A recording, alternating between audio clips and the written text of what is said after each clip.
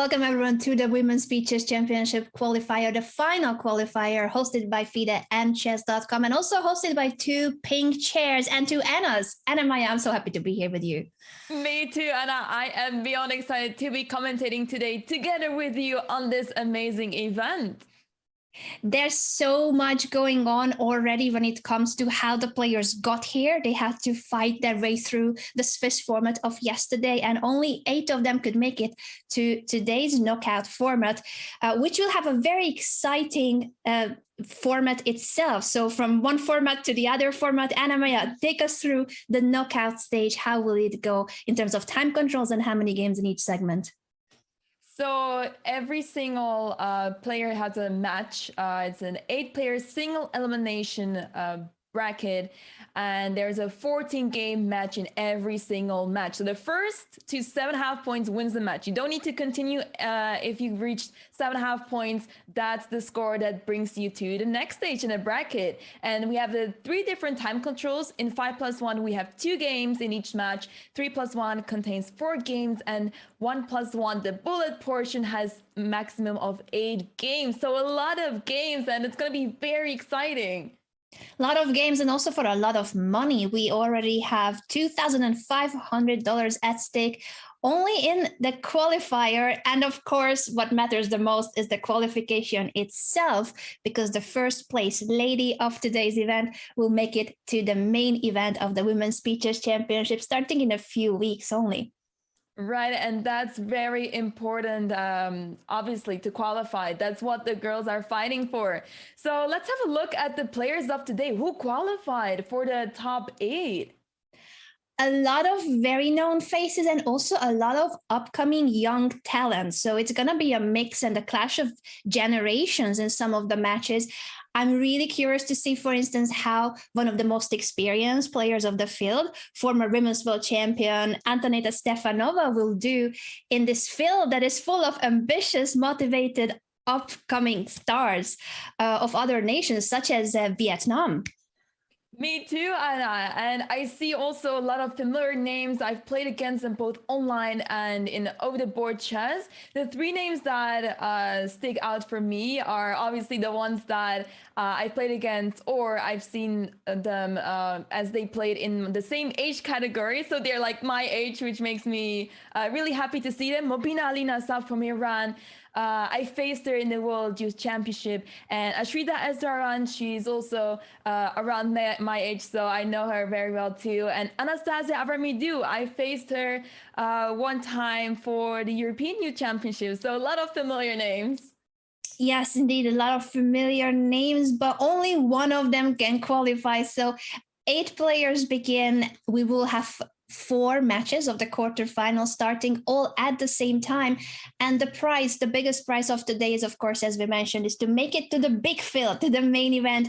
We already have the invited players confirmed, and this is the last qualification tournament from which the last lady standing can make it to the overall Women's Speeches Championship, which is the most important online event of the year for female players with a huge prize fund.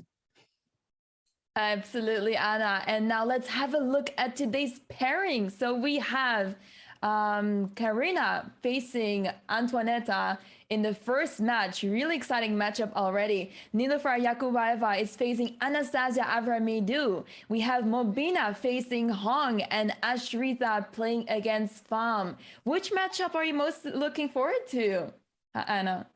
I think all of them will be close, I feel like, because as we mentioned, we talked about how Antoneta is probably the most experienced, but she almost didn't make it. The other players somehow scored even more points in the Swiss format of yesterday. So I think this is going to be a very close fight in all the matches. I would not know who is the favorite. And usually we have a favorite in these formats, in the Rapid Chess Championship, in all the other chess.com events when it's a knockout format. But I think in this field, it's very difficult to highlight 1 or 2 names. Indeed, I don't know either who is the favorite here, and I'm very looking forward to who will be advancing to the semifinals. As the quarterfinals just started, we have our first game here, and it's Karina against Antoinetta. It's their first game in the 5+1 portion. And they started out with a Slav defense from Antonita's side. She chose the c6, d5 pawn setup. All the quarterfinals, as we mentioned, are along the way. They are played at the same time. So this is the 5+1 portion. 2 games of 5+1 blitz we're going to see. Let's start here, Anna Maya, as you said, and then we can check in with the rest of the matches too in terms of the openings. Sounds good. So yeah, we see the Slav defense. It looks very normal.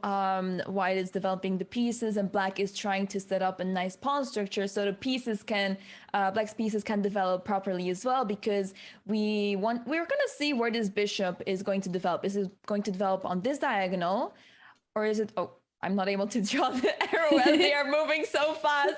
So this is speeches after anime. We are being reminded that this is the slowest of the 3 formats. Okay, well, there was I was trying to point out that the bishop goes either to g4 along this diagonal, or it goes to b7, but it depends on the pawn structure. As the pawns have been traded off in the center, it makes more sense that bishop goes to g4 now. So here we have the current position. There is indeed a very traditional, still really solid position. The pawn structure is almost identical, at least when it comes to how many pawns are on the king side and in the center, 2 versus 2 on the queen side. So far, this is the calm before the storm sometimes. It could soon lead to a more concrete position. And I'm really curious how Karina will try. Obviously, with the white pieces, you want to try. And this is the first game in the match. Starting on a high note, the psychological edge too will matter in a match where you have to play so many games against the same player. So I'm sure that Karina is coming to this game very ambitiously, and this knight e5 is already a sign of that I'm not here to offer a draw. Knight e5, now everything becomes more concrete. The g4 bishop is hanging, so bishop takes e2 is one of the most natural choices here. But even after that, black will need to decide whether you leave this e5 knight there, it's a very strong post for the knight, or if you take it, white might take back with a pawn. Right, there's a lot of opportunities here for white. White has a very active position. Black is playing a bit passively, but it makes a lot of sense. There's not much going on for black in this position, but Antoinetta is trying her best to develop the pieces and create a healthy and balanced position. As long as she is not creating weaknesses in her position, or as long as she doesn't have her pieces not developed, she's doing fine. Her pieces are developed, and as you mentioned, this is the calm before the storm. Soon we will have a lot of excitement happening. Do you want to check out another game, Anna? Yeah, let's take a look at the other openings as well. As we said, there are 4 matches in the quarterfinals taking place, and they are all played at the same time. Whoa, this is a bit more exciting when it comes to king safety. Black's king is still in the middle of the board. Right, so last move by black was f6, and this makes a lot of sense, as the logical approach to this position is to take, and then after knight takes, the king will try to castle short, and it will support the development of the knight. However, this creates a lot of weaknesses, and you can't just castle, like you can't have another move after knight takes f6. So this allows Mobina to capture on f6 and create the opportunity to play queen h5, expose the making use of the king being exposed in the middle of the board. It does look like Honk has made a mistake, a big mistake already in the opening stage, because look at the advantage of white, and after queen h5 check, as you mentioned, this king is in trouble. There is no f or g pawn that could be blocking the way. You have to play the delayed Bonclad, but I think Hikaru would not take this position. Even Hikaru would say this is a little bit off.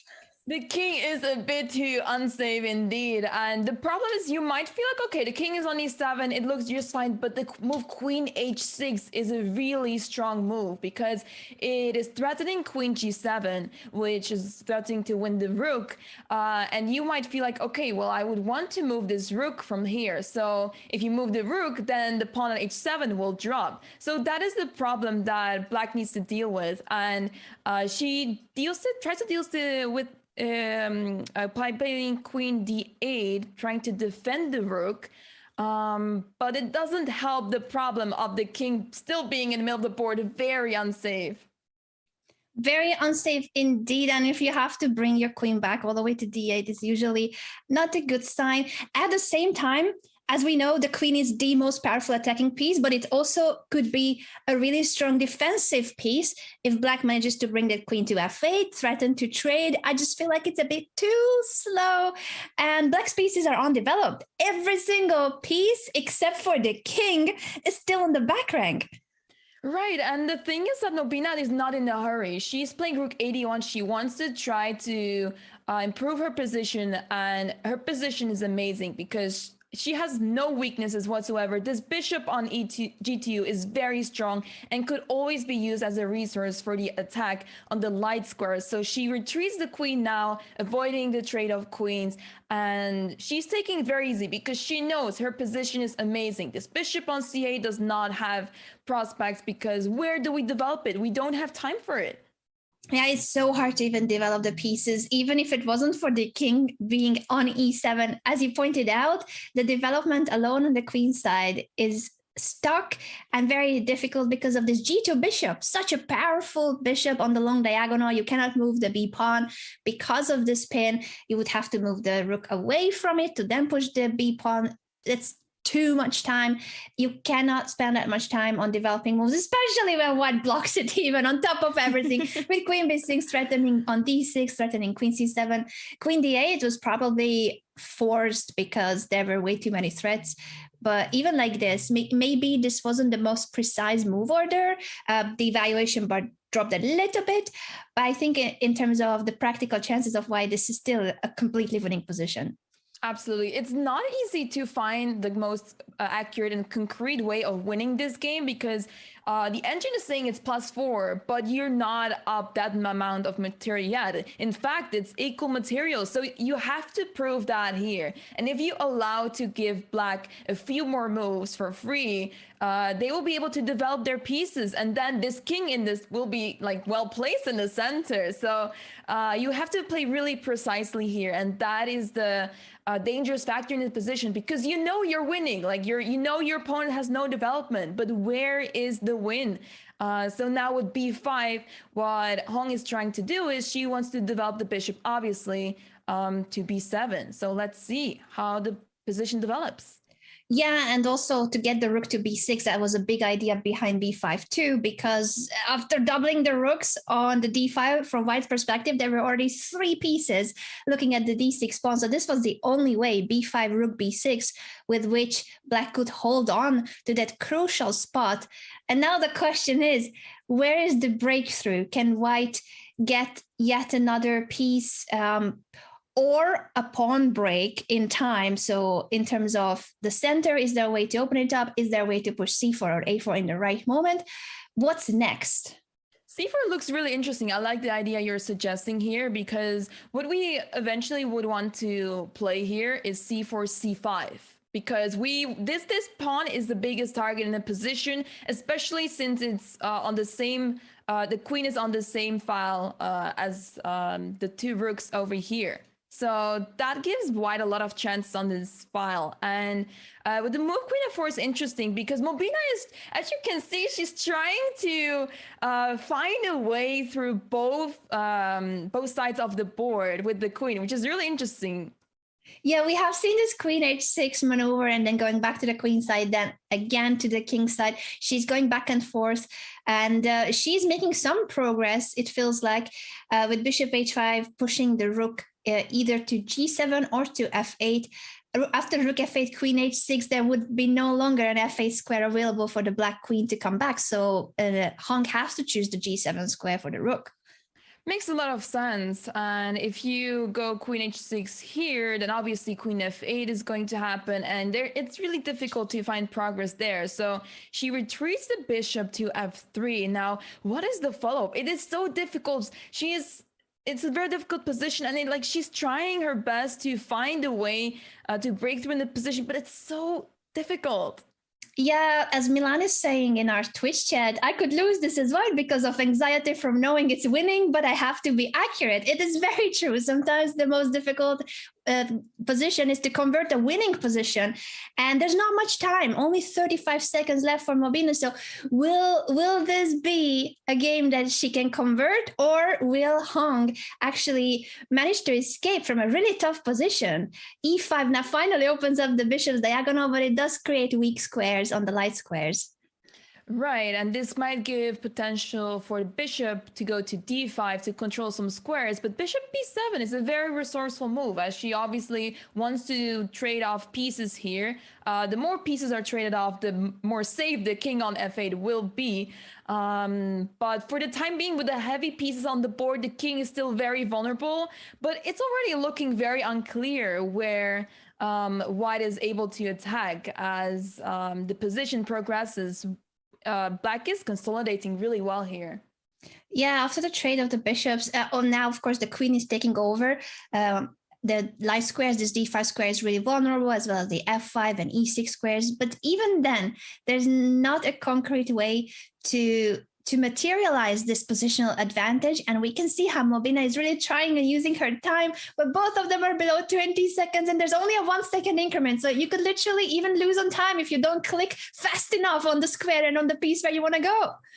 Oh, okay, there's another weakness in the position. a6 is now a big target, and white is simply capturing that pawn. The a6 pawn is up for grabs. A5 is still saving the pawn, but now the position of black falls apart as Mobina takes the pawn on d6, and a lot of weaknesses are now arising, and it's going to be really hard to defend for Hong here.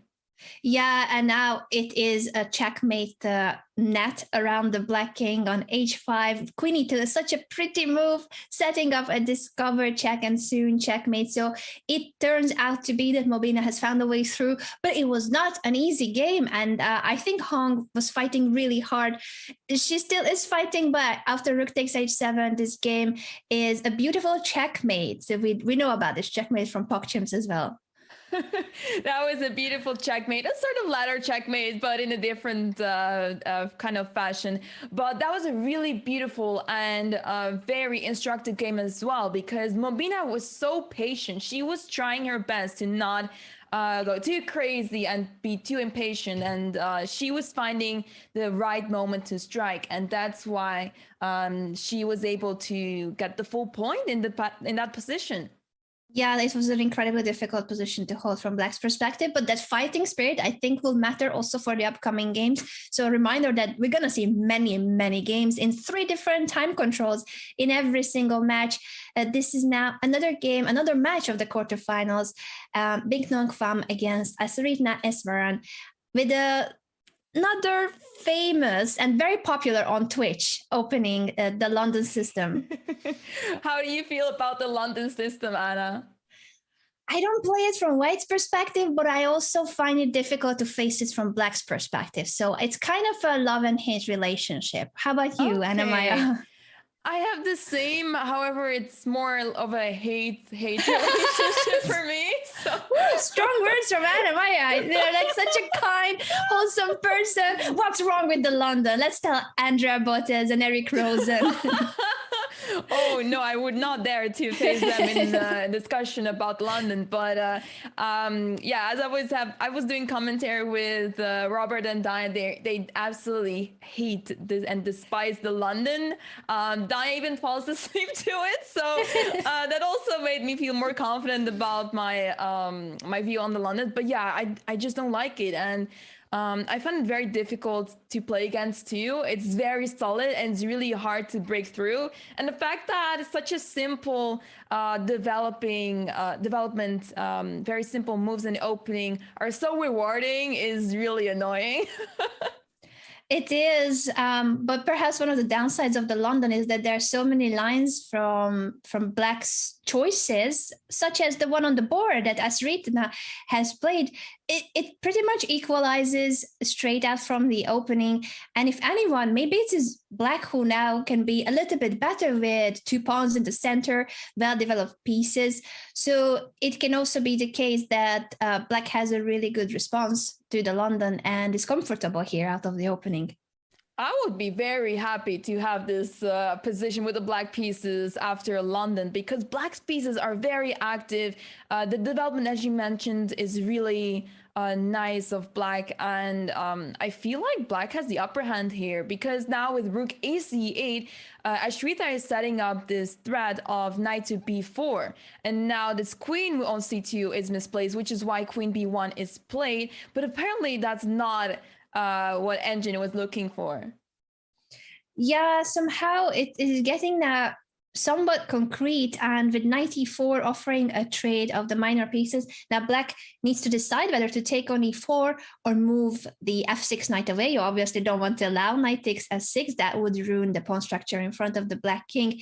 Interesting how this queen on b1 is not really ideally placed, and also it allowed this exchange of pieces on b3 and black taking on b3 with the queen. So black seems to be doing well, but there's compensation from white's perspective, and maybe you gotta trade on c6 to get the pawn back on a7. Looks like you are able to take on c6 and recapture the pawn. But instead, Pham is going for a rook to d1. She's going for the activity as she's eyeing on the square d7 with the rook. So that makes a lot of sense. You want to have your rooks on open files as well as the seventh rank. So that makes a lot of sense. Another idea she's setting up here, perhaps, is a move bishop d5. So the rook is defending the square for now, and if she's able to play bishop d5, the move queen g6 will follow, and then it will get very scary for the black king. So now rook d8 is played to stop all of this from happening. Yeah, I think it is what Pham decided, that even though she had the option of capturing on c6 to get the pawn back on a7, she prefers to keep that bishop, because a bishop in such an open position with pawns on both flanks can often be stronger than a knight, but it also means that she's accepting to be a pawn down. Right. So let's have a look how Pham continues. What would be a nice move to continue? Because would you want to trade the rooks or no? Because if you don't, obviously black has the opportunity to do so. And if you remove the rook from the e file, you give from the d file, you give black the opportunity to enter on the second rank and control the d file themselves. So really interesting. She goes for this check on h7, and then she retreats the bishop to c2.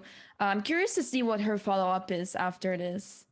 Yes, it's often a good idea to give that check on h7 if you want to place the bishop later on f5, or in this case, she went to c2.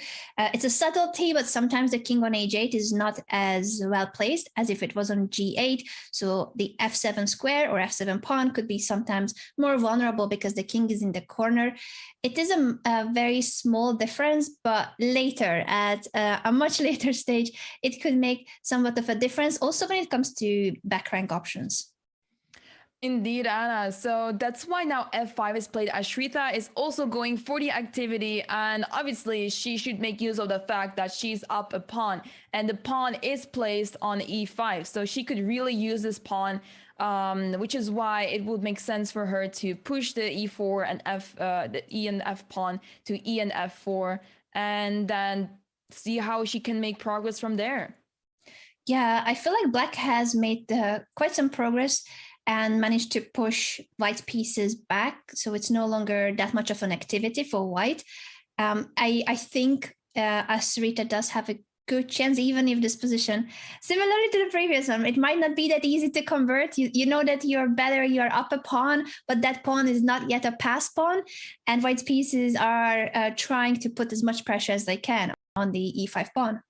Right, and as long as the bishop is on c2, it's very well placed. It has a lot of opportunities long term because it's not a closed position. The position is fairly open, so this bishop is capable of doing a lot in this position, and that's why we're seeing now an attack on the pawn on f5, which is becoming a big target now. So yeah, there's definitely a lot of compensation here for white. Exactly, and for that reason, e4 is a very logical move to try to shut down that diagonal. I wonder how white would react to this, because this is becoming a critical position. Queen e8 check will lead to king h7. I don't think that there are any sacrifices that could work on e4. Maybe if you try to push f3, but with the queen on e8, it's no longer that easy to get rid of that e4 pawn. And now the threat of white is to play bishop g6, g8, sorry. And after king h8, there's bishop f7. And after king h7 is the checkmate on g8 with the queen. So that is a really famous checkmate pattern. And that's why Ashrita is going for rook d8. It's a really beautiful move, trying to kick away the queen out of there. Because after the move bishop g8, there wouldn't have been a follow-up there with another check, as the queen was under attack. It was under attack, and with that tempo, now the queen had to leave at knight e5. This is becoming more and more of an advantage, not just for the extra pawn, which Ashrita has had already for a long time, but suddenly it is the black pieces who are taking over when it comes to activity. And the knight has some beautiful spots, including the d3 square to annoy the rook, to jump to f4 afterwards, or queen g5, threatening knight f3, knight fork because of the pin. And the rook goes to d2. A very beautiful setup for the black position. Pham is still trying to trade the queens off the board to not lose on, not get checkmated, because the king was starting to become very vulnerable on h1. But this is also a very lost position because all the pawns of white are very vulnerable. And this knight on e5 is a monster, very good piece. And this bishop is all of a sudden not able to do anything anymore. Yeah, it's just so hard from here on for white to try to get even a practical chance, since, as you mentioned, the white bishop is very well controlled by the pawn structure of black. Being on light squares, it actually is restricting that bishop. The king getting more and more active, making it to f6, and this knight on a5 is so strong, with the rook on the second rank cutting the white king and potentially picking up even more pawns now after knight c4. This looks like a complete winning position for Ashrita, and this would be also a very important win for her, as she's down 1-0 already. So that would level up the scoreboard, and it would be 1-1 between them. But let's see if she's able to hold on to the advantage, because you never know what can happen. Yeah, mouse slips can still happen, and of course time pressure. But in terms of time pressure, Ashrita actually has been so speedy that she has a minute of time advantage. So winning position and time advantage, I think that will mean that she's not going to make any mistakes. I agree. This looks very promising. Now with the pawn to e3, she can even push the pawn all the way and promote. So that's also going to be a checkmate. And this looks like it's almost checkmate with bishop f7, but the king is able to escape to g4. So if that was only, really exactly. Scary. If only the white king had been on h3 or f3, bishop f7 would have been checkmate. So good attempt from Pham. The whole game has been quite a difficult one ever since white's activity was restricted and the pawn up stayed for black. So first in the middle game, there was compensation for it, but suddenly that initiative and activity started evaporating while black kept the material advantage. That was a very well played game by Ashrita. Now let's move on to the next game. We still have one more game being played in the time control 5+1. We have Anastasia Avramidou playing as Nilufar Yakubaeva. And in the first game, Anastasia won. So let's see how she is doing in the second game, as she has a pair of bishops. And it looks like those bishops are very active over here. Very active indeed. The pair of bishops as snipers targeting the black king. It's no longer, of course, a situation where checkmate would be an option, but even like this, they are restricting to some extent the black king, not letting it march all the way to the center, especially not through the dark squares on the long diagonal, and bishop c4 attacking the knight. So it is a position where I think, objectively speaking, it should be a draw. But I feel like it's always a little bit more difficult to the player who doesn't have the pair of bishops. Right. Okay, speaking of which, they are gone. So knight b3, I think knight b3 was crucial. Oh my gosh, wait a second. There was a way to win for black. There was a way. I don't want to go back just yet, as the position is still going on and both players are very low on the clock. But this looks like it's going to be a draw, as both players are not... Just as I was going to say that, the pawn drops, and now the h pawn is also a pass pawn. It has completely changed a position where we were saying white had the better chances with the pair of bishops. And ever since knight b3 was played, forcing one of the bishops off of the board, black is in the driver's seat with a few mistakes from white. Now, it is still opposite colored bishops, and black pushed the pawn in the wrong moment. Why h4? In that moment, I think in the heat of the moment, because the idea was to put the bishop on b7. Let's show that to the audience real quick.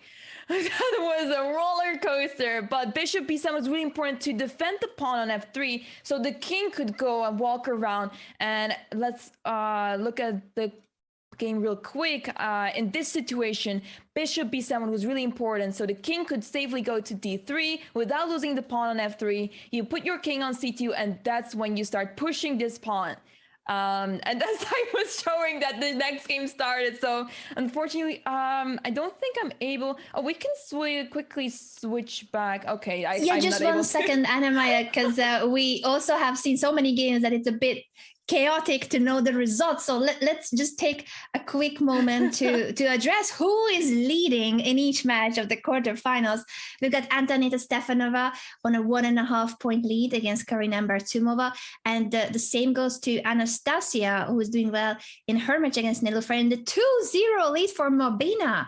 That was one of the most I guess we could call it was one of the most exciting games in terms of how there were so many tactical positions in it, and white kept trying to get to the black king in the middle of the board, yet it was not easy to get to it. So lots of fighting chess, and some of the players are doing very well, getting closer to the 7.5 points they need to score to win the matches, while we have the fourth quarterfinal match, Ashrita against the Pham, which is still an even result, 1-1. Very exciting matches so far, and that concludes the 5+1 portion of the matches. We are moving on to shorter time control now, 3+1. We will have 4 games, so let's have a look how the matches will progress in this time control.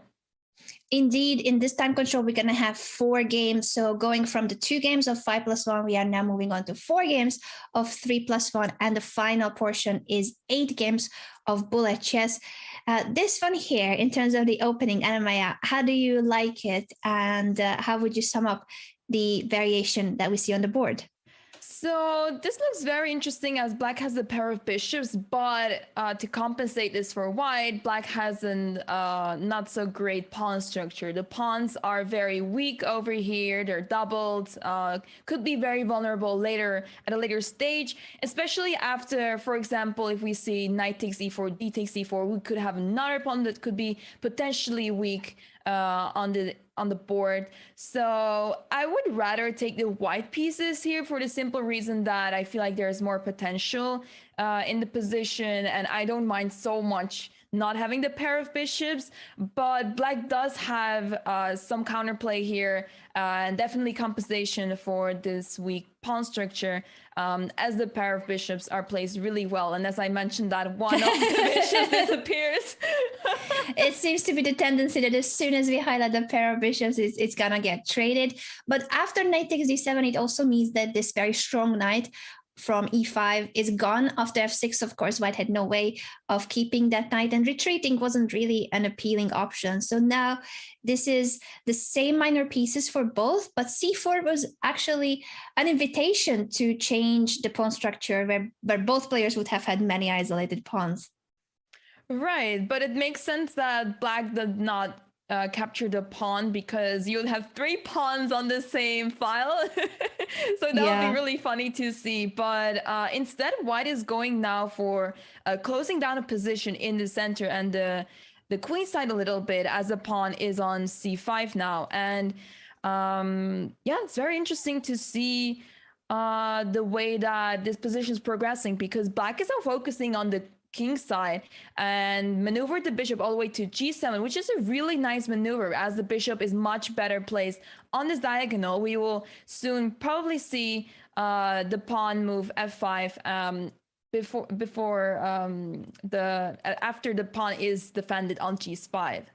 Yeah, indeed. And just to point out that the g5 move, of course, is a brave one, and you only can allow to play such flank moves in front of your own king under certain conditions. And that condition here is that the center is closed. If there were no E and D pawns and there was a bishop getting to the diagonal on A2, G8, those kind of situations, you don't want to tear open your king side. But now with the E and D files, very, very close. And actually knight takes C5 grabbing a pawn because of the pin through the long diagonal. Black is doing very fine with those advanced pawns in front of the king.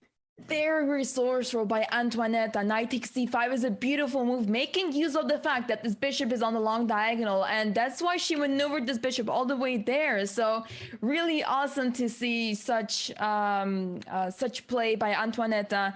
Karina, on the other hand, is struggling a little bit with the development of her pieces, as the knight is on c2 now, and it is solely used as a defensive resource for the pawn on d4 that is under attack quite a few times. It is a huge pressure in the center indeed, after already having lost one pawn. So a difficult one for Karina to hold, and she's already trailing a little bit behind in this match, 1.5 points for Antonetta so far, and this could be 2.5 with this game if she manages to keep her advantage. Absolutely, and for now, Antonetta is up a pawn. It is part of the doubled pawn structure on the c file, so she still needs to play very accurately, because she might lose this pawn on c4. As Karina plays bishop d4, obviously the move c3 would have come to mind, as you want to save this pawn as much as possible, but bishop d4 stops this move, and now we actually see the game progressing in a way that favors Karina, as this pawn on c4, as I mentioned, is going to fall. It is going to fall. So it has been the case that even though Antonetta was doing really well, it is speed chess. Mistakes can happen. They have not played perhaps, or Antonetta didn't choose perhaps in the last few moves the most accurate ones. It's still, of course, a very complex game. So just because the c4 pawn is gone, it doesn't mean they're gonna offer a draw and shake hands virtually. Obviously, they are all playing from home, or in Antonetta's case, she's playing from a hotel. But it could still go either way. And Black does have a lot of pressure still with the rook on the second rank. Right, and now we see the knight goes back to e5, trying to find a way to put the pieces properly. And ooh, there was a missed opportunity there, and it was actually really complicated tactic.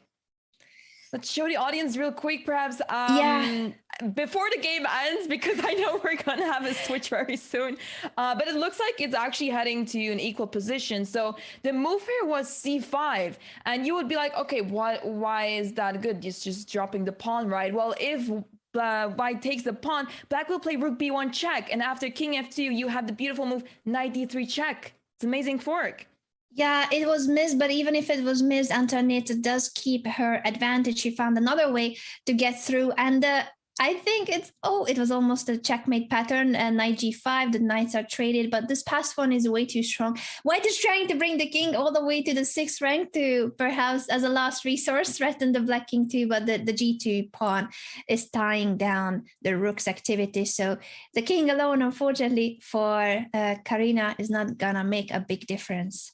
Beautifully played by Antoinetta. Well done by Karina by fighting till the very end, because she did not give up. She had a worse position, but she played until the very end, and she almost managed to make an equal position. She almost turned into a half point, but Antoinetta played really well, and yeah, it was a really amazing endgame. Exactly. And I also see on our scoreboard that Ashrita is now leading. So she managed to win her first 3+1 game. And we also see another point added to Anastasia's scoreboard. So she is on the same result as Antonetta. Shall we check in with the other matches to see how, for instance, Mobina is doing, whether Han can make a comeback in that match? It's 2-1 in favor of Mobina. Let's have a look. So the game, the next game just started, and we are in a Sicilian defense, and a very interesting one. What do you make of this, Anna?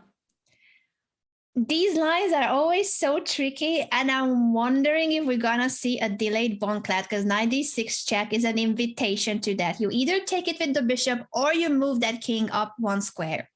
And there we have it, the delayed bone cloud. And you might be like, okay, obviously we know the bone cloud is not giving you a great position from the starting position. But in this situation, the king is just fine on e7, which is really interesting.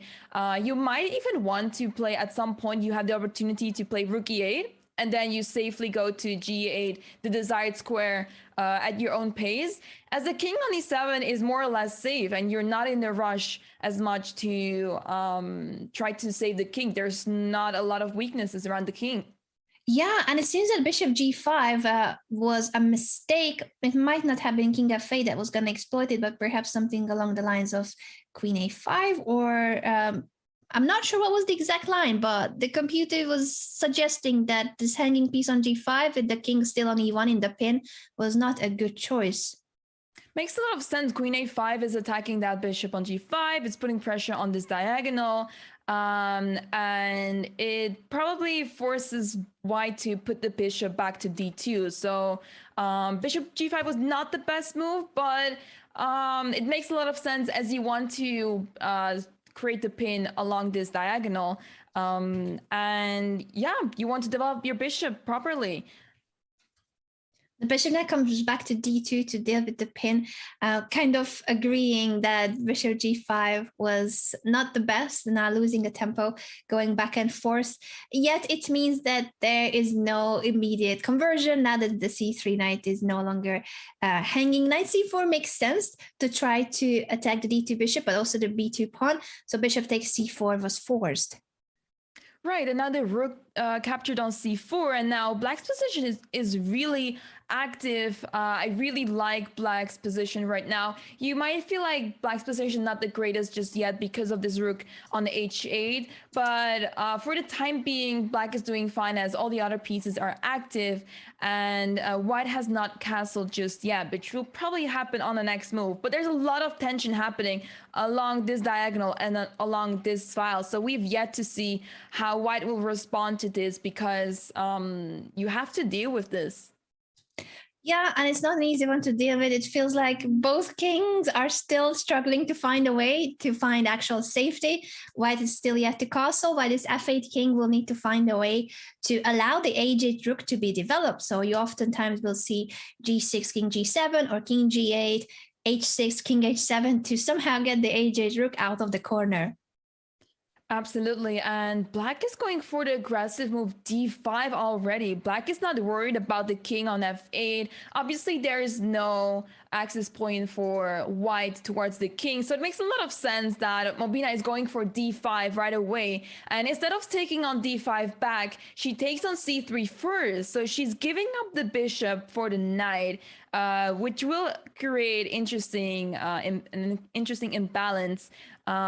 Especially now, because there's a lot of tension along the c file once again. The c2 pawn is very vulnerable, so after bishop takes, there will probably be knight takes d5, and you'll either lose the pawn on c2 or you will allow the capture on c3, which will lose you this pawn. But instead, Hong is going for b takes c3. So let's see how the position develops, because this looks very promising for black. Yeah, b takes c3 seems to have been a mistake, but I agree with you that from white's perspective, it wasn't easy to allow bishop takes c3, knight d5, and then you couldn't move away with the bishop because the c2 pawn was hanging. This rook and queen battery on the c5 by black is very, very powerful, as well as the knight on d5. f6 is making sure that there will be hope for the h8 rook. As we discussed, this is a third way, a different option to get the rook out with king f7, and then the rook can be developed. Soon the rook will be able to develop either to d8 or e8. And this is a very natural approach. Well, it may not seem so natural because you don't want to play f6 voluntarily, as it may weaken some squares. for example, the e6 pawn is a bit weakened now, but especially because your main goal is to develop the rook and find safety for the king, it makes a lot of sense. And you might feel like, okay, this king on f7 is not the most safe one, but it's definitely being covered by a lot of pieces and pawns, and there's no real access points for white, so that makes it really difficult for white to make use of this. Exactly. And after queen c5 check, it felt like, oh, maybe white made a mistake. But in case of queen takes a3, grabbing the rook, the c4 rook is hanging too. So in a funny way, both of them are protecting their rooks by threatening the other's rook. a5 will now make sure that rook takes a7 will not grab the pawn, and also will not give a check on the 7th rank. Right, and Mobina is taking it very easy now. She knows she has a better position, and she is handling those situations so well. We saw earlier how patient she was in a position where she was completely winning, but it was not clear how it was exactly winning. And once again, she's showing that she's capable of playing very patiently, and she's looking for resources, how to strike, when to strike, and what is the right moment. And now we see rook b5 being played, threatening to take on d5 at a very convenient moment, because it creates a lot of tactical opportunities. Yeah, and for that reason, queen c6 is a good practical decision to make sure that you're attacking the rook, but also guarding the d5 square in case it's needed. I wonder if after queen c7, we're going to see rook b5, a repetition of moves offered, but instead, white actually is more ambitious, plays rook e4 instead. Right, and we see both players now in a huge time scramble with all the heavy pieces on the board. Now, one pair of rooks have been traded, but this is helping Hong quite a bit as the pawn is now captured on e4, and the pawn is kicking the knight off the square d5. So it seems like Black's advantage is slowly slipping away as Hong is getting a lot of initiative on the king side. Yeah, and even now after queen h3, attacking the e6 pawn, it feels like certainly white has gained quite some activity. Maybe instead of bringing the queen back for white, by the way, h4, h5 was a good option to try to weaken the black king further. But with such low time, I'm just afraid that one of them will lose on the clock. So 2 seconds for both, only a 1 second increment. The position no longer matters that much. It's also about just simple blitz kills and mouse slips or pre-moves.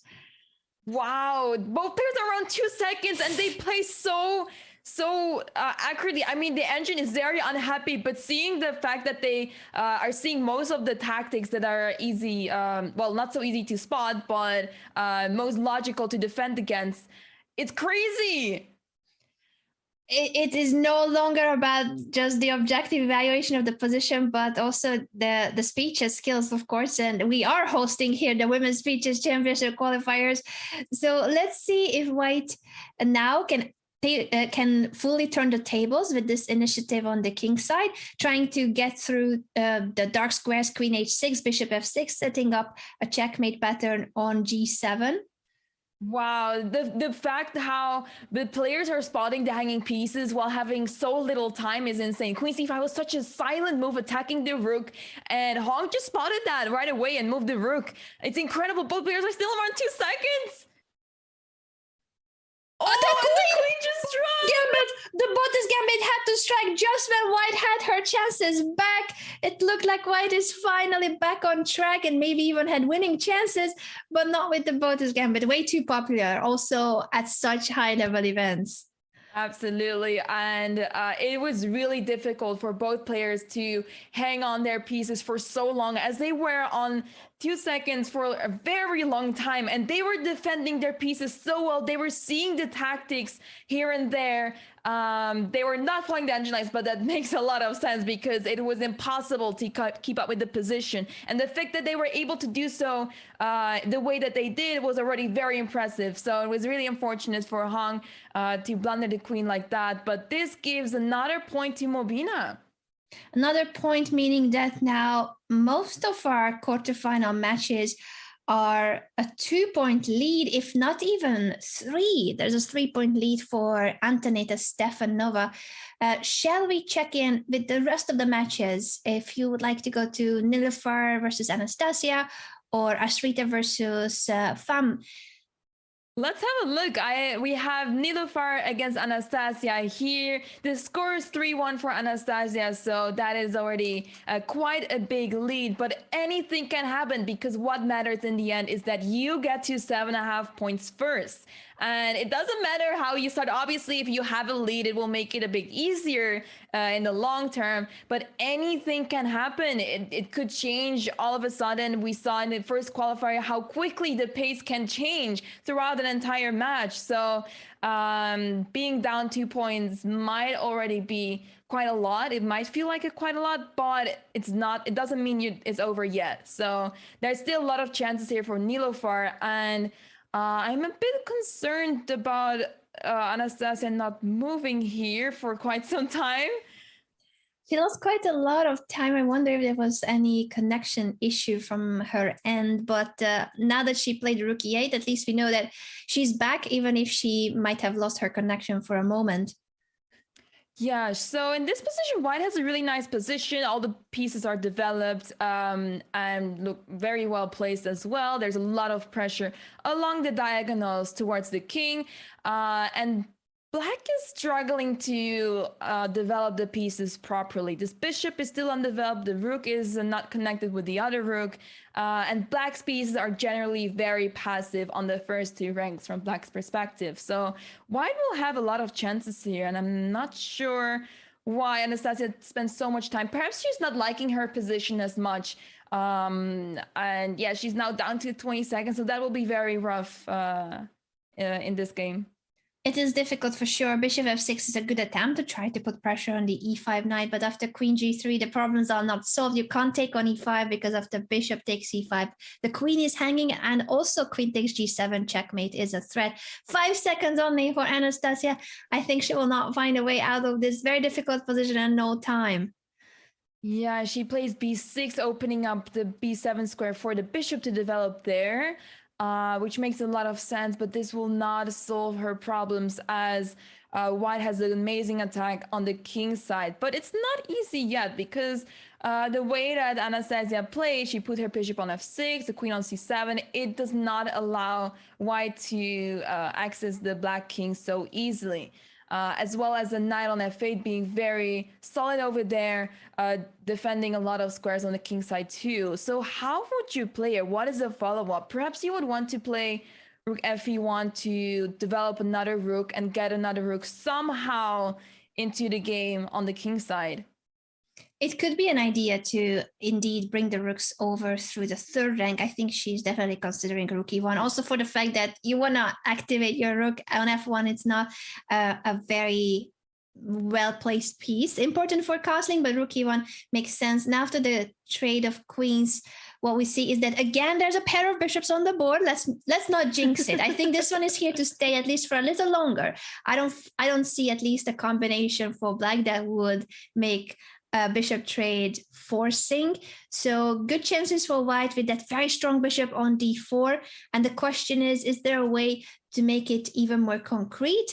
Can you break through further, or is it simply about just the fact that it's a long-term advantage to have the pair of bishops? G4, concrete, immediate. She is going for it right away. And Nilufar went for the more practical approach. She knows she has a better position. It's a very long-term advantage, as you mentioned, indeed. So now she's just trying to catch all the pawns over here. But this bishop on f5 is very well placed, defending both g4 and g6. So it will be very difficult for white to break through, as the rook on h6 is almost trapped.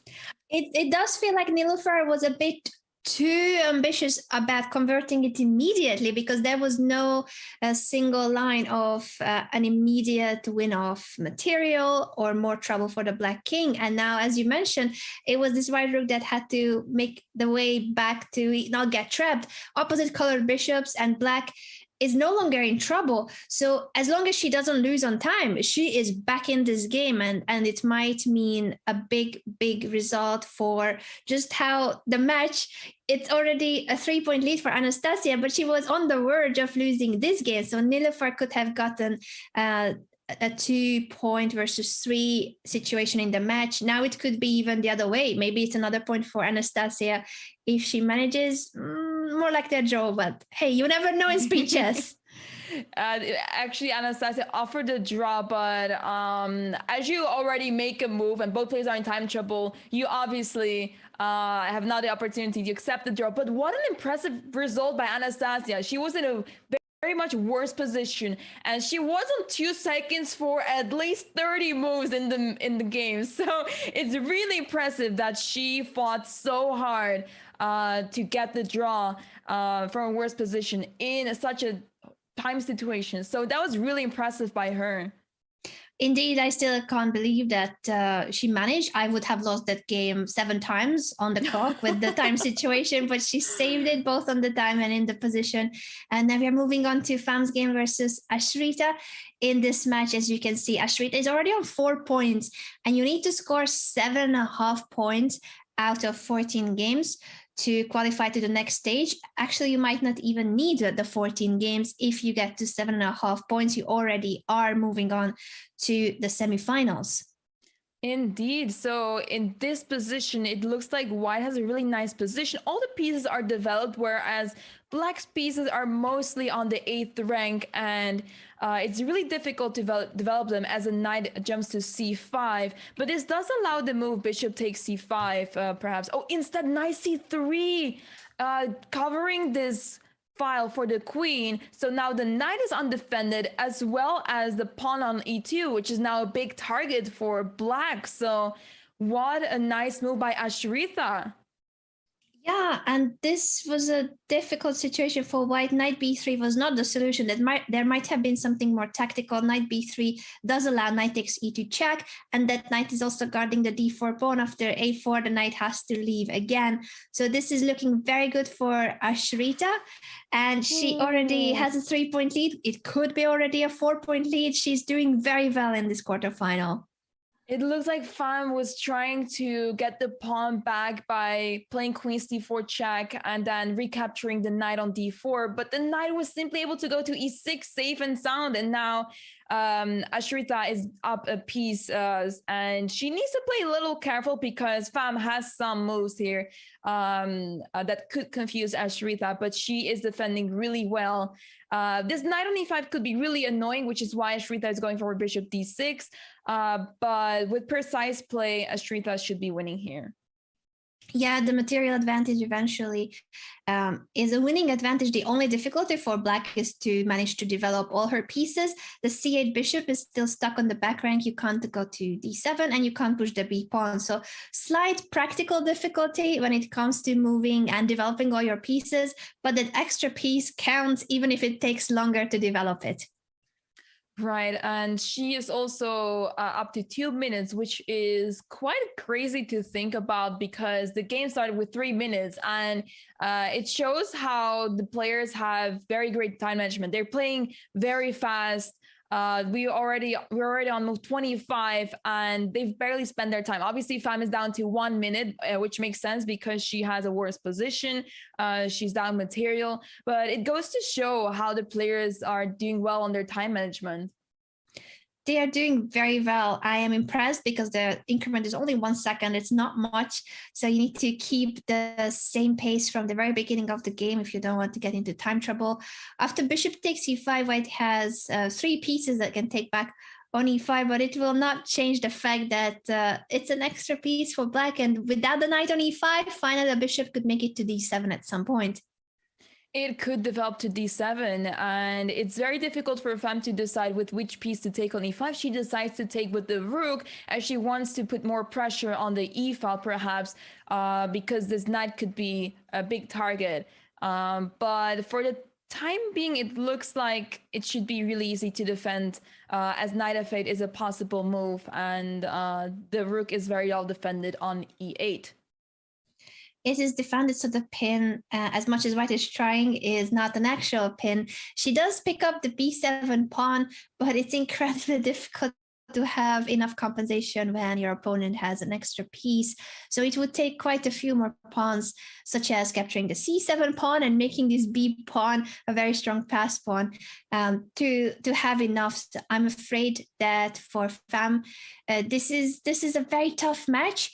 The cool thing for all the players who are trailing behind in the quarterfinals is that the 3+1 portion consists of 4 games.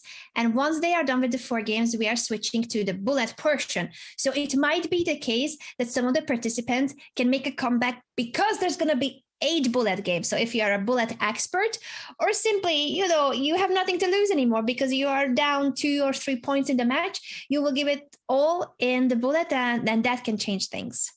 Absolutely. So in this position, it looks like Ashrita is going to take the full point as she has an amazing position, but she still needs to play precisely as Pham is picking up some pawns here and there, and it could become very dangerous, but it looks very promising here for Black. Ooh. Yeah, the extra piece has been the story for quite some time. There's still, of course, some time needed to convert it. And in speed chess, there are tricky situations, such as if white gets to the h7 king now through the pin, or rook on f7. If she's going to h5 because there was a threat of mate on h2. And after, beautiful move by Ashrita, exploiting the queen here, because once the queen leaves, queen g2 checkmate will be on the board, and Pham ran out of time, but this was a lost position already as she was not able to defend all the threats anymore. So what a game again by Ashrita. She's already on 5 points, an impressive result. I think if I'm adding up correctly the numbers, that was their final blitz game. Is there anyone? Oh, I see now on the board that Antoinette is still playing their final blitz game. Antoinette with the white pieces against Karina. She's also leading in the match. Let's have a look. So if we look at this position, Black is up a piece, I believe, for just 2 pawns, but this pawn, one of the pawns is all the way on d7, so this could be dangerous for Black, but it's really difficult to see how white can make progress here, because white is tied down to defending this pawn with both rooks, and this knight is not able to maneuver as well. But at the same time, how do you make progress here with the black pieces? Because it's not easy to pick up this pawn with the extra pieces you have on the board. Yeah, not easy at all. The variation keeps jumping up and down, even showing winning advantage for white. That's how strong this pass pawn is. And the knight maneuver you're pointing at, Anamaya, whether through a7 or through c7, will make sure that black has to give back some of that material. The tables are turning. Wow, what a beautiful knight maneuver by Antoinetta. And now it's 2 rooks versus rook and 2 minor pieces, but Antoinetta is able to pick up so many pawns, and she will have 3 pawns on the queen side. So typically you would say that the rook is worse against bishop and knight, but because white has so many pawns, one of them will manage to promote. If it's not for the pawns on the queen side, the pawn on h4 will. Yeah, it is one of those situations where you can't control these many pass pawns, especially on very opposite sides of the board.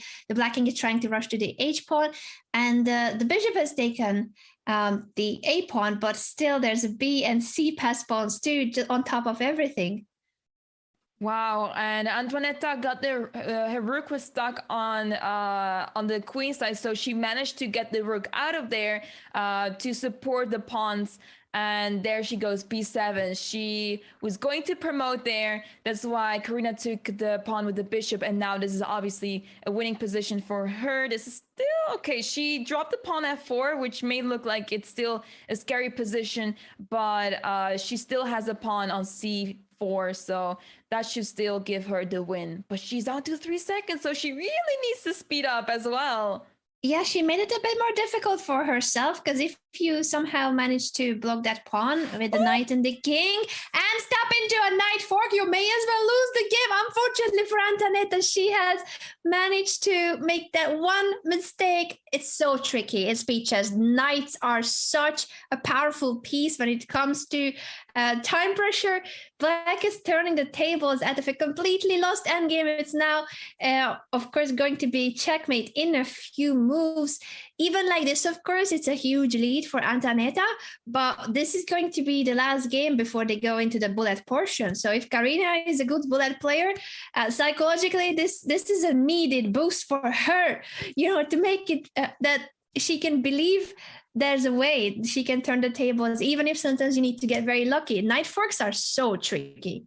That was a huge point by Karina. Obviously, the score difference is still 3 points, but Antoaneta was winning there completely. And it is so difficult to play when you play such positions when you are low on the clock. Doesn't matter how winning you are. If you have only 2 seconds on the clock, anything can happen. She might as well have flagged if it wasn't for the blunder. So that's how tricky this time control is.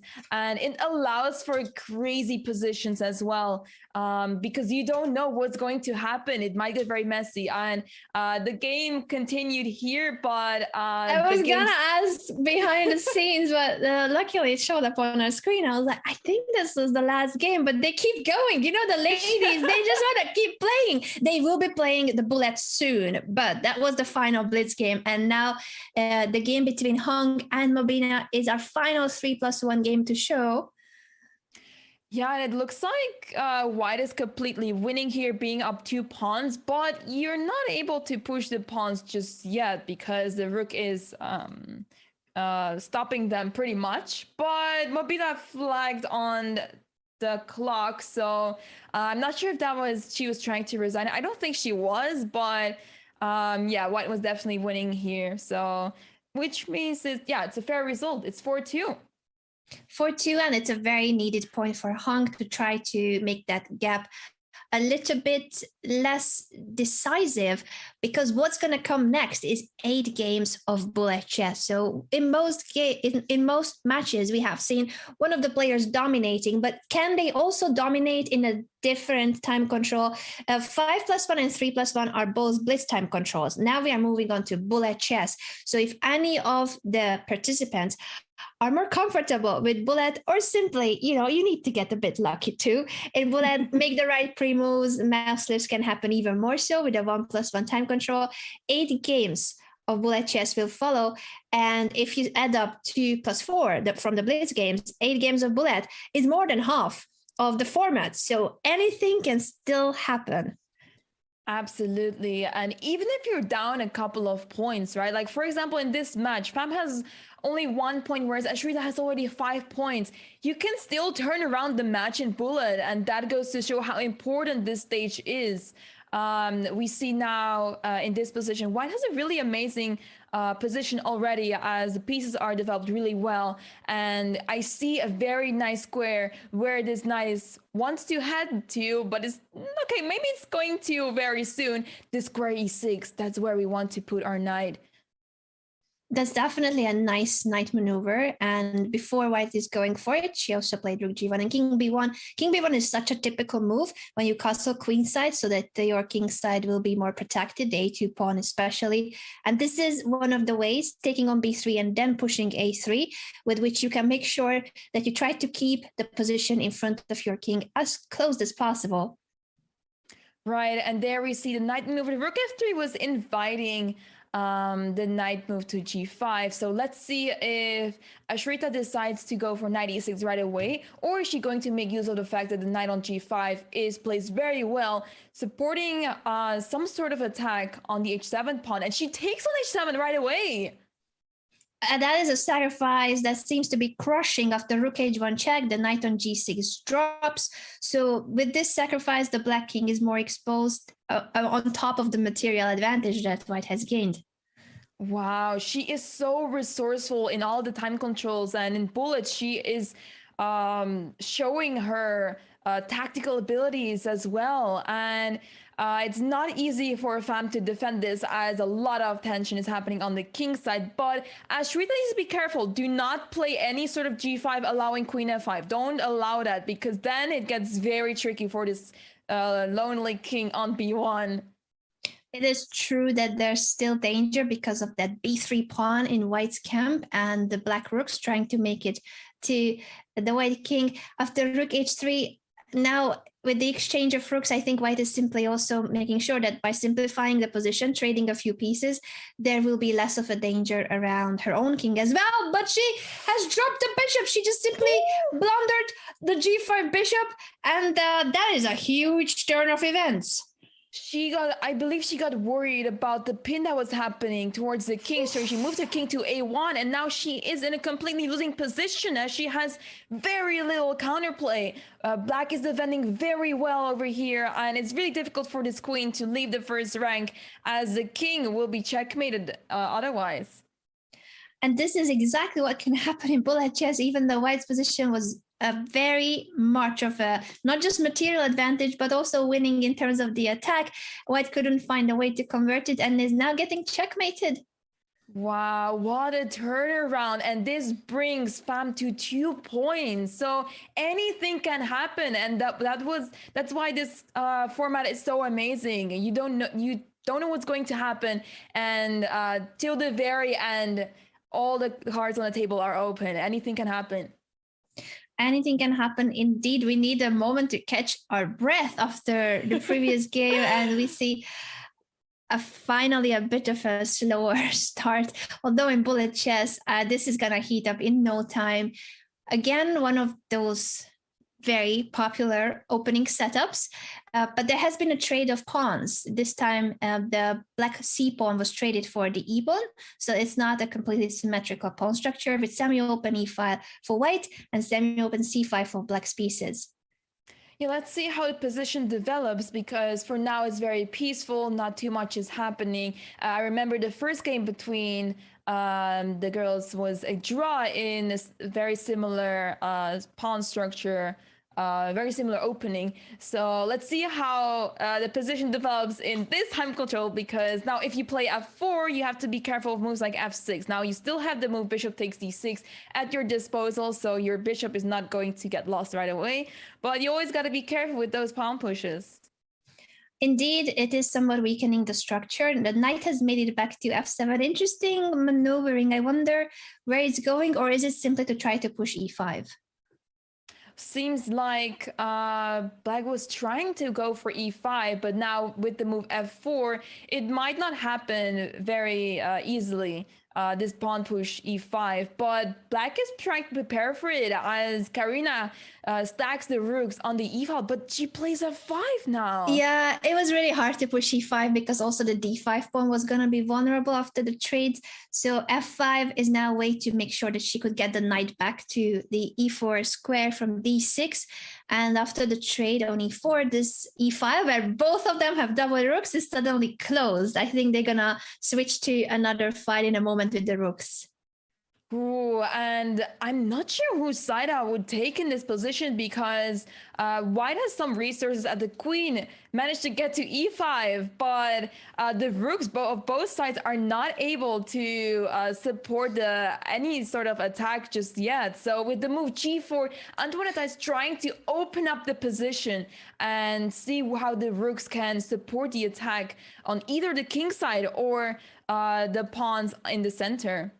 Yeah, g4 is a very brave move, but makes sense once you can swing the rook to g2. So she's trying to build up an attack. Queen c7 was a good defensive move to offer a queen trade when things are heating up. It's good to get rid of the queens before it's too late. And now in this rook endgame, I feel like, oh, d5 now. I was wondering if black will manage to find a way to block on that square, because after d5 and rook d4, the white rooks are more active.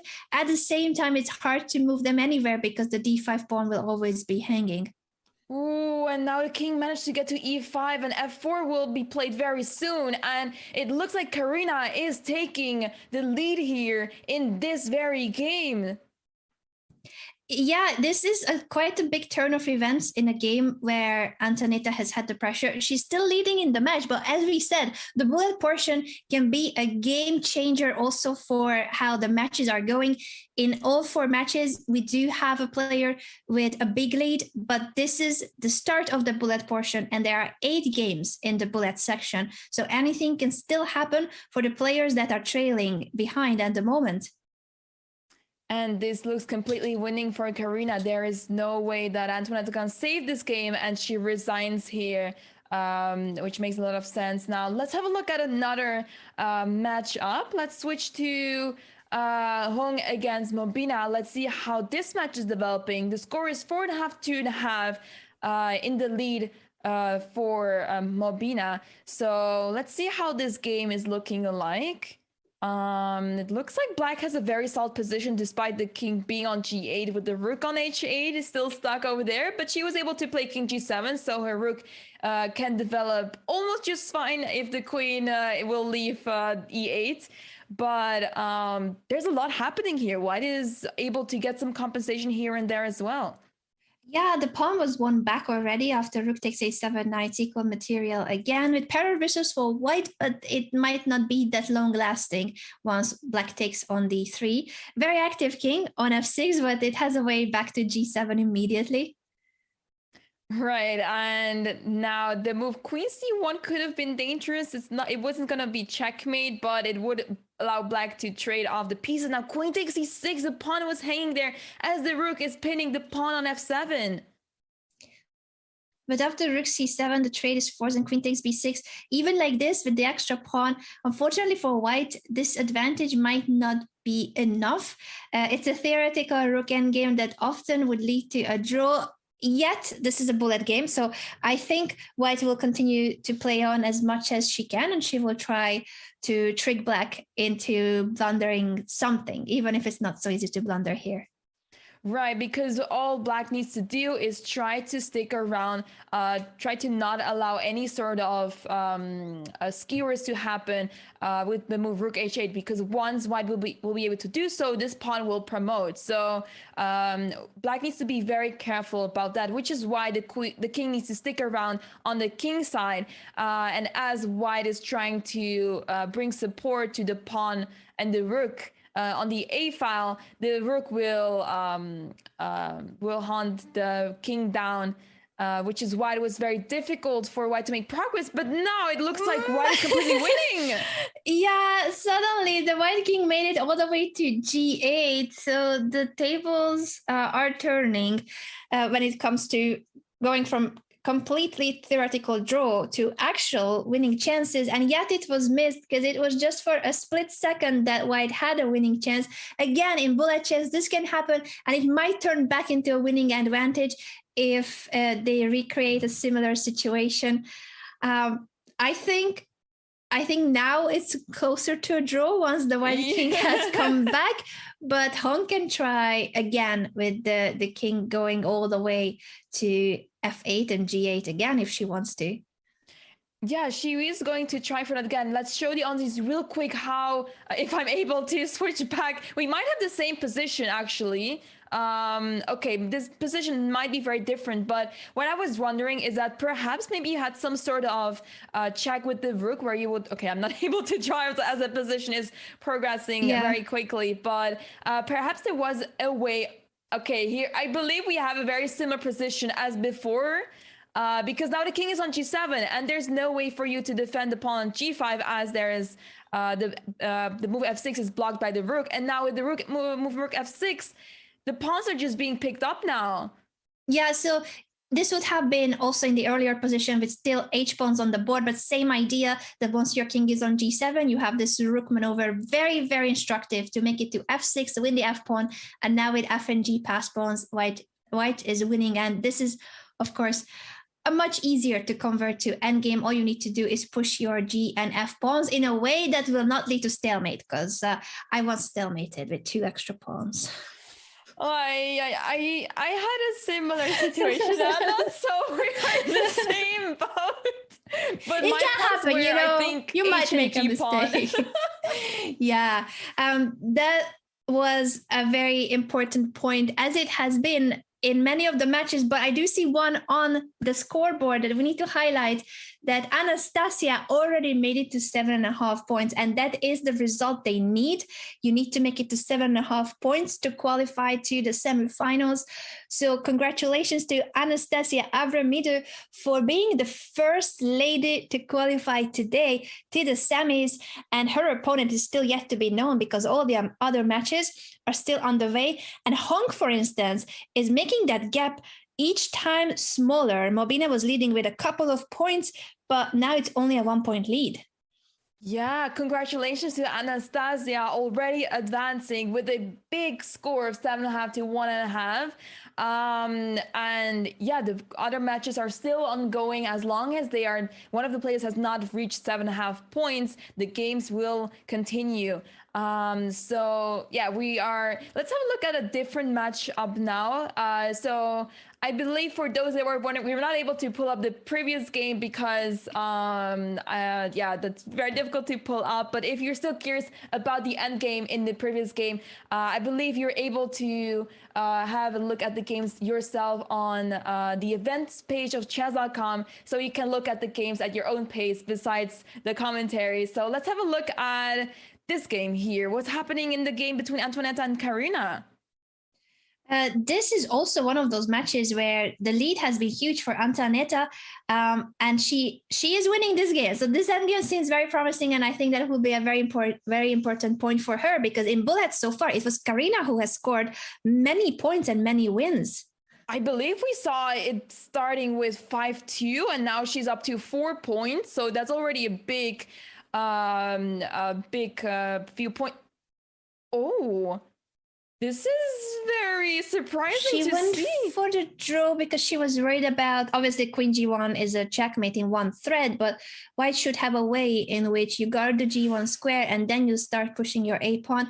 Might also be the case, to be fair, that Antoinette knows that all she needs is to make it to 7.5 points. So after losing a few games in the bullet, she might not feel as confident as she was in the blitz format, and she wants to secure that she's getting closer. But I think it's a double-edged sword, that strategy, because Karina has been scoring many wins in bullet. Right, and it makes sense to make a draw here as you are breaking Karina's big streak over there. But it was very difficult in that position to find a way to win there, because you had to play very defensively to make sure you're not getting checkmated or run into repetition yourself, which is why she went for the repetition initially. But being very defensive there could have gotten her the full point, as she had this pass pawn on the A file. So let's have a look how the next game develops, as the score is super close. Very close. And I think with Karina's winning streak, even if now the previous game was a draw, she's definitely doing very well, much better in the bullet portion. And it's 8 games in total. As we said, any game, any match could still be turned, except for Anastasia's, who already qualified. So we have 1 match out, 3 more to go to see who will be the 4 players to qualify to the semifinals. Right, and I quickly want to switch to Ashrita's match against Pham, as she's now up to 7 points. I just wanted to switch to her game, but she just forced the repetition, so she's up to 7 points, and all she needs from this game is a draw. If she gets the draw, she is through to the semifinals of the knockout stage today.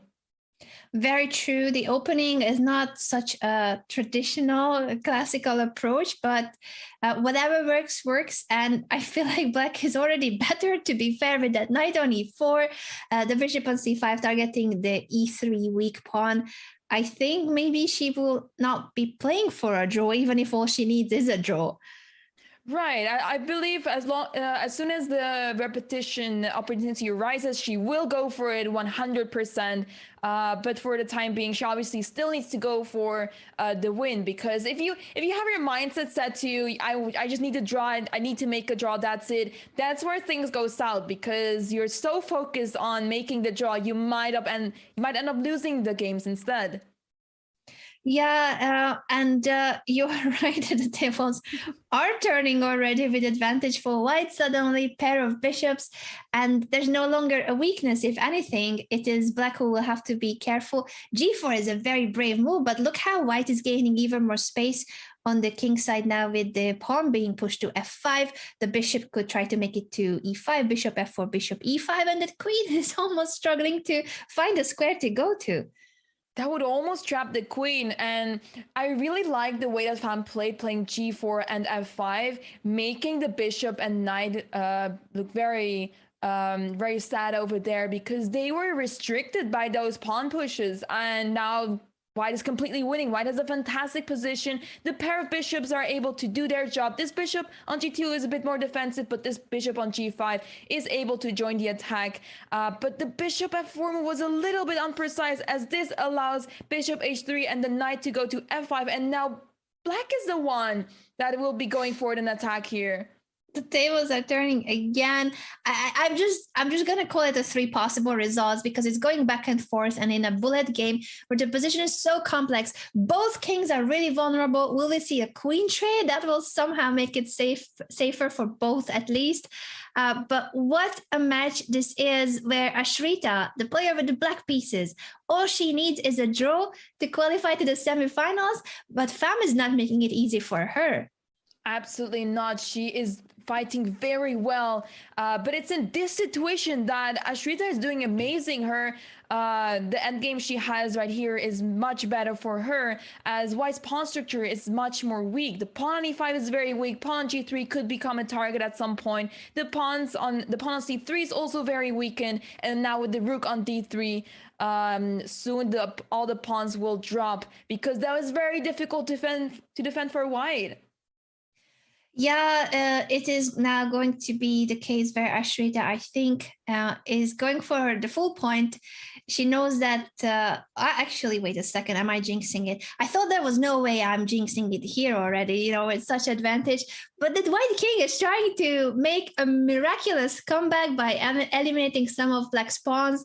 And the only issue is that you can't get to the c6 pawn. That would create a pass pawn from this b pawn. But b5, the bishop is now hanging. Ooh, okay, this is quite tricky still. Obviously, this is still in the draw range, but not so simple. She goes for king f5, and all she needs to do is get rid of this pawn on e5. That's her goal, because then it will be a draw for sure, and she will be able to advance to the semifinals. Oh, but she might be winning here. Oh, the king is now ready to help the b pass pawn as well, and you cannot stop both the b and d pawns with one single bishop. So Ashrita is picking up the last bishop of the opponent. Two queens on the board. It's going to be checkmate in no time, and that will mean that Ashrita will be our second player to qualify to the semifinals. Congratulations to Ashrita. What a wonderful performance, taking down Pham in such a tense match.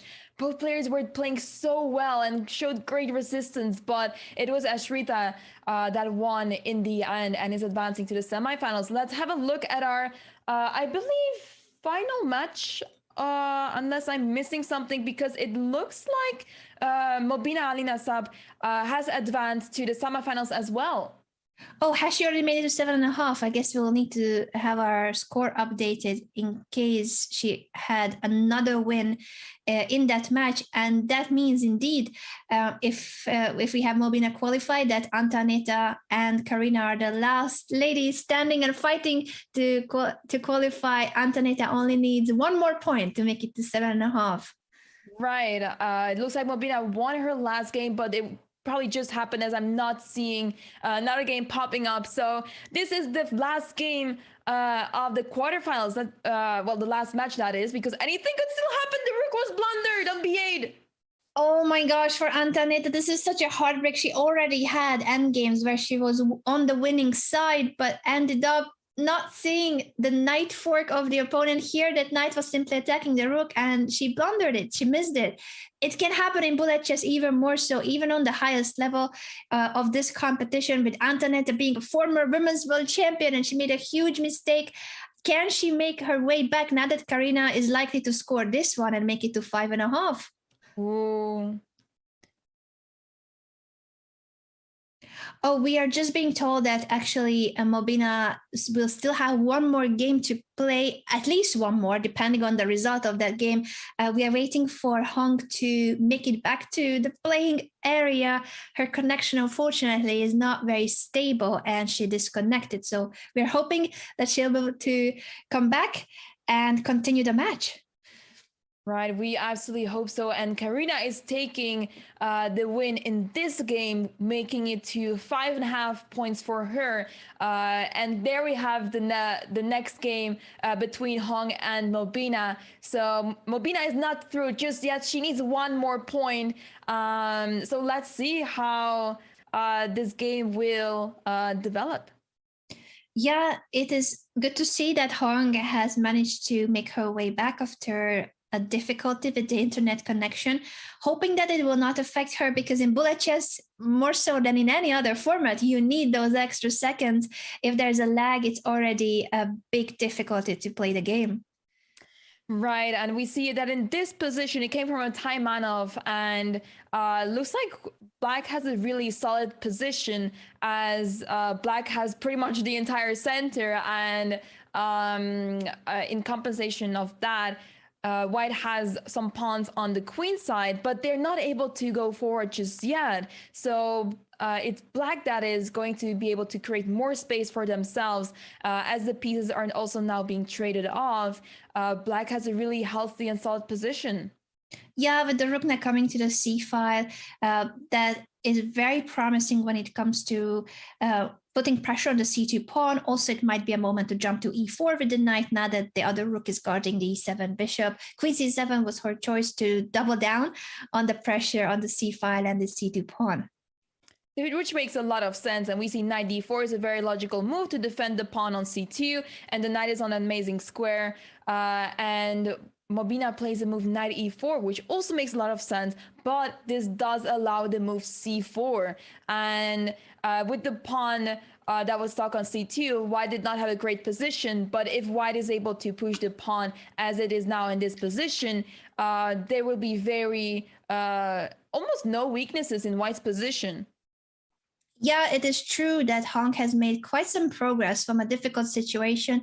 Now, with the c pawn being traded for the d pawn, it is Black who will need to be a little bit careful too. This knight on d4, maybe it's going to go all the way to b5, and it is a bit of a pressure. Still should be a balanced position, but White definitely has made it out from a difficult situation. And there's the knight fork, knight e5.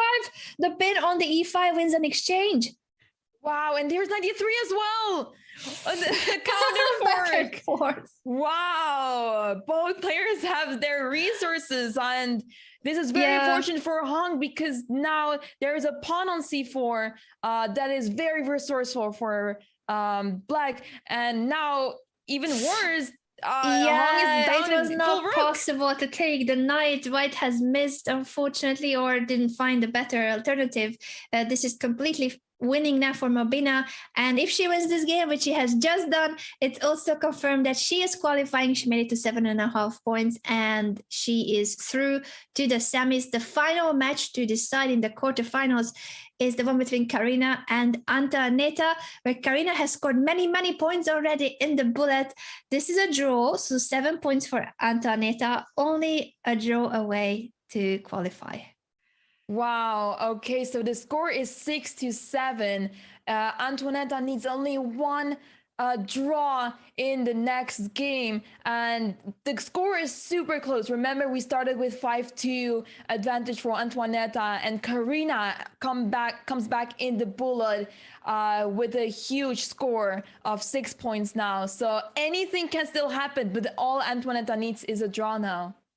And with the white pieces, I think she will take it in a more solid approach. Although in bullet chess, as we have seen, doesn't matter exactly how solid or how equal even an endgame can be with mouse slips, with missed tactical opportunities, or people missing simply hanging pieces. Even on such a high-level competition as today's Women's Speeches Championship qualifier, there have been huge mistakes, especially in the bullet format, because that's how the format is. You know, in bullet chess, there's lots of crazy things happening.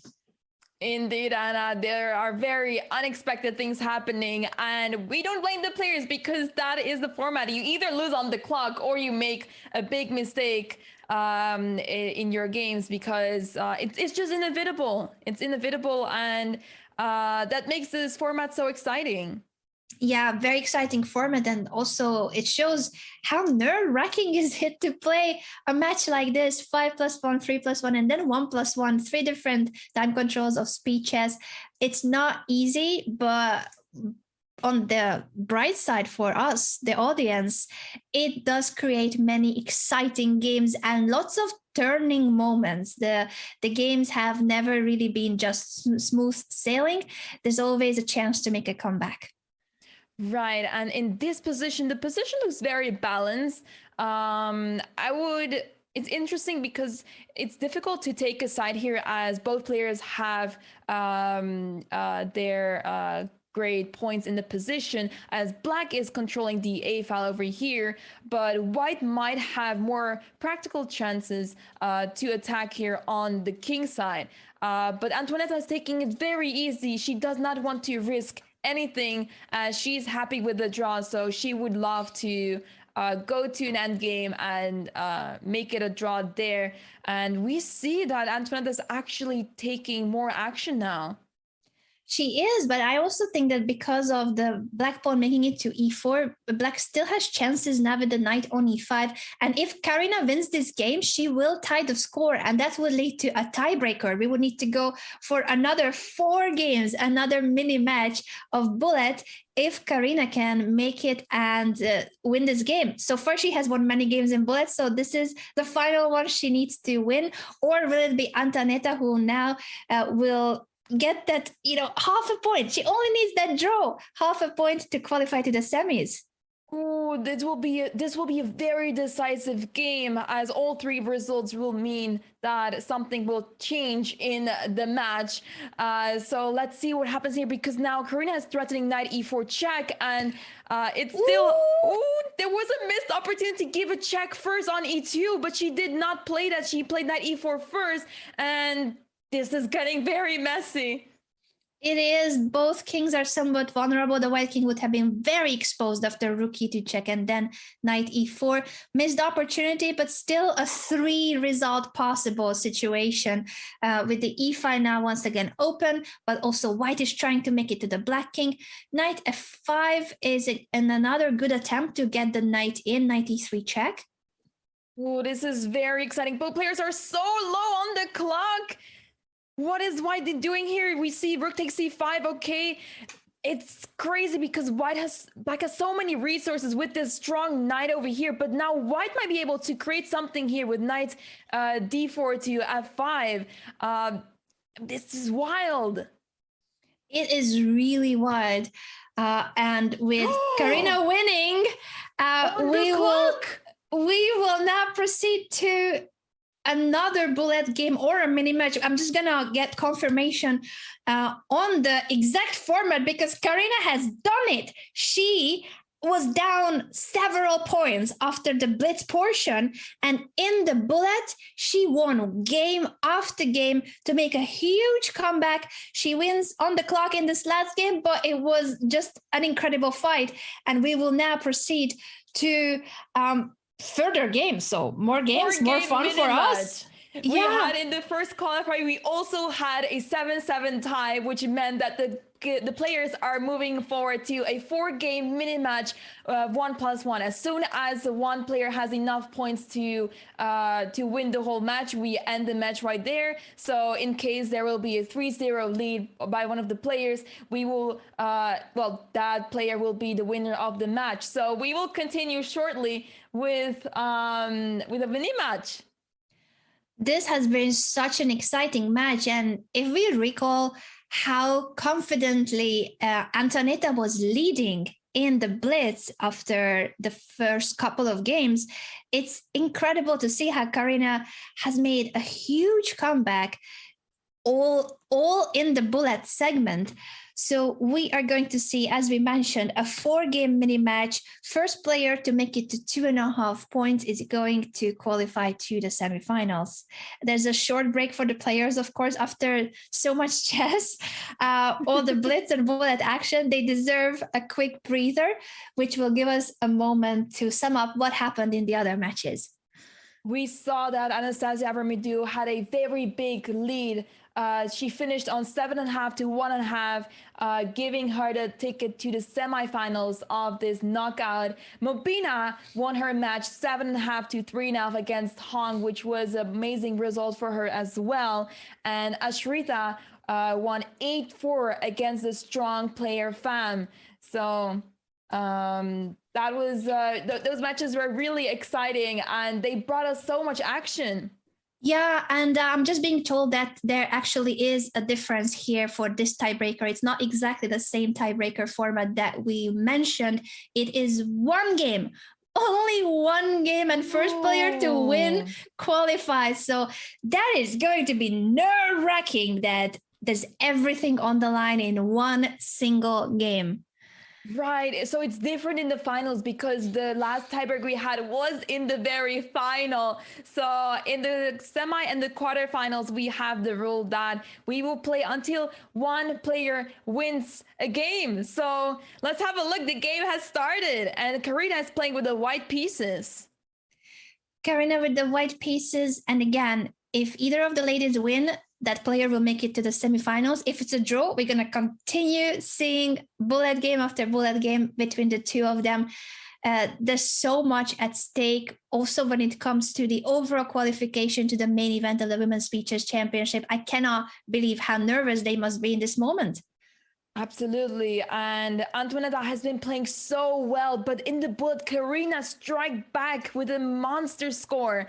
And this will be very interesting to see. Will Antoinetta be able to get the most important win of the match? Or is Karina going to be able to continue her amazing score in the bullet portion of this match?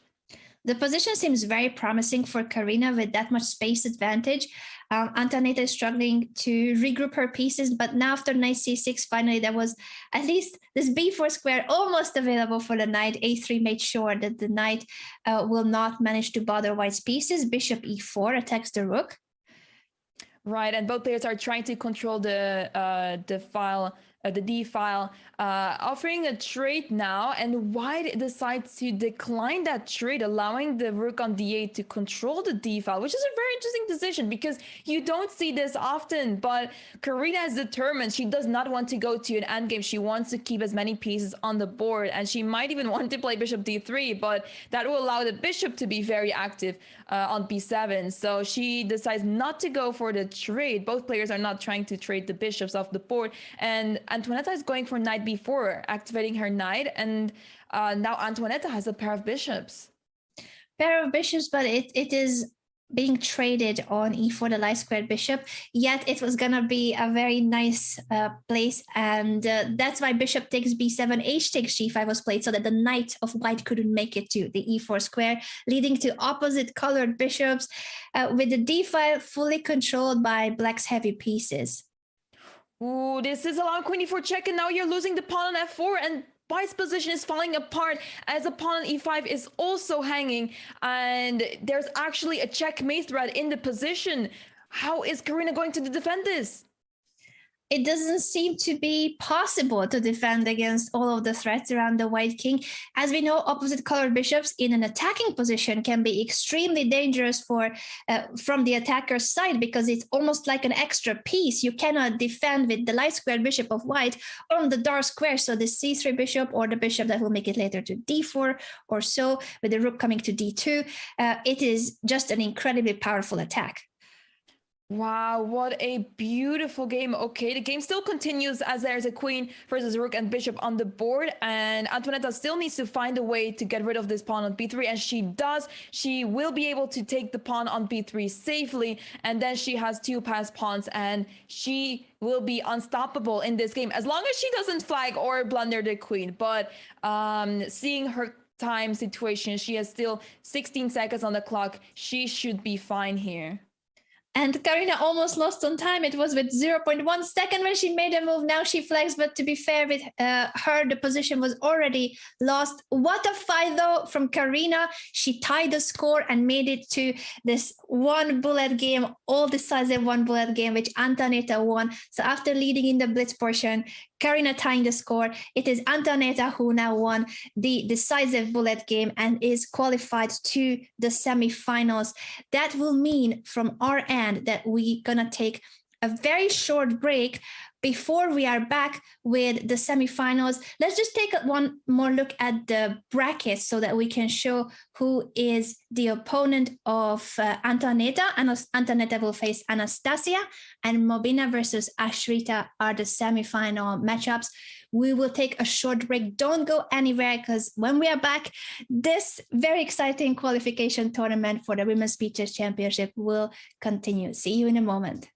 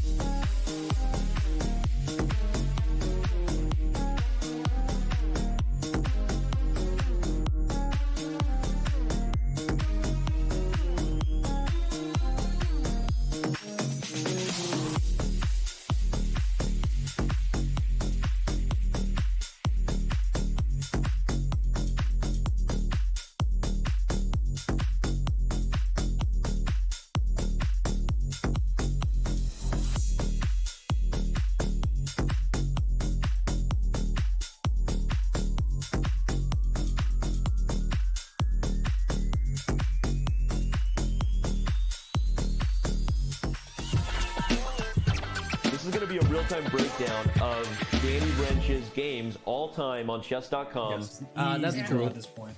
Oh! In the last month, I am playing 83.12. Why did he I'm less accurate than them in every stage. And this is cheap. Man, F6. This is Dev Aritzky's endgame manual. F6 thanks. not F5. knows it. Tuesday sucks. I gotta stop playing chess on Tuesday.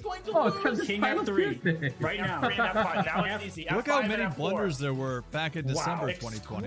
Now December 2021. 1600. Don't look at this number. And what doesn't it break? Look at this number. Best. Let's go to my ability to speak. Tactics. But Arseni, Mates.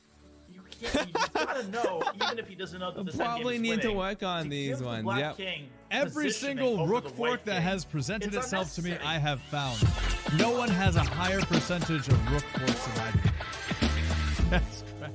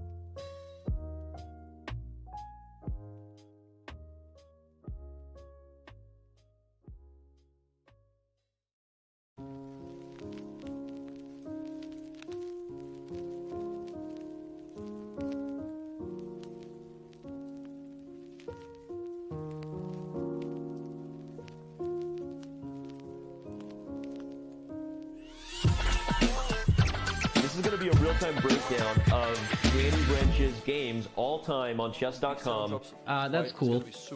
Oh! In the What? That's a free queen. What?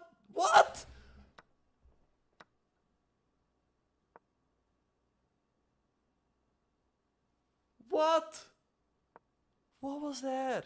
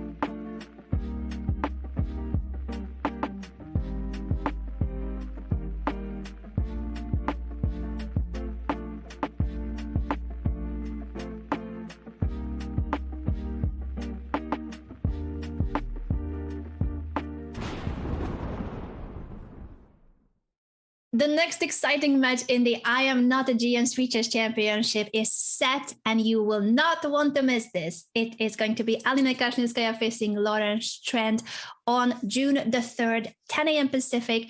And I believe I'm going to be rooting for Alina. I know, Anna Maya, that, you shouldn't be biased or anything.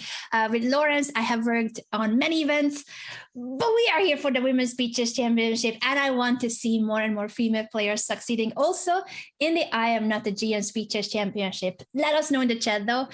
Who are you rooting for there? And also, if you have followed yesterday's match, Eric Rosen versus Gotham Chess. Oof. Oh, that was a wild match. The matches in the tournament, in the recent tournaments, are so insane, and the next matchup will be not any less. But as we were talking about the I'm Not a GM, we are at the Women's Speeches Championship and the games have started. We are in the semifinals. You can see the pairings just below. We have 2 matches going on at the same time. We'll be looking at them one by one whenever we're able to switch and stuff. So let's have a look. We see the game between Antoaneta Stefanova and Anastasia Avramidou. What do you make of this opening, Anna? Quite some space advantage for white, but it's just the nature of this setup from black's perspective. I don't think it was the most precise move order. It feels like white is getting a lot, including the exchange of the dark squared bishop. Usually you would want to avoid this, but black cannot move the bishop away because the f8 rook is on the same diagonal. In other positions, it might be the case that the rook is already moved to e8 or d8, and you're able to keep the bishop on the board.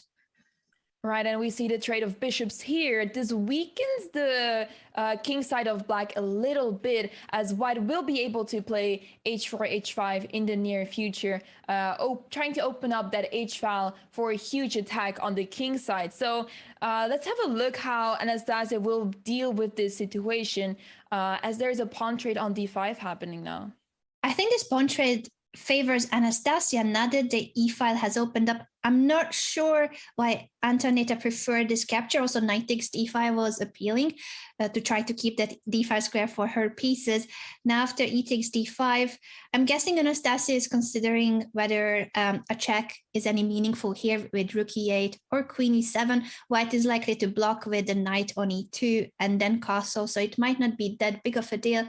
But finally, after the pawn is on d5, at least the f5 square frees up. Sometimes you could develop your bishop there, although it's always tricky whether it gets trapped or not. So knight d7 is the safer. The knight is heading toward e5. Exactly, and we see a4 now being played, as black might be preparing for some a6, b5 pawn push on the queen side. So Antoaneta is trying to stop that plan altogether by playing a4, and she's potentially even trying to go for the move a5, trying to fix the pawn structure on the queen side. Now, the move knight to b from b to d7 is really resourceful, as you can go to e5 with the knight or to b6, and the move knight to e5 is really appealing to me. Yeah, the knight on e5 is beautifully placed to put pressure on the c4 bishop. I'm almost certain that Anastasia is considering that as one of her main options. I just wonder why the extra time, but maybe knight b6 has the appeal that it also attacks the d5 pawn, but white already has 3 of her pieces guarding it. So I think knight e5 seems very logical and natural. And let's see if she's going to go for that or something else. Yeah, it looks like she's spending quite some time, and we are in the 5+1 time control, so you do have quite some time, but on the long term, this might hurt her chances in this game because she's now down to 2 minutes, and Antoaneta is still very comfortably on 4 minutes, so she has quite some time. And now finally she played knight to e5. Now this bishop on a2 is pretty bad. You might even want to consider a move like c4 at some point to completely lock this bishop on a2, but there's no rush to it. It's more important to develop your pieces and create some more play, which is what she does by playing queen b6. queen b6 to put pressure on the b2 pawn. And at the same time, it's a very, very tricky situation whether you can actually get away with the capture of it after rook to b1. Bishop f5 does make sure that after queen takes b2, you would also grab the c2 pawn so that your queen is not getting into trouble.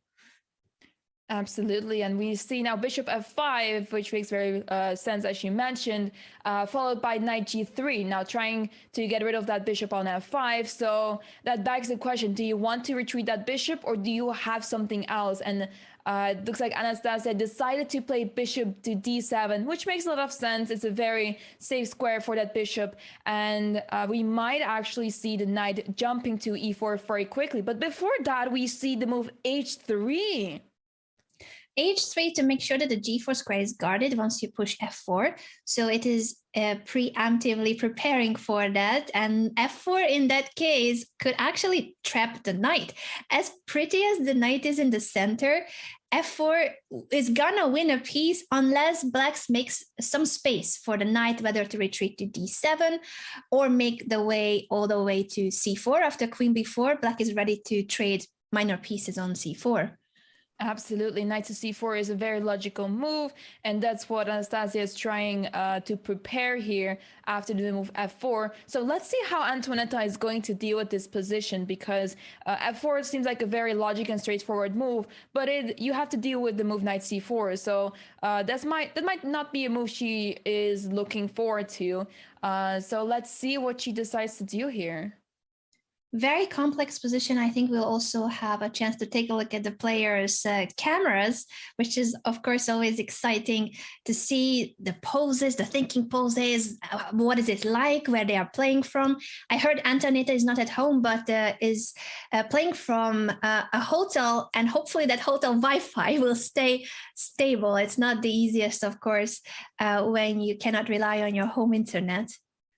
Yeah, I find it already so scary to play when it's not on my own internet. I'm terrified if I am in the hotel and I have a very important game to play or an entire match on a hotel Wi-Fi. So it's really brave that she is doing that and accepting the consequences, because you never know what might happen. Indeed, not an easy one. The position itself is not an easy one. It's chances for both players in all sorts of ways. The pawn structure is not identical, with white having more space, but black's pieces are trying to crawl in, such as the queen on c4, and also black having the open file, the e file, with the rook on e8. f5 is suddenly a very concrete approach, trying to get to the black king.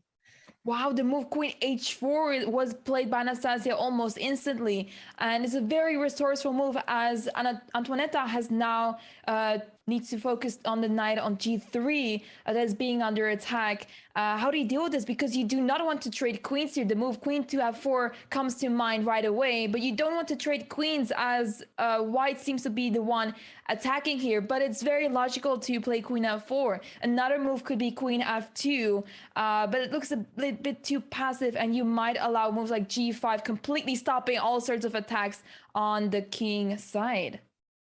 Yeah, the really complex situation, but with the time advantage, I do think that Antoaneta is investing that time well. This is a critical moment where she needs to figure out what's the right way to go about the hanging knight on g3. So 2 extra minutes on the clock, and we shall see whether she chooses any of the queen moves or what else can happen when it comes to this g3 knight and the defense of it. The scary thing about Anastasia here is that we saw her in the previous match where she was down on the clock by at least 2 minutes, and she was in time trouble for almost the rest of the game. She was on 2 seconds for like 20 to 30 moves at least. And she managed to make a draw both from a losing position as well as losing on the clock by a lot. Yeah. So that was really impressive. And that's also why it doesn't worry me as much seeing her so low on the clock already, because she is very resourceful even when she's low on the clock. That is a great point, that she has that confidence too, to make sure that she's going to keep fighting and she's going to keep making very fast moves. I am worried about the opening of the f5 for the black king, though. It's getting a little trickier with the tripled heavy pieces of white.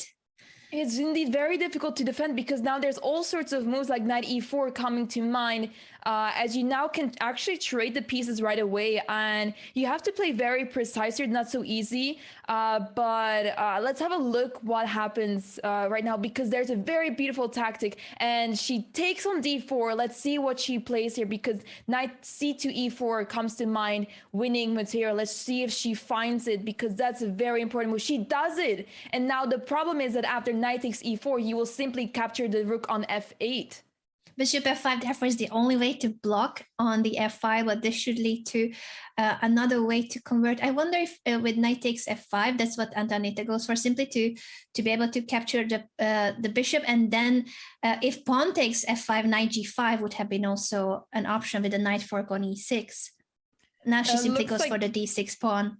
Looks like it, and white is simply grabbing a bunch of pawns, and eventually Anastasia flags on the clock. She had a losing position anyways, but this is a really important win for Antoinetta. The first game is hers.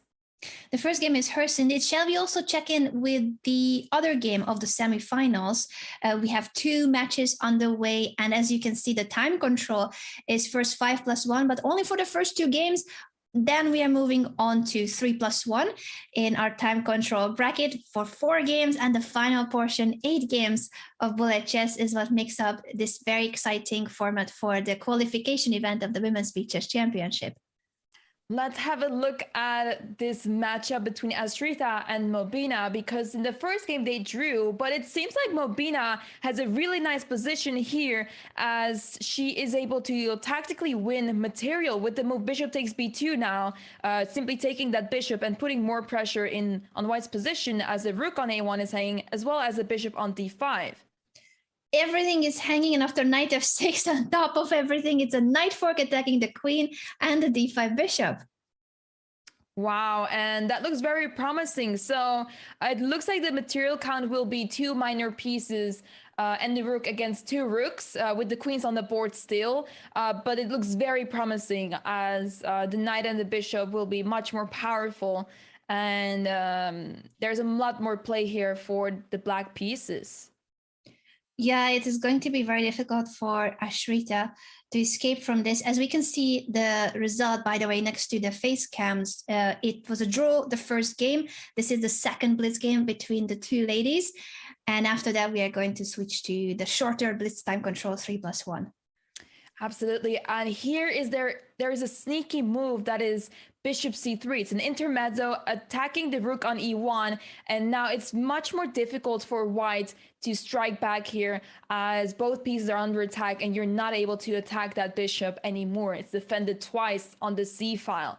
So now white plays bishop takes e6, a very tricky move, because after f takes e6, there's queen takes e6 with a check, and you're losing that bishop on a6, so it will simply be a trade. However, your rook is still in trouble here, so very complicated position, and both players are trying to make things very complicated. Yeah, it's so many tactical patterns on top of each other. Of course, with the material imbalanced as well, that adds an extra layer of complexity when it comes to who is doing better here. The evaluation board is clearly in favor of black, but you will only be able to keep the decisive advantage if you play the most precise order here. So accuracy in calculation will matter a lot in this moment. Bishop takes e1 has played capturing the rook. Now you might feel like, okay, if bishop takes c8 is possible to play here, they will take my rook, but after bishop takes c8, there's bishop takes c8, and white will be under attack here. The queen will have to move, and yeah, that will give black much more chances. So that's why we see that the bishop on e1 was recaptured, but now rook e8, what a beautiful move, because his bishop is pinned. The rook on e1 is hanging. And that means that white is going to lose further material. It is going to be already a second piece, and that should be game over, unfortunately, for Ashrita, but not match over. This is just the beginning. The first games are 5+1, as we said. Then we are moving on to 4 games of 3+1, and 8 games of bullet chess will follow at the very end. So anything can still happen. We have seen huge leads in the blitz portion in every match of the quarterfinals, and yet there was a way back in almost every single match with the bullet game. So such an exciting format. You cannot tell till the very end who is going to qualify. It's very tricky because what matters is that you score 7.5 points, and whether that is by winning the first 2 games and later on get a few more points, or whether that's you're low on the score at the start, you're behind, and then you have a huge comeback in the bullet. Anything can happen as long as you get to the 7.5 point mark first. That's what matters. And we see that White resigned here because It's Bishop such a C4 pretty was move. such a beautiful and resourceful move by Mobina. So she is now ahead on the scoreboard. But obviously, as we mentioned, that is not the end for Ashrita. We still move on. This was the 5+1 portion for that match. We still have another game in the 5+1 going on between Anastasia and Antoinetta. Let's have a look at how these players are doing. Definitely. Now with Anastasia having the white pieces and the pair of bishops as well, Antoinetta is trying to compensate for it with this knight maneuver all the way to c4. But after b3, it's likely that she will need to retreat. Knight a3 is an option too, but it looks like the knight will not find a way back from there easily. So it has quite some consequences if you play knight to a3. Absolutely, and both players have developed their pieces pretty well. Antoinetta decided to go for the move knight to b6 instead, playing very solid, and she was probably worried that after knight, if the knight was going to end up on a3, she might not been able to use the knight in the future because the knight seemed to be a bit trapped on a3. Instead, we see a lot of trades in the position. We are in an endgame now, and this looks as drawn as it can get. And this time it most likely will actually lead to a draw. In bullet, it would be still, I believe, 3 possible results, but with quite some time on the clock, symmetrical pawn structure, all the same pieces and opposite colored bishops. White is trying, of course, to make her way to the c5 square because the knight from there will be putting pressure on the a6 pawn. So there's still, of course, a way through, and you need to pay attention to that. I wonder if Antoinetta will play knight to d7 in order to prevent the knight from going to c5, but then you need to count on knight to b4. So a5 instead is her approach, and maybe even a4 if she wants to try to trade. But it's tricky because your bishop is not on the queen side and white has both minor pieces trying to attack the pawns. You have to be really careful here because you cannot afford to run into checks like knight b7, which is why Antoinetta goes for king to c6. And what is really noticeable so far in the match is that Antoinetta is ahead on the clock. She's playing really quickly, and she's playing really accurately as well. So this might be promising for the bullet stage at the end of the match. As we go to those faster time controls very quickly. But yeah, this game looks as drawn as it can get. Both players are still trying to make something happen, trying to create weaknesses. I was hoping to see a move like knight h5, but obviously that's not the greatest move, and Anastasia is not risking anything here. Yeah, I agree that this most likely will lead to a draw. So we have a chance to take a look at the other game as well. Anna Maya, if it's still underway, we might leave. It's not anymore, Anna. So we already had 2 games in the other match, and we continue to the 3+1 portion. My maths is horrible. Yeah, I forgot. I forgot that they already have played the second game. So we will have to analyze this endgame in depth. As exciting as it is, to be fair, there's still ways in which you can create a pawn break, and with that you're posing questions to your opponent. So both players still need to play very precisely. Knights on the board, we have seen how tricky it can be, especially in the heat of time pressure, and Anastasia is going really low on time again. She is, and for the time being, I wouldn't be so worried because there's very little to play for here. As soon as the knights are off the board, it is very easy for the players to make a draw, as we have an opposite color bishop situation, and there is very little ways to break through in this position. So Antoinetta is playing very aggressively as she knows she has some small edge here in terms of the clock. She's on 2 minutes, whereas Anastasia is down to 27 seconds. So it makes a lot of sense that Antoinetta is trying to complicate things, and she's trying to push for the win, but there might be very little for her with precise play by Anastasia. But that's the point, that, as you said, precise play. So Anastasia still needs to find an accurate defense, and she doesn't have as much time. So very, very understandable decision by Antoinetta that she's trying to put as much pressure on Anastasia as possible. Also, in terms of the position, it's still very balanced, the end game, but Black is ready to push either G4, H4, or sometimes even F4, depending on the position. Try to create a pawn break that will lead to a different pawn structure, then try to make your way to one of the pawns. Now the knight is ready to go to F7 and G5 and attack the H3 pawn.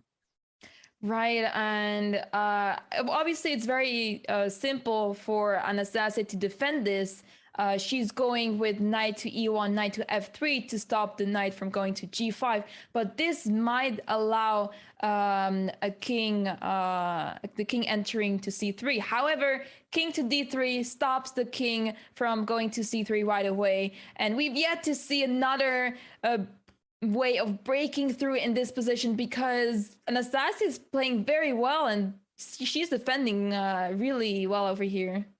Yeah, it has been a very precise way to handle the threat of knight G5, making her knight maneuver all the way to F3. And now she's going back and forth with the bishop because there is no need to change where her pieces are standing. Okay, they agreed to the repetition, and that means the score is now 1.5, 2.5 for Antoinetta. Obviously, this doesn't say anything just yet because we have a lot of more games to come. The first player to reach 7.5 points wins the match and moves on to the finals. So there's still a lot of games to be played, and now we're moving on to the next stage of the match, the 3+1 portion, with 4 games to be played in each match. Indeed, this is going to be exciting. The time control is each time less and less, and that have led already to nearly mission impossible comebacks being possible. Antoinetta here with the white pieces, and this is going in a similar fashion as their earlier game was. I think Antoinetta earlier has covered her camera, maybe for a reason. There's no time for a break, so all the needs of the players are usually taken care of on camera. We have seen so many players eating, grabbing a snack, maybe your cat is approaching you, a baby at home, and there's also no time for a smoking break. Right. That is, that's pretty crazy. They have to play, they're playing so many games in a row, and there's very little time for breaks. I mean, obviously, throughout the matches, we don't have breaks. After the break, after the match is over, we do have a break. But yeah, during the match, there is no break pretty much, unless you're done very early with your portion of the match. True. So the players will be here without being able to leave the games and take a quick breather until they reach 7.5 points. 7.5 is the magical number, and you need to hit that number if you want to qualify. This is already the semifinals. So out of the 8 players we started with, 4 of them are through, and these matches will lead to telling us who are the 2 last ladies standing who will face each other in the finals. Right. Okay. We are in this position. White has a lot of space. Black was maneuvering with the knights to C7 now. And the plan is here for Black to either push B5 somehow with the support of the rook on B8, or find a breakthrough in the center, which is really difficult because as soon as you play the move E6, you allow D takes E6 and the pawn D6 will fall. So it's not very simple here for Black to play, whereas for White it's very simple. You have so much space and you want to make use of it. So knight to G3 is preparing all sorts of moves like H4 to H5, perhaps bishop H6 might be an idea. So there's a lot of potential here for White. A lot of potential indeed. And I like really a lot the plans that you have described. Now, the question for Anastasia is, how will she face all those ideas? And can she also create her own pawn break and gain some more space on the queen side? That's what she's preparing for with bishop d7 and a potential b5. And she goes for the move b5 right away. Obviously, she has no time to lose as Antoaneta is attacking on the king side. So there's a lot of pressure on her already there. So it makes a lot of sense. She's going for the move b5 right away. And I'm curious to see where the follow-up is now, because obviously it's really nice you managed to get the pawn to b5. But what's next? Because once you move the pawn to b4, the c4 square will be vulnerable again, and white will be able to play bishop to c4. So it's not so simple here for black. Not so simple indeed. And after b4, I was going to say that Antoaneta simply can shift this knight also toward the king side, because that's where she wants to get through and create an attack against the black king. So the knight maneuver begins. Right, and eventually we do see Anastasia going for that move e6, which makes a lot of sense. She wants to open up the position a bit more, so her king will not be the only target in this position. But at the same time, she does allow the d6 pawn to be a big weakness, and there's one clear knight maneuver in this position. The knight can go to e3, to c4 to put more pressure on that pawn on d6. So white is in a very comfortable position, but black definitely has something to play for. It's not over yet. Certainly not over. Again, we see Anastasia going lower on time, but that has been kind of the tendency for her. She's spending longer, but then she's really good at not losing on time. So if it wasn't for the position being this tricky, and for her king too, it's getting each time trickier now with the potential push to f5. She really has to find a smart way to get out of this, but it's gonna be hard.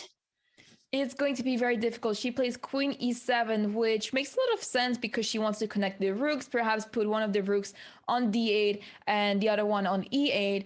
As she might also want to move the bishop to c6 to start putting pressure on the pawn on e4, because previously when the queen was still on d8, it will not be defending the pawn d6 anymore. So that's why she went queen e7, and she's now moving the bishop all the way to c6.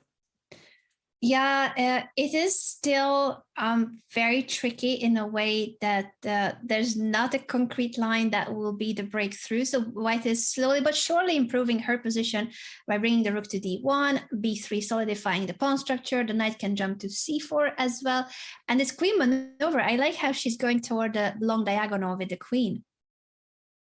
Right, and let's have a look. Yeah, this diagonal looks really interesting for the queen, and there she goes. Antoaneta goes queen b2. Now there's a lot of pressure on black's position still. Black managed to consolidate the pieces. They look very pretty now, but how do you deal with moves like f5? They look really scary to me. Obviously, you're still able to move the knight around, maybe even play knight to g5 to put pressure on the pawn on e4, but black needs to be really careful regardless.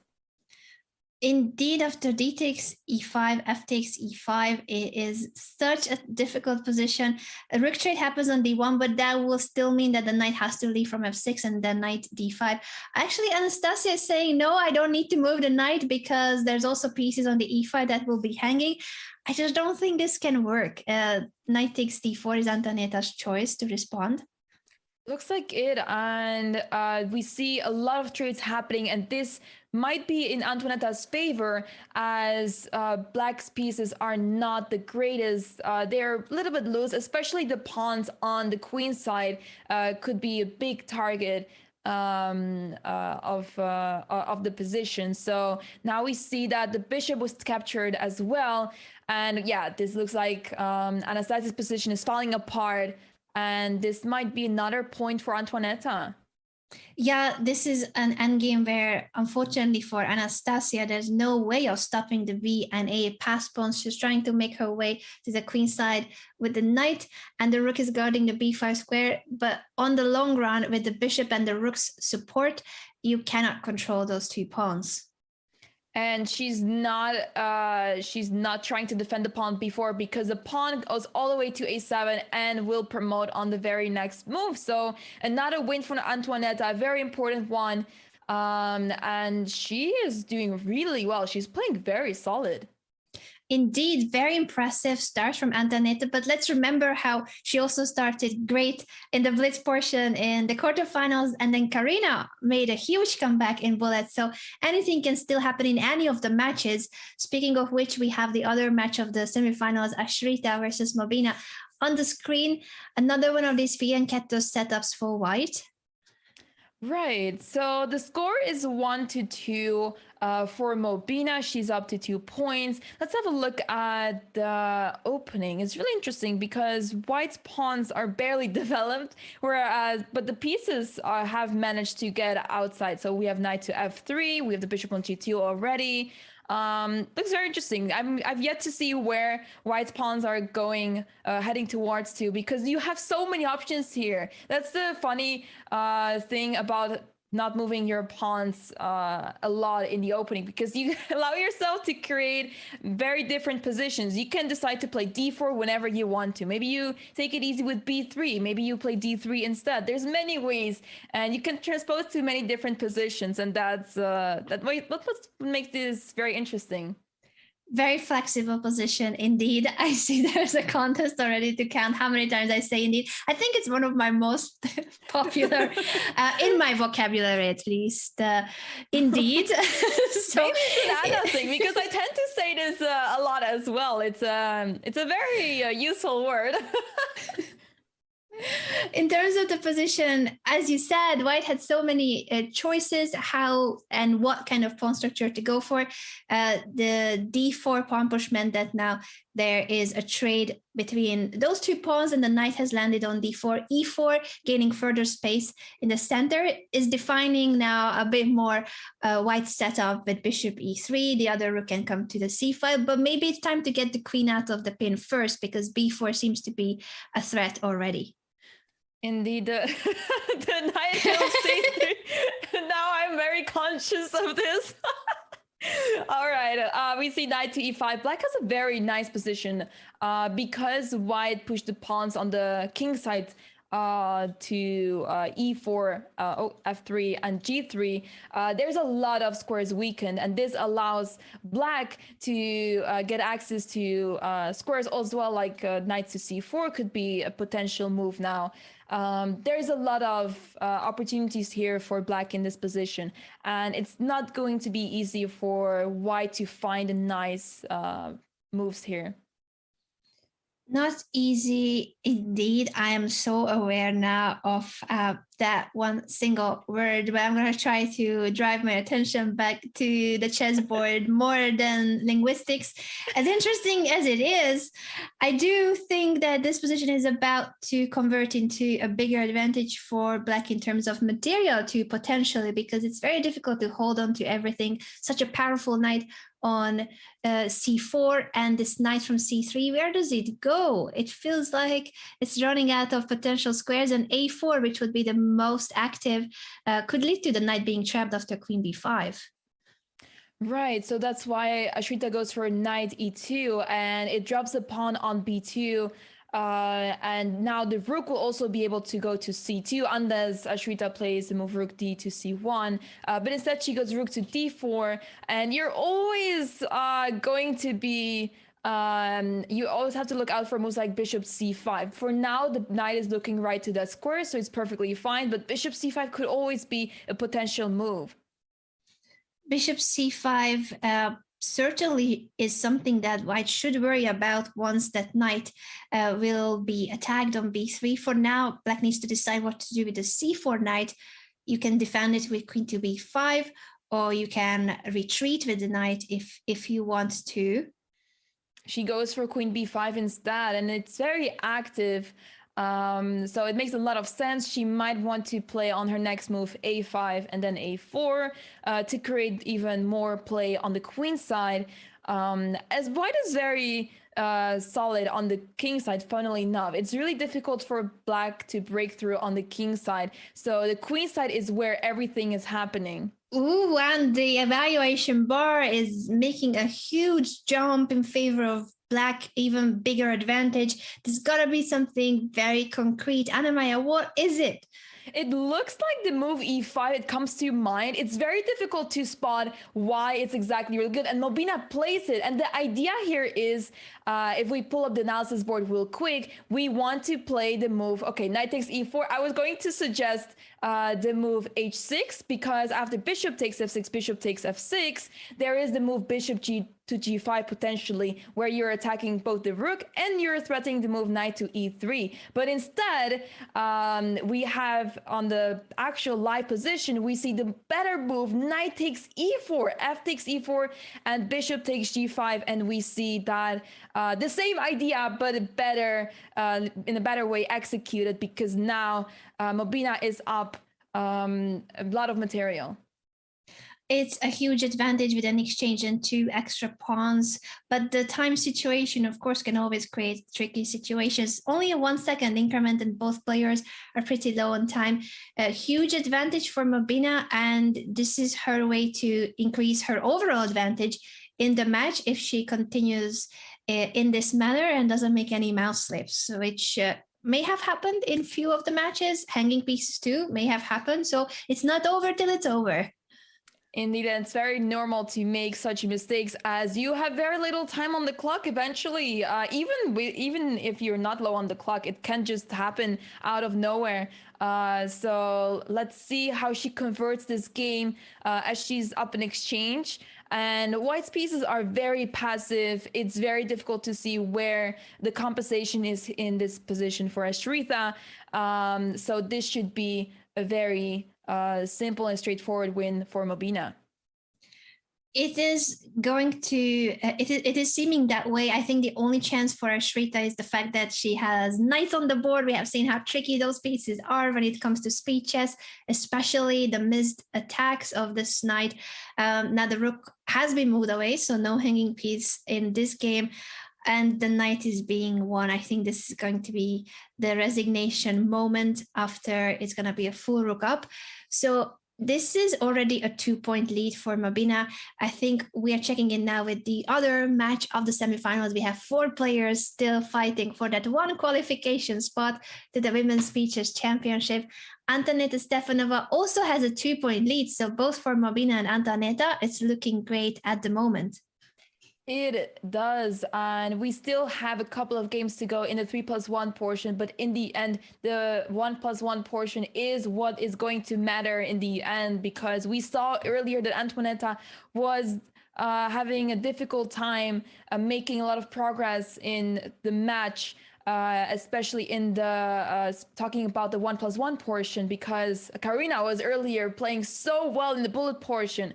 But it looks for the time being that Antonetta is playing so fast that she might not even be dealing with time trouble anymore. Yeah, it is one of those few moments when Anastasia has the same amount of time as her opponent. It might change in the near future. Good thing for Anastasia that she's not worried about going low on time. She has done very well under serious time pressure too. The question now for Black, of course, is how to proceed with the development of her pieces. Can you push c5 in the right moment? Do you need to worry about the d5 pawn sometimes? On e5, usually it's not the best idea to take, because after d takes e5, the knight is chased away. And yet Anastasia goes for it. So she must have an idea, because normally you don't go for it willingly, because the knight is pushed away from f6, and that means your king is now more vulnerable. Right, she was hoping to take on e5 probably, but after the really resourceful move queen to h3, the pawn h7 was under attack and it was a direct checkmate threat. So as the queen has now moved to h3 from f3, the pawn can safely go to f4 and defend the pawn on e5, but instead she goes for e6. E6 is a tempting move. Our evaluation bar says maybe it wasn't the most precise, but it is tricky. If black takes on E6 after queen takes E6, it's a check that also attacks the D5 pawn, and the black king in general is getting really exposed through the light squares. So not an easy one to react to, and black most likely will have to ignore that pawn for now. Knight E5 attacks the bishop. It makes a lot of sense, and we see that Antoaneta is trading the pawns, but this might benefit black more since the rook now has a lot of access along the f-file. Antoaneta tries to block the rook with bishop f5, threatening bishop e6 as well, and I'm curious to see what Anastasia is going to respond to this, because there is a direct threat and you need to deal with it, and it might just be that she will have to move the rook again. Yeah, you got to step out of that bishop e6 threat, or she could try bishop to c8, but it looks a little bit suspicious.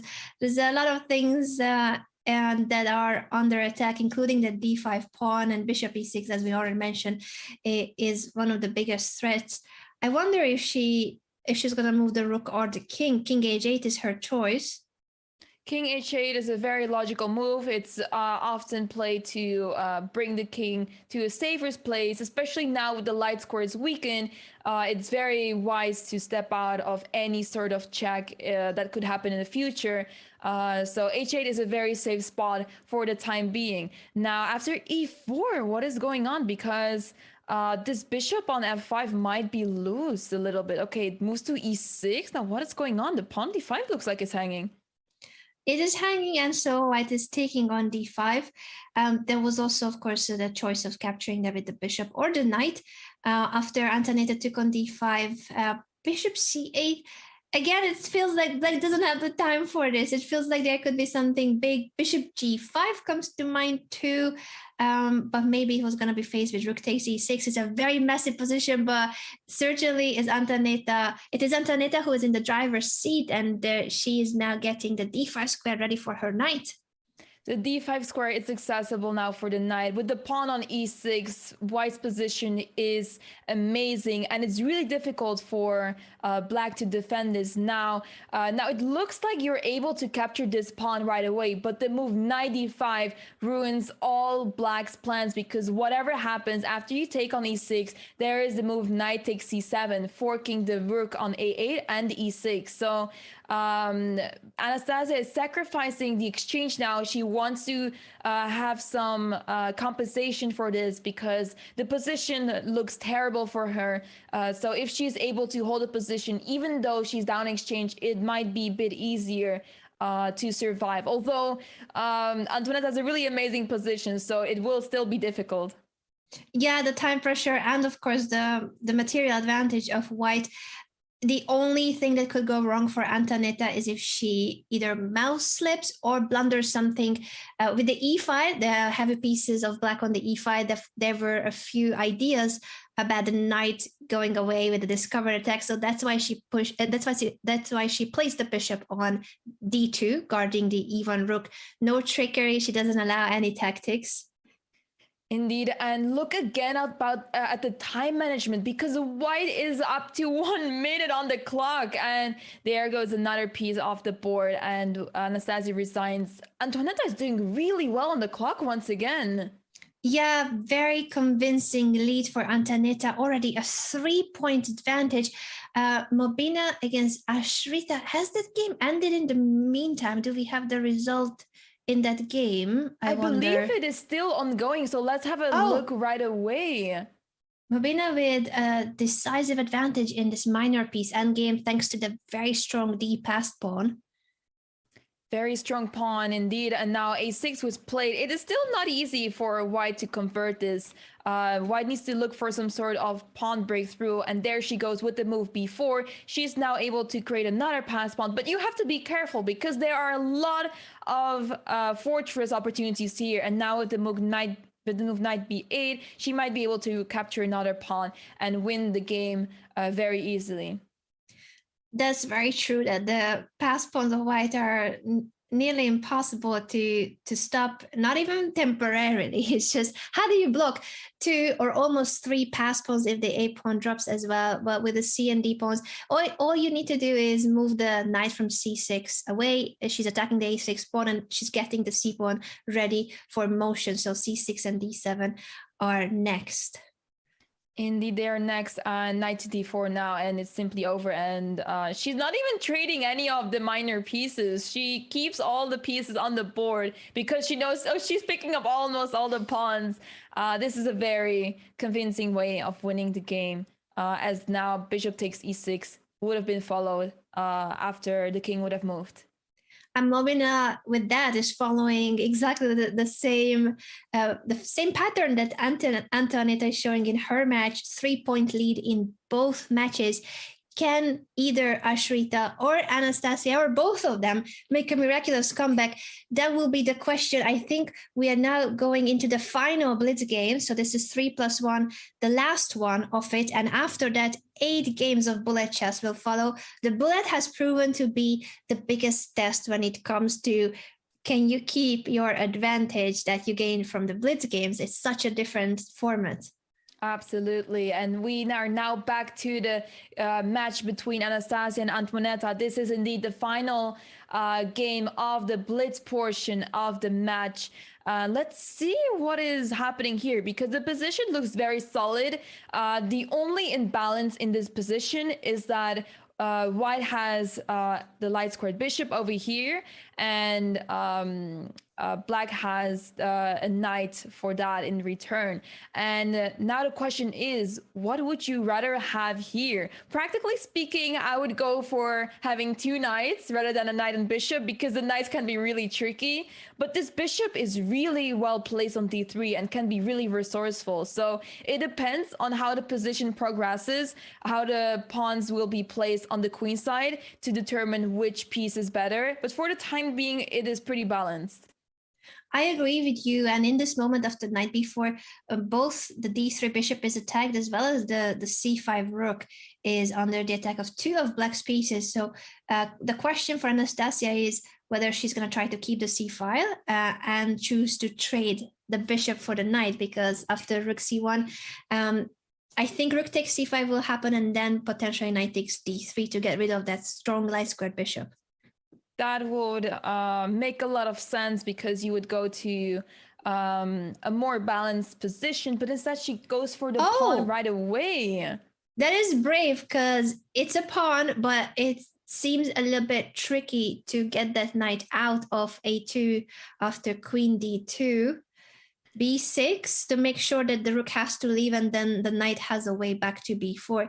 So Antoinetta has it under control, although b6 does make the a6 pawn vulnerable. Knight b4, funny enough, will hold everything together. The knight will be fine and the pawn will be fine. Yeah, and looks like Antoinetta is in the driver's seat here, but not so fast, because the pawns are still very vulnerable on the queen side. So anything can still happen. And it's not that clear how to proceed here. The best move that comes in mind here is queen b7, because you defend all the pawns on the queen side, and instead of having the queen to support the b4 square for the knight, you will be able to play the move a5 later to play knight to b4 back. And she goes for it, queen to b7. She found it, and with the queen b7 move on the board, it is now Anastasia who will have to find some kind of a tricky way of keeping the pressure, but queen c2 runs into knight b4 fork, and for that reason she will have to retreat with the rook now. That will give black the time needed to prepare for the knight retreat to b4 with a5. Amazing technique by Antoinetta. She plays a5 now. It does allow the bishop to go to b5, but that doesn't stop black's position whatsoever, because black has many other resources. Black does not mind that the pawns will be blocked, because the knight will jump around, the rook will go to c8, and you will not stay on b5 for too long. Yeah, this extra pawn for black, of course, is a very important one, but it will still take time to convert the endgame. I I'm wondering if Anastasia will try to go for the b1 h7 diagonal with her bishop and queen, although it probably was a bit too slow to set up that queen bishop battery. She chooses bishop f3 instead and might want to push e4. Looks like it, and she's looking for all sorts of ways to get compensation here. Black is really actively placing with the queen all the way to c1. It is going to be difficult for white to find some play here, but the move e4 does make things complicated because the idea of black was to move knight to c2 with some potential check on e1, but now that is out of question with the bishop put on e4. Yeah, it is getting a little bit more difficult practically for black to convert once the white pieces are active. And this is a little bit of a back and forth. You need to find the right way to maneuver your pieces, get them into better positions. The d5 could be a potential threat. I don't know how much of an actual threat is, but it's something to count on, the discover check.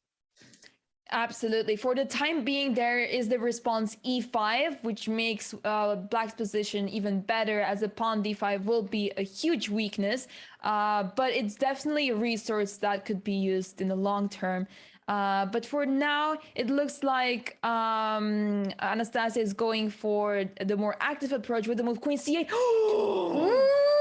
Anna, you don't know what was going to happen. Bishop h5 was missing. What just happened? We need to show this to the audience. If we can keep this board, if we can pull up the okay, we can keep the board right here, because the move that was let's have a look. Where was it again? Because there was a checkmate into Anna. What a beautiful pattern of the king g6, which was a mistake by Antonetta. Bishop h5 check. The bishop sacrifice would lead to king takes h5, queen f7. And even if you don't want to take the bishop, it will be the same mate, because the king from g6 could only go to f6. That's the only other alternative. And then queen f7 is still checkmate. This was missed in the heat of the time pressure. And then Anastasia, unfortunately for her, even played a Bottas gambit on top of everything. So missed checkmate and the Bottas gambit combo led to another win for Antonetta. That is devastating. She might have spotted the idea as she was moving the queen back and forth. Both players were super low on time, but she missed. She made a mouse slip with the move queen c7. A very unfortunate sequence of events for Anastasia, giving Antonetta a lead to 5 points.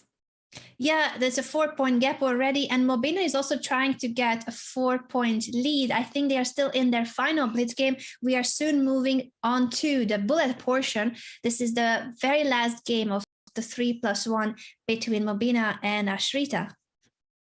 Right, let's have a look what is going on here. The position looks really balanced. There's a pass pawn on d5, but it's really difficult to push this pawn forward, as there are two rooks ready to attack that pawn. And for the time being, this knight is on f6 defending the pawn on d5, which is why it's difficult for white to attack the pawn and win it, especially with the knight all the way to a4.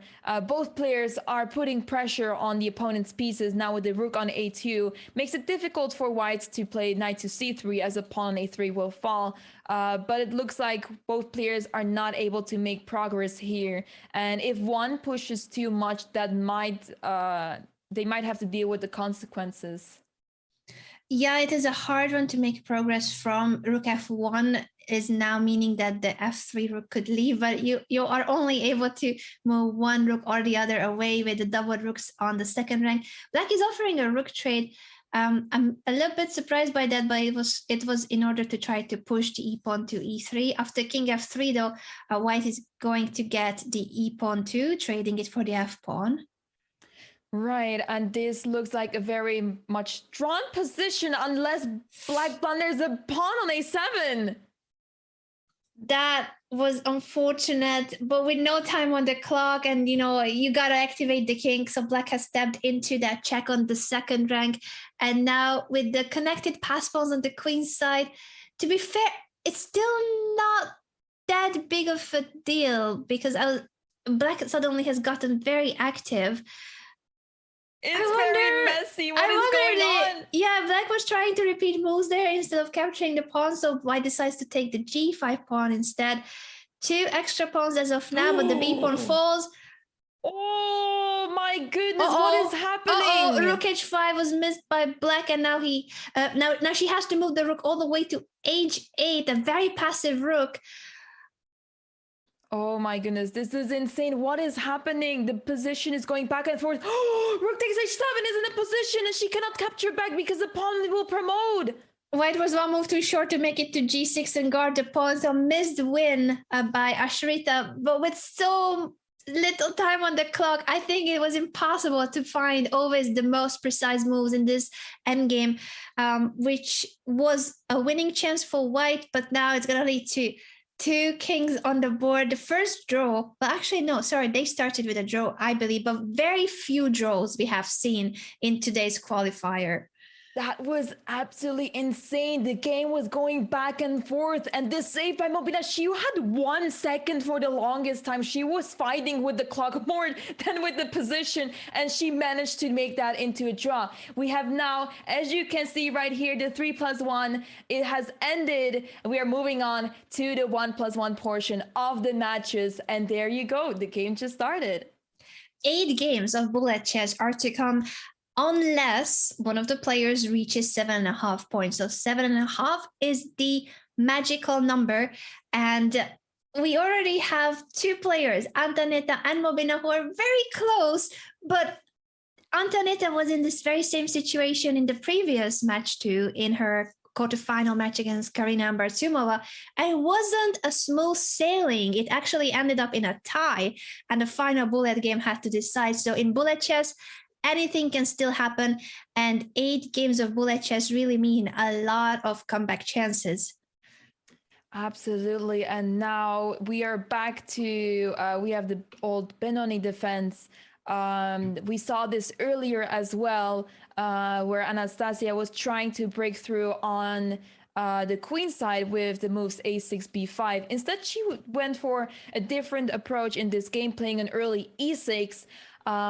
So this is quite similar to the earlier game we've seen, but it's very different now as she's putting more pressure in a position this time. In the earlier game, she was struggling to find some play here, but it looks like she's doing much better already, as she has the move queen f6 at her disposal, and potentially she could be attacking the pawn d5 with the move queen f5 after that.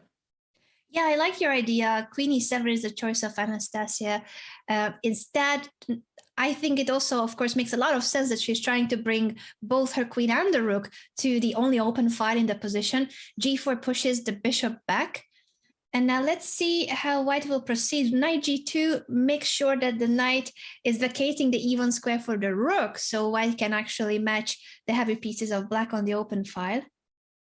Right, and the reason that you might feel like the bishop is oddly placed on c8, but it's actually really difficult to find a nice square for this bishop in the position, as all the axis squares in the position are covered by the white pawns over here. So that's why she went to the c8, and she probably wants to play b6, bishop b7 to activate the bishop elsewhere and put pressure on this pawn on d5.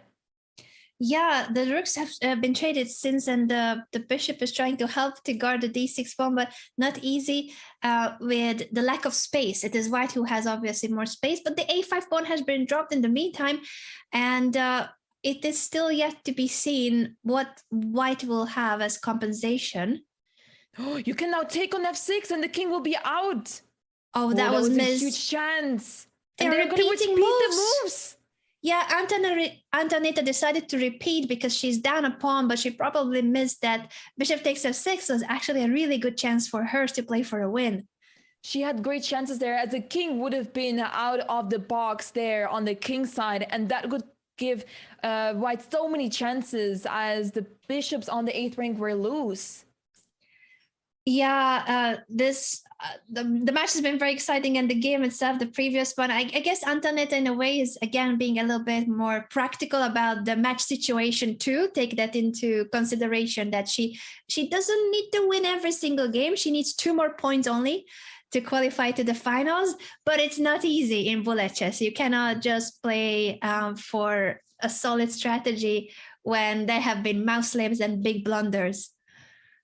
Indeed, and now we see that Mobina is winning the first game in the bullet portion, so she's up to 5.5 points. She needs 2 more wins to qualify for the finals, because as soon as you hit the 7.5 point mark, you move on to the next stage. So that is a big win for her as she gets slowly closer to that 7.5 point mark.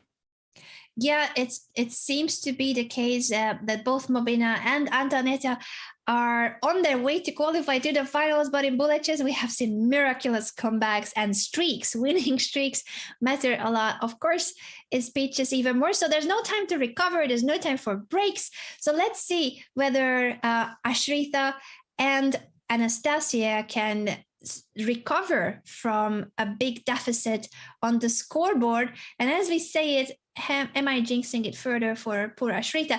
It seems that the evaluation board says Mobina is winning now after knight takes c2, and the rook is hanging knight d4 check is a big threat as well. It looks like you're able to capture the knight here, but instead of recapturing after bishop takes f3, you're not capturing back, you're playing bishop f5 check, winning the rook on b1, and you'll be up a lot of material. Yes, this is a lot to handle. The white king is happy at least with the activity, but you would love to have the rook back on the board. It's funny she didn't capture the pawn on a2, which would give her a much bigger advantage as well. But perhaps she was worried the bishop would get trapped over there. So she's going for the more safe approach. And obviously this is still winning. Not only is she up in exchange, but she's also had a pawn that is on d5. So that will be too much for white to deal with. Yeah, a really tough situation when it comes to what's on the board and also the match situation for Ashrita. If Mobina wins this game, she will be 1 point away from the finals. So a tough situation, but it's not fully impossible. In bullet chess, as we have seen, nothing is fully impossible. Indeed, anything can happen. So the game is still continuing, and it's really interesting to see that Ashrita still has 46 seconds left on her clock. We remember we are starting with 1 minute on the clock for both players. So it's really impressive. She has only spent around 15 seconds. Obviously, there still is 1 second increment that gives her more time, but it's really impressive. She is only she hasn't spent that much time on her clock. Yeah, it has been a really good display of speed. The moves, unfortunately, for Ashrita haven't been the most precise, and it's going to be very difficult to recover from the 1 point time deficit. I wonder if do you think Antoinette's game is still on? Oh, I actually see on the scoreboard that she's already on 6.5 points. So wow, 5 point lead there. For Antoinette, she only needs 1 more point to qualify. Same situation for Mobina if she wins this endgame, which she is on her way to do so. I think she will march to f3 with the king, and then you're threatening to give up the rook on f2, a winning king and pawn endgame. And she plays this very precisely. She's not worried about losing the rook because the pawn is on g4, and it will not be able to be stopped by the king. So that's another win for Mobina, and she is on match point. Let's now quickly have a look to Antoinette's game against Anastasia, because this one is also on match point. If Antoinette wins this game, she will be qualifying for the finals. Yes, this is the same story in both matches. Incredible how both Antoinette and Mobina have been dominating their quarterfinal matches. And this could be a great show of who are the 2 ladies who are the most ready for that final match. Either Antoinette or Mobina are likely to make it. Actually, both of them are likely to make it, but only one of them will be able to qualify to the overall Women's Speed Chess Championship, is what I was trying to say, because this is what today is about. Quick reminder, this is the last qualification tournament, and only the first place player, only the lady that will win the finals can make it to the field. On the screen, the Women's Features Championship hosted by FIDE and chess.com is the strongest online female tournament of the year with a huge prize fund. This is why the ladies are fighting through all these battles. Not an easy qualification. They already had to make her way from a Swiss format to today's knockout, but everybody wants to be there, of course. Everybody wants a spot. Everybody wants a spot, but there was only 2 spots in the main event. One has been given out already in the first qualifier to Fanti. So today we will see who will qualify for the last spot in the main event. In terms of the position, Antonetta seems to be very much in the driver's seat with this b6 pawn helping white to grab space, but also the potential that once you win the b7 pawn, if you get to win the b7 pawn, then your b6 pass pawn will be extremely strong and ready to promote in a few moves. And I think that's what's happening. The bishop is attacking the pawn, but rook c7 too was a threat. The pawn is gone, but there's a few more on the board for Antonetta. There is a few more, and it will be very difficult for Anastasia to stop all of them, especially if she drops the rook, which was captured by Antonetta. Antonetta moves on to the finals. Congratulations to her. She will be facing the winner of the other match between Mobina and Ashrita. And we see, as we just tune into their match, the game finished in a draw. A draw, meaning that we're going to see at least one more bullet game between Ashrita and Mobina. For Ashrita, this is a must win. A draw will mean that Mobina is going to be the opponent of Antonetta Stefanova in the finals. Very tough situation for Ashrita. So she will try everything she can to not make this game end in a draw. But sometimes that also means you have to risk it all and go for something dubious. Right, and in this opening, we see that Ashrita is going for the move knight e4, which is allowing a trade to happen here. And this pawn on d4, it seems really strong. It seems both the weakness and the strength because of the pawn on d4, black does have a lot of space, but at the same time, the bishop and knight are tied to that pawn on d4. So it's really interesting to see that the engine is favoring black by a lot. Mm-hmm. It makes perfect sense with the activity and the space, as you have mentioned, Anna-Maya, and Mobina is bringing her rooks now onto the semi-open e5. The other rook can come to d8 as well. It's a very comfortable position, even more comfortable when you only need a half point in this last game. A draw will mean that Mobina qualifies. Yet the pressure is on, of course. Ashrita is not going to offer a draw. This game continues, and white will try her best to make it more than one game. Yeah, and apparently it's not favorable for black to trade queens here, as white is kind of stuck here in with the space over here, because this bishop on f4 actually doesn't have many squares. If you simply make a move like g5, where is this bishop heading to? And now the g5 was actually trapping the bishop already. Yeah, white has realized and moves the rooks away to create some squares for the bishop. That was a missed chance by Mobina to push g5 in the right moment. But still, of course, huge advantage when it comes to the match situation, and also on the board, she has the lead. I wonder if there's going to be anything tricky now with the knight arriving on c4, but she simply takes the pawn on b4, and after knight d6, you can move the rook away. It doesn't seem like there's a follow-up. There's none, but it is still very scary because the knight on f5 can be really tricky.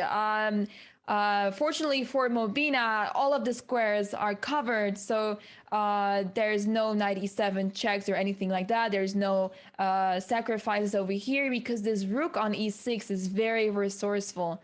And now knight e4, and this simply ends the game as it's a fork, and you cannot stop it. You cannot stop losing material here. Yeah, Ashrita continues. Obviously, she has to fight on, but the position is completely winning for Mobina. And Final chance. Yeah, there was a final chance to make a mistake, let the d pawn run, but threaten g7, a checkmate idea, Anna-Maya, that you have suggested. Maybe Unfortunately, still it cannot happen anymore. But it has been just a very convincing lead all the way for Mobina. So I think she is converting this, and she will be qualifying to the finals unless she plays the Botis Gambit. Honestly, at this rate, she will have to make a big mistake to spoil her advantage. She's repeating moves. She's going for the repetition. Yeah, because she knows that even that will give her the qualification. So not really much, if any, difference whether you make a draw or win, as long as it leads to the final. So big congratulations both to Mobina and to Antonetta Stefanova for qualifying to the finals. What a fight it has been also by Ashrita and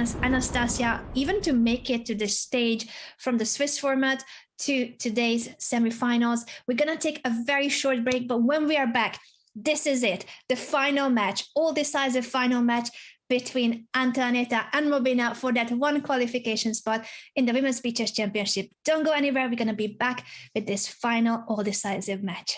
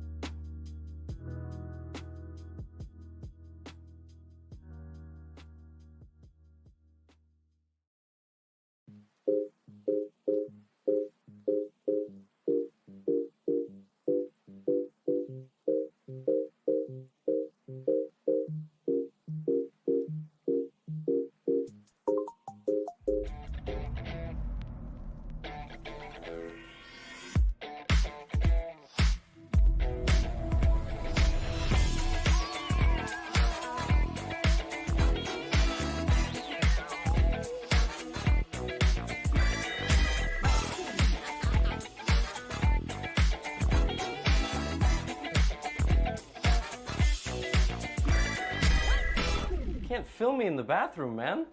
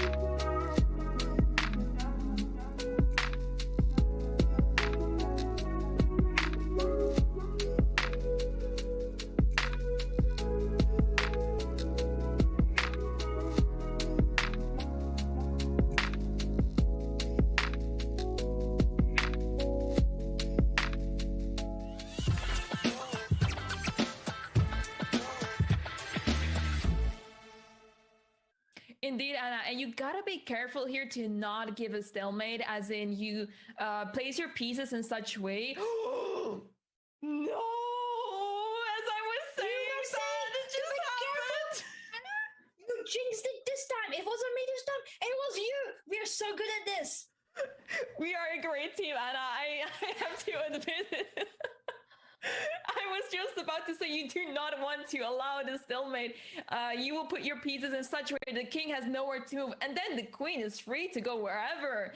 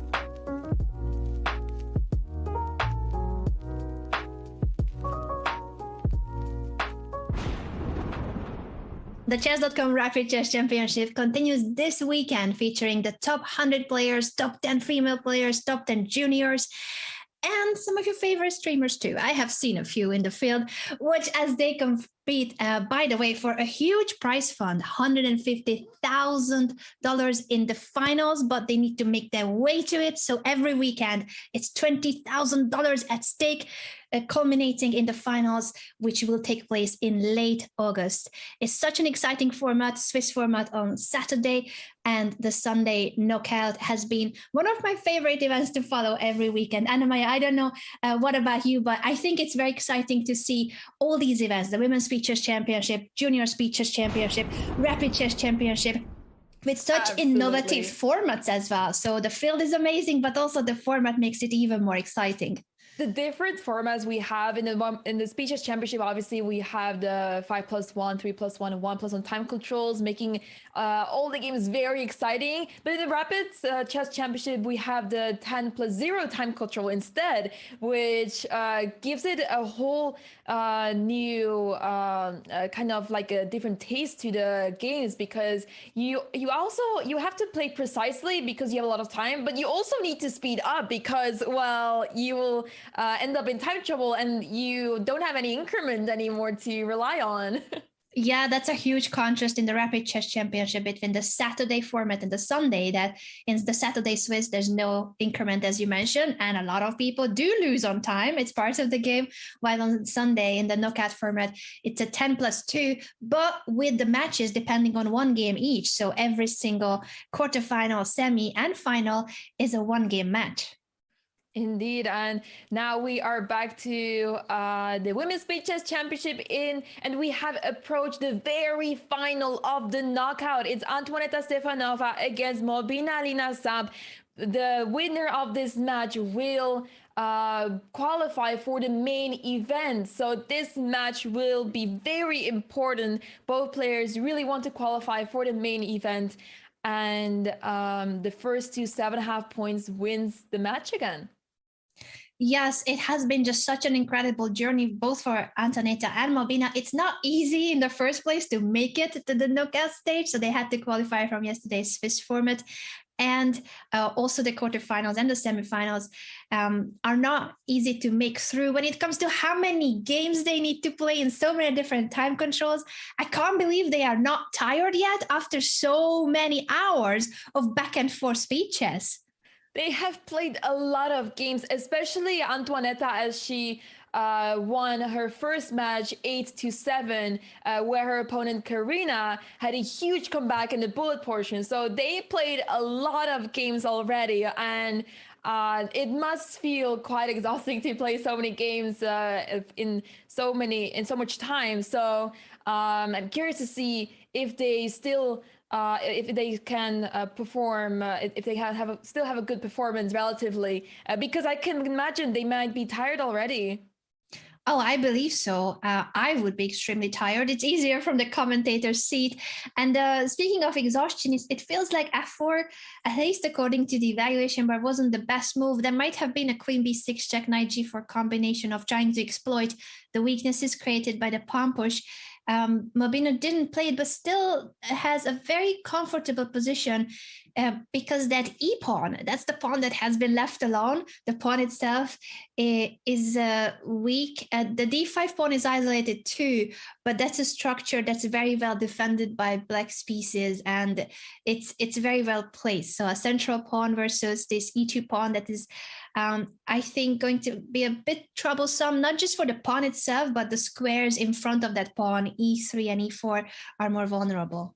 Ideally, you would want to play e4 now because, as you mentioned, this pawn on e2 feels very vulnerable and might end up being a backwards pawn, and it will be very difficult to hold on to that pawn, which is why Antoinette goes for it right away. You're better off trading the pawns in the center than being left with that pawn on its own on e2. So we might see a very interesting position coming up here as the pawns are being traded off in the center of the board, and now all the center pawns are gone, so that creates a very open position. And I'm slightly worried about the white king on h1, because if the position opens as it is right now, the only problem that I can see in this position is this king on h1. Yeah, that's a very good point, that even though the central pawns have been traded, Black should still be somewhat better. It might not be that big of a deal without the queens on the board, to be fair. And now that the bishop has moved to e4, the king gets also a little more room, might even make it to g2 if needed to get out of the corner. And the rooks are facing each other on the open d5. So it's a more balanced position. White, I think, is no longer in any trouble. Yeah, looks like white is doing just fine. The king is still a little bit exposed, but as the queens are now off the board and we're heading to an endgame, it's kind of a queenless middle game, as Robert has lost to call it, because there's still a lot of pieces on the board and it doesn't feel like an actual endgame just yet. But without the queens on the board, the king on h1 is definitely doing much better, and it might even be more useful to bring it closer to the center. Yeah, definitely. It's one of those situations where without the queens on the board, of course, you can be a lot freer with the movement of the king, and king activity, we all know, is important in endgames. There's still a lot of pieces on the board, so don't just start marching toward the center as soon as you trade queens. There still could be potentially a danger if you make it to e4 or so in the center. But as soon as we see more piece trades, definitely white will start marching toward the more active squares. And it's more difficult for the black king to do the same. Right, it's really difficult to make progress here for both sides because, first of all, both players have the pair of bishops and they are controlling many squares across the board, as the position is very open, and you don't want to trade your bishop for the opponent's knight, as that will give your opponent the advantage of the pair of bishops, because we're in an open position, and if you're the one having the pair of bishops, you will have the advantage. So even though the move bishop takes c6 comes to mind, because while you destroy black's pawn structure, this light squared bishop will come to life and will be very disturbing to this king on h1. Yeah, agreed. And for that reason, after bishop d5, Antonetta uses this moment to bring the king closer. And after bishop takes f3, she might even consider king takes f3 at this rate. Rook takes f3 is just fine too, and perhaps better for doubling rooks later. Yeah, I actually like king takes f3. It does expose yourself to rook d3 check, so that's probably the reason why Antonetta didn't go for it. But it's very sensible in the sense that you want to put your king in a more active spot, and the king on f3 wasn't placed very badly at all. So instead, she took on f3 with the rook, and now Mobina is trying to stack the rooks on the d file, but it's really difficult for black to see where are the access points, because the bishop is covering d2 very well, as well as the knight. So it's a little bit difficult for black to infiltrate in white's position. Yeah, that's true that there's no easy access for either player. 95 questions where the rook will move, and then 93 could be a follow-up, but you gotta be careful with those moves, because you can also get into a situation where you're pinning yourself with the knight on d3, rook d1. There was no chance of getting the b2 pawn, so knight c4 is chosen by Mobina instead, and then doubling rooks. I really like black's position all of a sudden with the knight on c4. It's placed very well on that square. It can't be attacked by a pawn just yet. And whenever a rook does that on the fourth rank, you can always play b5. So I really like black's position, but it may not be enough to create some sort of advantage, as white is playing very solid, and it's difficult to create weaknesses on your opponent's end. Mm-hmm.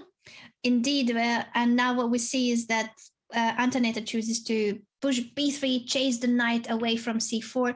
That creates a weakness now in terms of the c3 pawn being more vulnerable, but there's not really an easy access to it. If knight b5, I think white can either guard it. It's happening, so we shall see whether white will push or guard it with bishop b2. Both are an option. Absolutely, and we've yet to see what Antonetta decides to do, but what I want to point out is the huge lead on the clock by Antonetta. She's up to 2.5 minutes on the clock, whereas Mobina is already down to 50 seconds on the clock. So that is a huge difference, and it goes to show how natural Antonetta feels like in those time controls. We are obviously currently at the 5+1 time control, and we will have another game after this in this time control, but this is very promising, as Antonetta only seemed to be struggling with the clock in her first match, and since the second match onwards, as soon as she won this one bullet game, the tiebreak in the first match, ever since her time management has been insane, as she has been outplaying her opponents pretty much. And this is another example where she's ahead on the clock, but it might not be enough, as the position is very balanced and it's difficult to make big mistakes here. Very true that this might be one of the more balanced games that we see. The calm before the storm, because I do want to point out that we have seen very few draws in today's event in all of the matches. So it might start calm. This is the final, the last two ladies standing, but this match is not going to be calm. It's just how it starts. And I think from game 2 or game 3 on, we're going to see fireworks potentially. I'm pretty sure of that too. The girls really are fighting for the final spot in the main event, and I'm not expecting any less from them, as they've shown what they're capable of in the last matches of them. Mm-hmm. Exactly. And we see how this event has featured, as we said, very experienced players, but also the rising stars. In this match, I was just double checking if I know the ages correctly.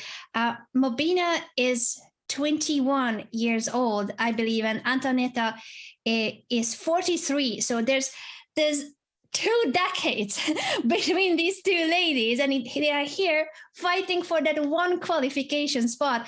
It's incredible how these events bring together players from all different nations, different generations, different backgrounds and experiences. Antonetta has already reached the peak of the peaks. She was a women's world champion, and maybe Mobina has the motivation to win the women's world chess championship one day. But now they are here, 2 very different stories, and only one of them can qualify.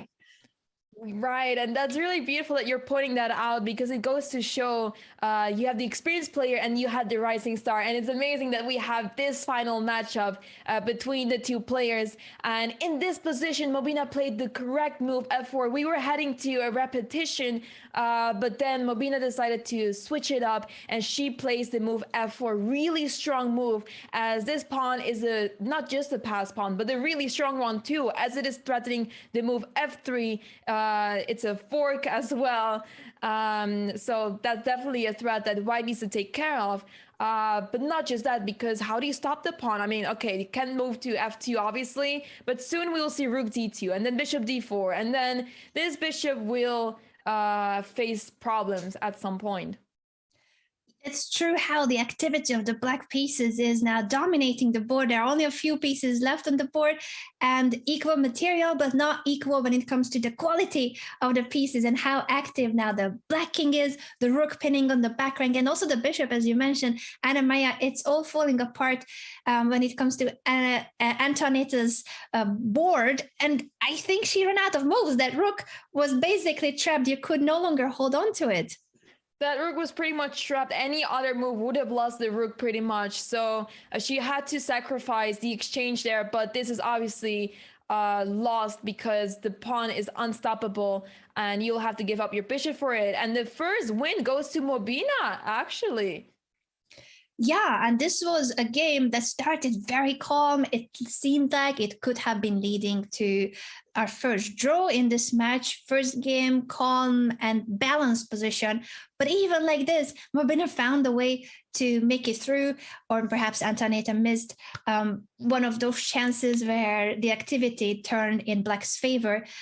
Now it is Antonetta with the black pieces, and she will definitely be motivated to make a comeback straight away.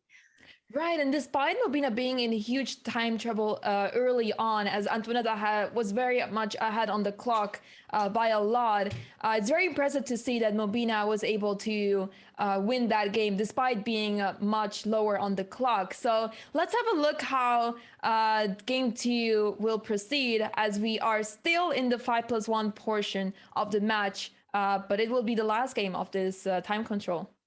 True, and that's a good moment to bring up our format if we have the card that the first 2 games are played with the 5+1 time control. Then we move on to 4 games of 3+1, and finally bullet 8 games of bullet chess. The first player to score 7.5 points wins it all in this case, because this is the finals and one of these ladies will qualify to the main event of the Women's Speed Chess Championship.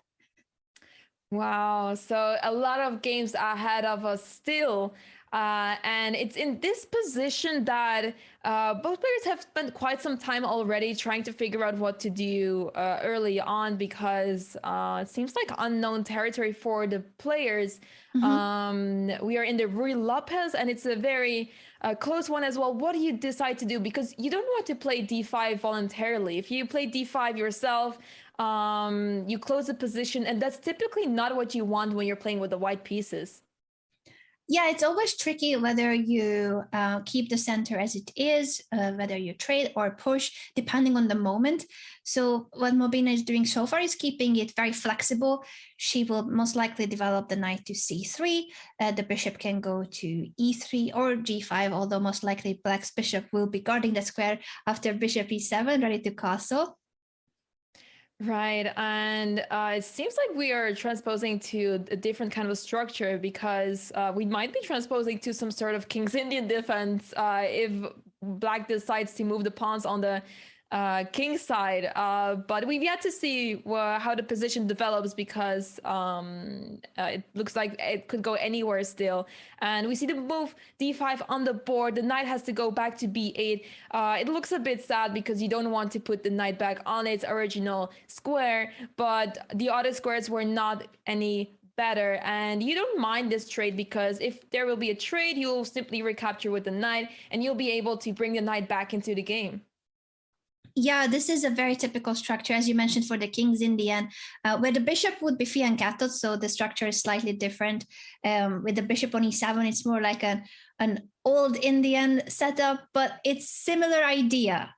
White is grabbing space in the center and attacking on the queen side, and black is trying to attack on the king side in return. Now that the e pawn was traded for the f pawn, white's knight has a beautiful spot on e4, but also black is ready to jump to f4, and the f file is open for black's pieces.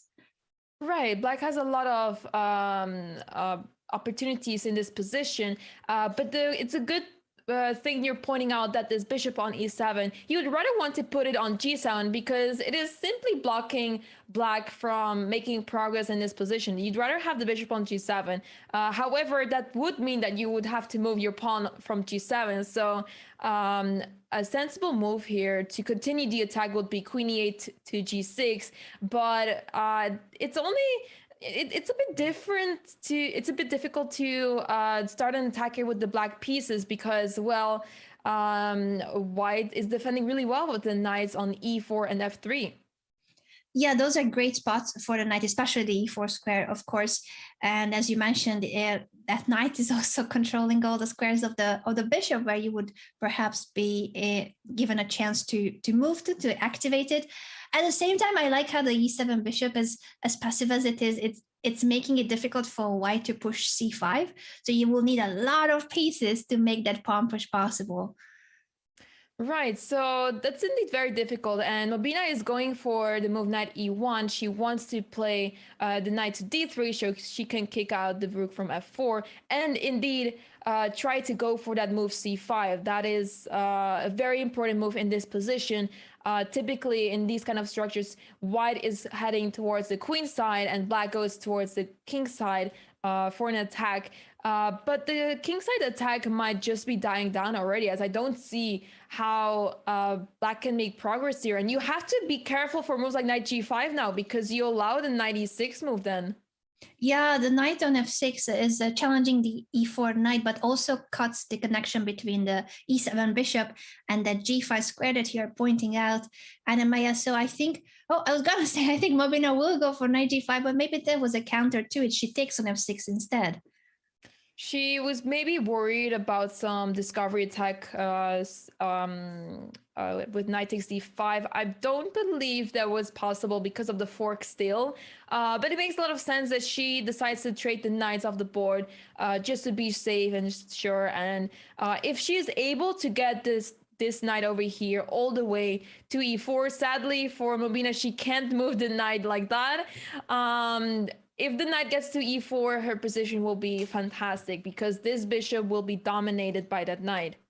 Yeah, that will be the story of a good knight versus bad bishop, but it's still quite a journey for the c2 knight to make it to e4, and that's what makes the position balanced for black so far, with the activity of the f4 rook, the queen, and the knight doesn't really have that easy of a path toward e4. It's going to take a very long time while black is activating her pieces.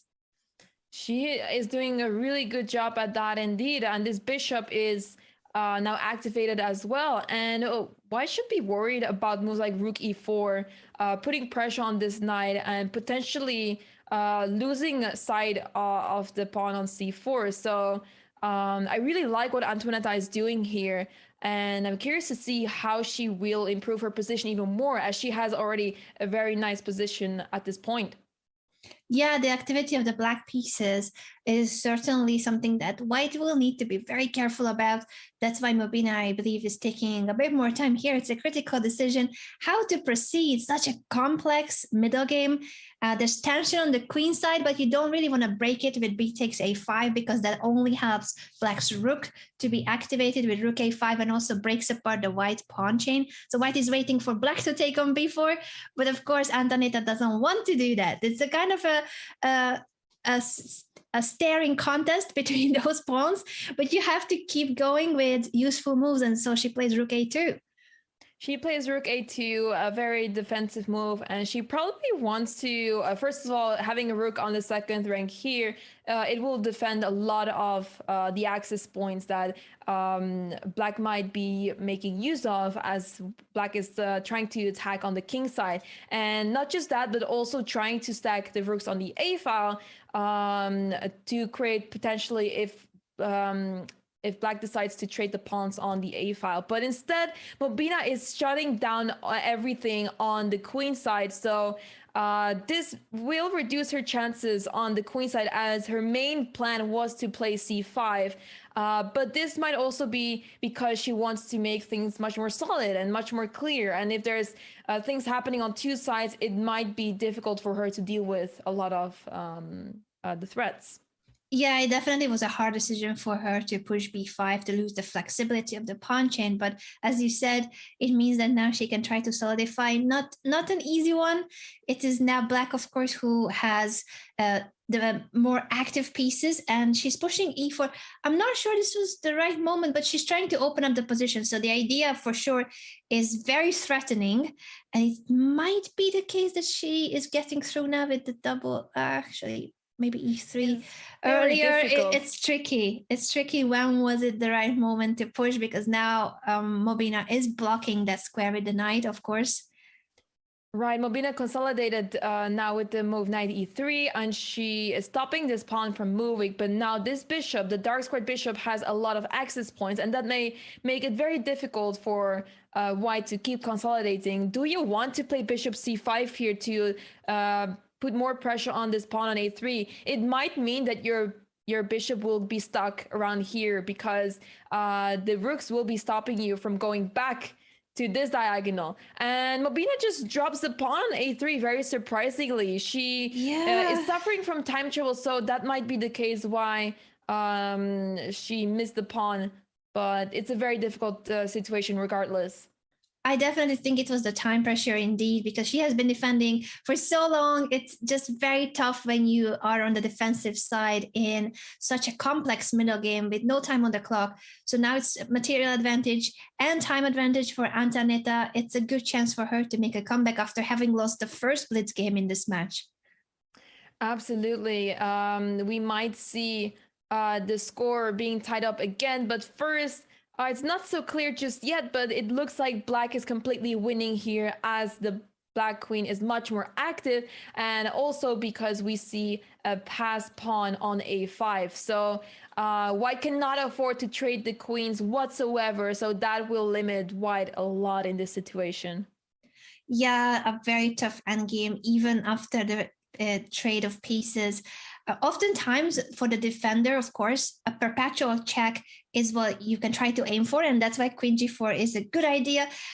In a queen endgame, that's one of the resources for the defender. You could be a pawn down or two, and this a pass pawn is running. But if you get into a situation where your queen will constantly be giving checks to the opponent's king, then you can get away with a really tough position.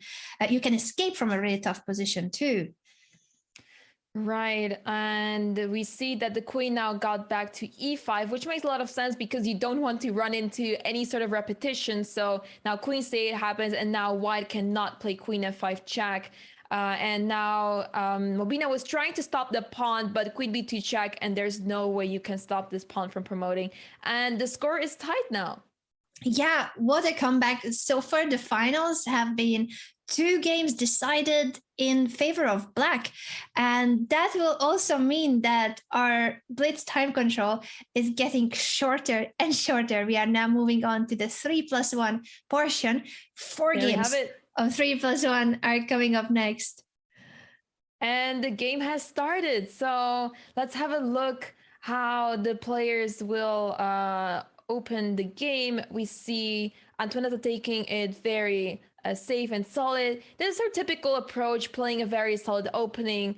And the move b5 is really interesting. You might feel like this is weakening a lot of squares. Playing b5, it's like a move on the side of the board, not a center pawn that we typically encourage people to play. But this does give the opportunity for black to develop this bishop to b7 early on. And with the move a6, you're supporting the pawn on b5. So already early on in the game, Mobina has a great setup, and the pieces have prospects as you're able to develop the pieces really easily.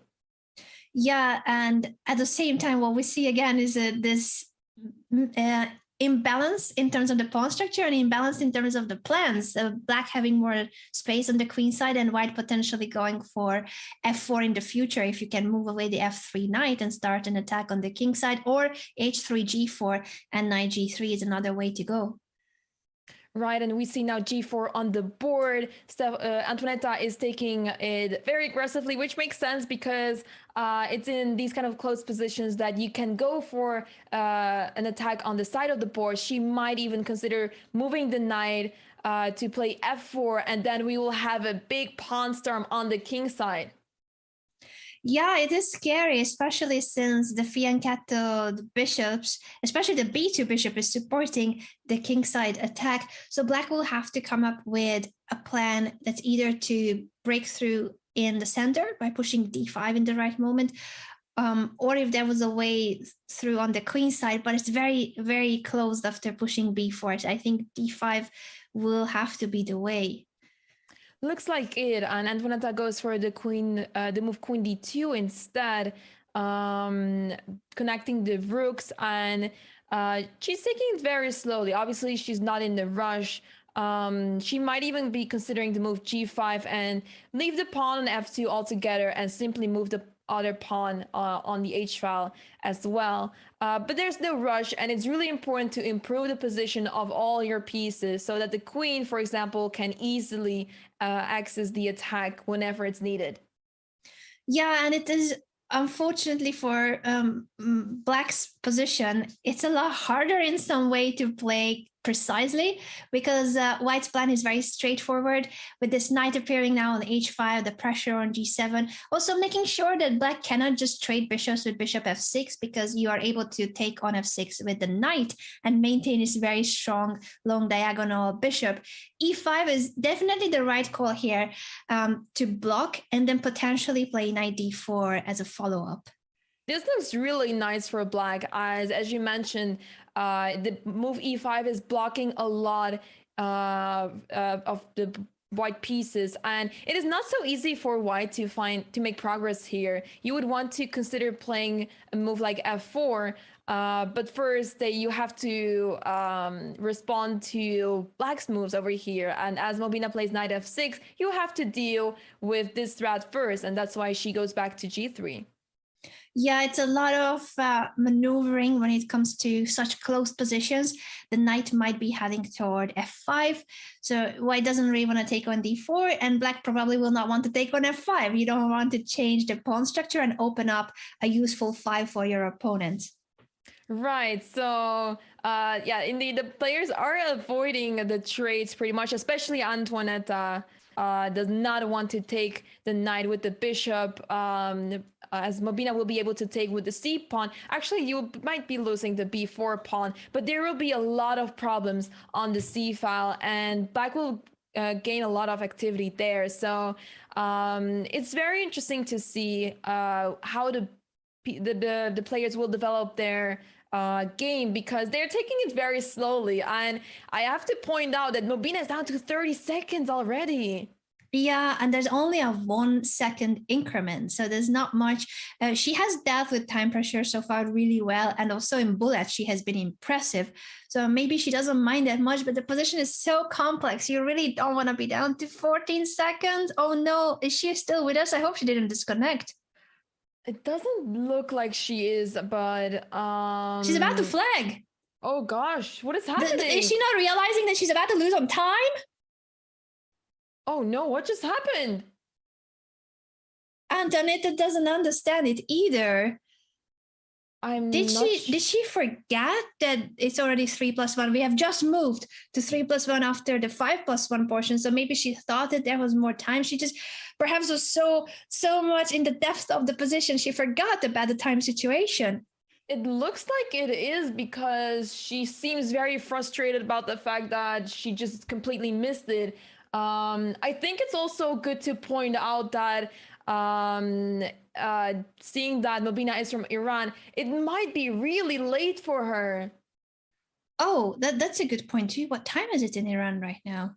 I wouldn't be sure, but it might be past midnight already. And knowing that she has played already like so many games today, she might just be exhausted and not. And the craziest things happen when you're so exhausted. Yeah, I've just checked, and according to Google, it's 11 p.m. But it's also true that they have been playing since forever. They have been playing for 3.5 hours straight with basically no breaks. So I think she was very focused and lost in the position to such extent that she forgot about the time situation. That is very unfortunate. Let's see if she can maneuver, if she can manage to come back from this, because she definitely has a match on her hands. Like she has gotten so far, and she is capable of defeating Antoinetta. It's definitely possible. So let's see if she can recover from this, because she's not moving again. I hope it's not something with her connection. She seems to be with us. You see the face cam that she's moving. We haven't lost the connection on the call. She might, it really could just simply be exhaustion, and she's getting slower because it has been 3.5 hours straight of speeches back and forth. Yeah, it could be. She made a move. She played d4, but she's already down so much on the clock so early on. So this might be very difficult. I'm not sure. But yeah, this is really rough. Yeah, she's taking her time. I think she's with us. I don't think it's the connection, but it's just well, we already have mentioned how exhausting it is to play this format. Also for Antoinetta, nerve-wracking, very exhausting format, but it's for a very important first prize. And that first prize is the qualification to the main event of the Women's Beaches Championship, starting in a few weeks. So both of them must be very tired, but also very motivated to win this qualification spot, the final one. Absolutely. It's amazing to be part of the main event. There's big names, there's a big field participating in the main event, so you definitely would love to be part of that. And that's why we had the qualifiers, to give all women players, all women title players, a chance to be part of the main event. And unfortunately, we only have one more spot to give out, and this spot will be given out to one of the players here. Yeah, only one of these ladies can qualify to that final spot of the strongest and most important online female tournament of the year, hosted by FIDE and chess.com, which is the Women's Beaches Championship of this year. I cannot wait to see how the next games will continue, now that we see that it's taking a toll on the players. How long this qualification event lasts. And it started yesterday with the Swiss format. They had to qualify to the knockout stage. And now this is the all-decisive final match. Right, and now so as we are in the Ruy Lopez, there's a lot of tension along this diagonal, and the d4 pawn seems really loose on that square. But fortunately for Mobina, she will be able to recapture on f3. Instead, she takes on f6. She goes for the more sharp approach in this position, which might do her just fine, as after queen takes f6, there's still knight takes f3, and you're defending the pawn on d4 really well. And if black decides to take on d1, that is a big blunder, because you'll be able to take on e7. And put pressure on the rook as well. So queen takes f6 looks like the right move, and after knight takes f3, the pawn on d4 is defended. It is guarded, and we see this slight imbalance, the knight fighting versus a bishop. Other than that, I do think that this is quite an even position. c5 makes sure that black in case of a trade, could get rid of the doubled pawns. Right. So preferably in an ideal world, white would want to play e5. And after, if black decides to take, you'll take back with the pawn, and black will be stuck with the doubled pawns on the c file. But obviously Antoinetta knows better, and she's not taking that pawn. And instead Mobina decided to trade the pawns, allowing Antoinetta to fix the pawn structure briefly, because we have yet to see if this is actually for who this is better, because the pawn structure of black is not the greatest. It's not the greatest. At the same time, finally, the bishop is a little more alive, and it has also taken away the nice spots from the knight. The knight no longer can jump back to the center. So weakness of the pawn structure, but active pieces for black. I think with the rook now coming to the e file and b file, probably to put pressure on b2. a5 was pushed actually first.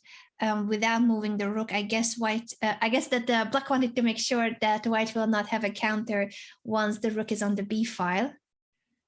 Right, so this game might actually end in a draw, as both players are attacking the opponent's pawns, and it seems like it will be very difficult for either side to make any sort of progress here. If there's anyone that would want to fight for the win, it's well, actually both players, because if there's one side that makes for example, if white plays remove rook d5, you let go of the pawn b2. You will be able to recapture the pawn on c5, but it's not worth it to risk that much, and we might see a draw happening very soon. Yeah, this is perhaps the closest we have seen to an even endgame. But again, the time situation, they are so low on time that a mouse slip, a hanging piece, there have been things in time pressure situation, especially when it's only a 1 second increment. Even if this is a very dry rook endgame, taking into the time situation, I think there's still something to play for both players. Right, as they trade the rooks off the board, suddenly the pawn on a4 is really weak, and it's white that has something to play for, because there's no way black can make any sort of progress. They are tied to the defending the pawn on a4. Yes, unfortunately for black, it's just the back and forth on the a5. So it could now lead to repetition of moves because there's no progress. The black king was controlling all the important central squares, and the white rook wasn't letting the black rook to be activated. So this is our first draw of the finals. So far, all 3 games previously have been decisive. And we still have 2 more games of 3+1 blitz, after which we're going to switch to the very last segment, 8 games of bullet chess. And the first player to make it to 7.5 points is going to be our winner of the event and will qualify to the overall Women's Speed Chess Championship. Right. Okay, so the next game is on, and we will have 2 more games. After this one, we'll have 1 more game of 3+1, and we'll be switching already to 1+1. Yes, it's such an exciting format. We also see an exciting approach in the opening, by the way, because sometimes when white plays the fianchetto with g3 and not push c4 at the start, black can also choose to be a bit more ambitious and push the b pawn all the way to b5 in a starting position after knight f6 or even on the first move. So an interesting structure is what we now see on the queen side, with black having more space, but white, of course, is going to try to push d4 and get the hold of the central squares. Right, this looks really nice for white in terms of the space advantage. The bishops are fianchettoed on b2 and g2, so that looks really nice already. But on the other hand, black has also really nice development, as this pawn on b4 is blocking a lot of squares for white, and black has a really solid center. Solid center indeed, and we shall see whether Antoinetta is going to push e4 as well. She answers the question immediately. This is kind of like a Marotti setup with e4 and c4 for white in a Sicilian, even if it doesn't start. It didn't start as a Sicilian defense, but it's kind of transposed even if the b pawn is on b4, but a very similar structure. Right, and Antoinetta is going for the move a5 now. It both stops any sort of knight b6 moves or queen b6 moves, and it also allows white to play the move rook a4 to attack the pawn on b4. So now knight c5 is stopping that move, and it's also a very logical move because you want to put pressure on the pawns on b3 and e4. Yeah, lots of pressure there, and also pressure in terms of time. As the viewers have been pointing out, it is true that Mobina's connection, unfortunately, has been somewhat worse. The bar is dropping to 2 and 3 when it comes to her connection. So we are hoping that the lag will improve and she'll be able to play the games in the best condition. It's very sad if the internet connection will have an impact on her games. That'll be very unfortunate indeed. She was already suffering from it as she lost on time before, but hopefully she will be able to continue the match without any more problems because she has been doing so well so far. Yeah, it would be heartbreaking if the internet connection would play a major role. Of course, there's always some internet connection issues to any player. It can happen even to the world champion Magnus Carlsen. It may have happened a few times in online events, and Hikaru and the rest of the crew. Of course, it's part of the game, but I'm just hoping that it was only a one game, one moment issue, and that her connection will be back to normal. Right, and as we are talking about this, she is winning a pawn. The pawn e4 was simply hanging, and it seems like Mobina is now up a pawn, and it's a very important pawn too. It was the only center pawn left for Antoinetta, so it seems like Mobina is now dominating in the position. It's obviously not winning just yet because there's a lot of compensation in this position left for Antoinetta. She has many resources still, so this requires still precise play, but this is already looking very promising for Mobina. It is looking promising, and she has pushed h6 to make sure that the white cannot push her h-pawn all the way to h6, and the king is now somewhat safer without allowing white to weaken the g7 square. The b2 bishop of Antoinetta is hoping to get a chance at the attack. Queen d4, the queen bishop battery, wouldn't be that big of a deal because black can always respond with bishop f6 to counter it and then trade the b2 bishop. Right, and trades will help Mobina a lot in this position as long as she's not weakening her position. So we see rook ed1 being played by Antoinetta. She probably wants to move the rook to d4 and then to g4 for any sort of attack on the king side, because that's what she needs to be hoping for here, to create an attack on the king side, and she's going for it. That rook lift is very promising indeed. It's still, of course, for the evaluation bar is like, nothing is going on. But in practice, it's not that easy to deal with the rook suddenly pressuring your king from the g4 square. So Mobina has to play very precisely here to keep her advantage and not have white suddenly gain a really strong attack. Yeah, and black played the move e5, to which Antoinetta felt the need to retreat the rook, because if she would have gone to g4, the rook would almost be trapped there, as the rook has very little access to other squares. The black pieces are covering so many squares, so that's why she retreated her rook. But obviously this does make it very difficult for her to come back. And now after knight e6, Mobina is trying to cover the square d4. She might be wanting to jump there at some point.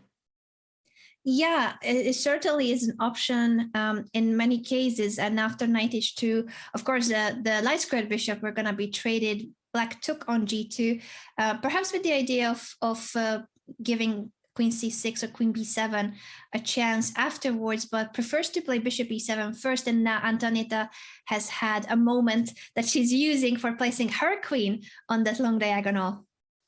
And knight is placed on c5, and it looks super beautiful there once again. It's attacking the pawn on b3 that is defended by the queen, so white is doing just fine there, but obviously it's a very tough position for white, as e4 remains to be in a position you don't want to play just yet, because there's no need to do it directly. It opens up this bishop that could be really dangerous, but it's potentially an idea. It certainly is. And the evaluation bar is showing a decisive advantage for black. It has already been material advantage, but now it seems to be that with the weakness in white structure, this knight landing on e4, suddenly it is the white king that will be a target to some extent. It's still not that easy to get to it, but the h5 pawn constantly has to be defended by white's pieces. Rook c5 offers a trade, obviously with an extra pawn on the board. And now black attacking on both flanks, the weak pawns. It's going to be very hard for Antonetta to keep everything together. Too many weaknesses. Yeah, and the queen managed to infiltrate in white's position, so this is very dangerous for white. And Mobina is trying to figure out a nice configuration of her pieces. The queen and the knight are working so well together. And after queen e3, there's queen e2 check. And where is the follow-up? Because this looks completely winning. It does look like there's gotta be a concrete line that will convert. Knight e1 check seems really promising, because the king had to go to h3, but she missed. Winning the knight. Thank goodness me, just when she had it, she was this close to converting. There was probably f4 or any other way instead of knight f3 for black. The game is still not over though, because they could both flag, and also black is still trying, of course, with f4. Mobina wins on time.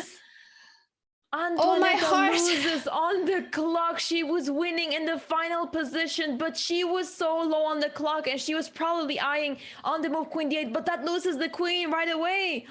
Yeah, what a game.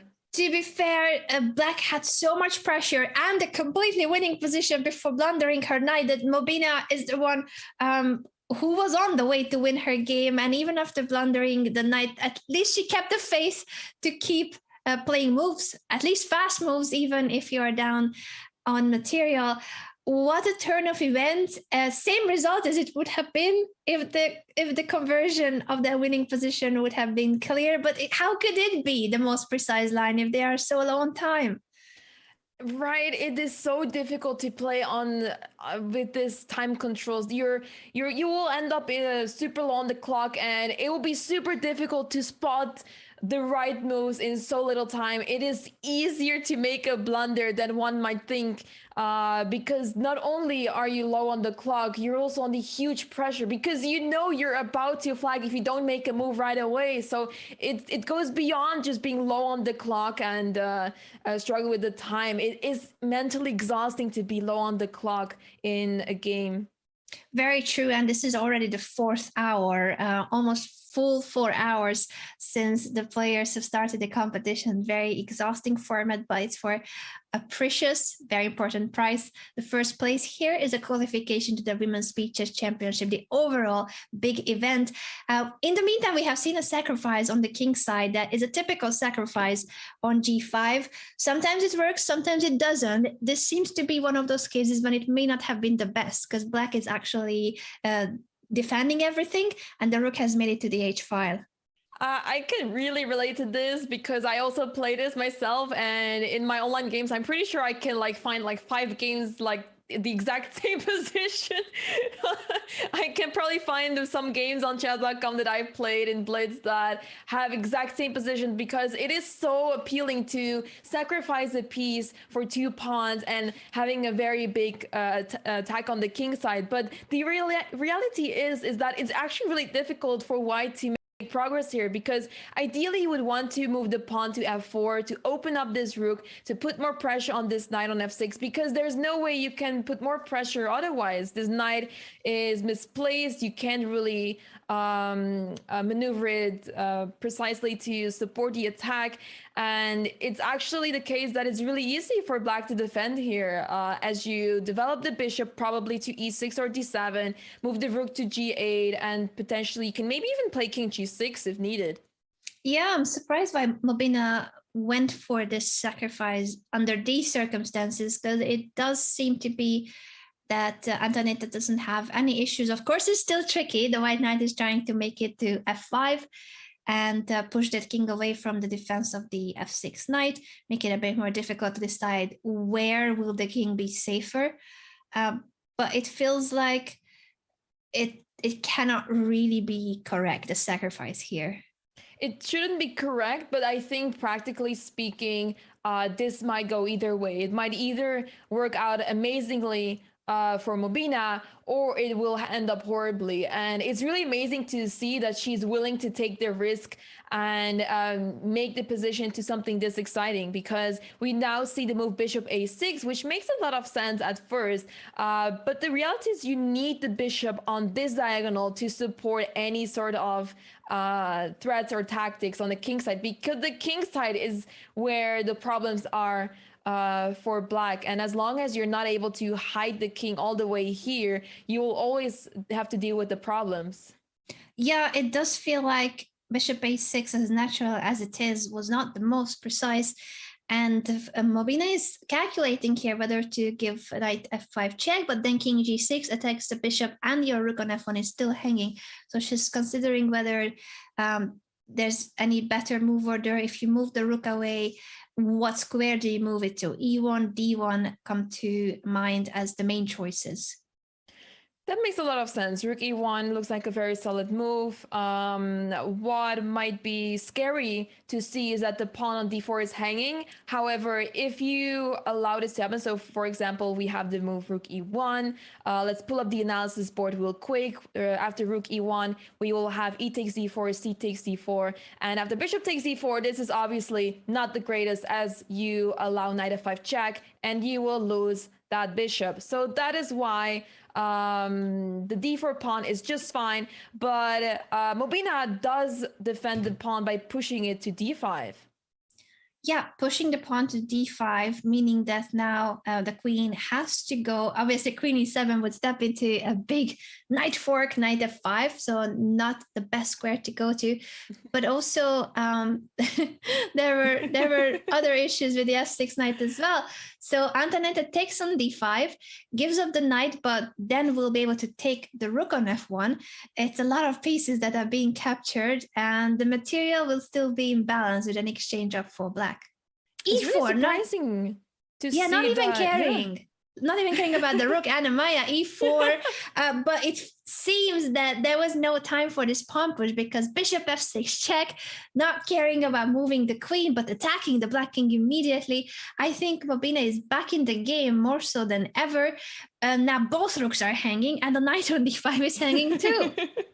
Almost everything is hanging, and it looks like indeed Mobina is coming back in the game, as she has a really amazing attack. She managed to get rid of the knight on f6, and that was pretty much the best defender in the whole position. And now that the knight is gone, this king is very vulnerable, and you might have to let go of this rook, because if you don't, you step into, for example, after rook g8, there's moves like queen h6 check, and this knight will be very annoying.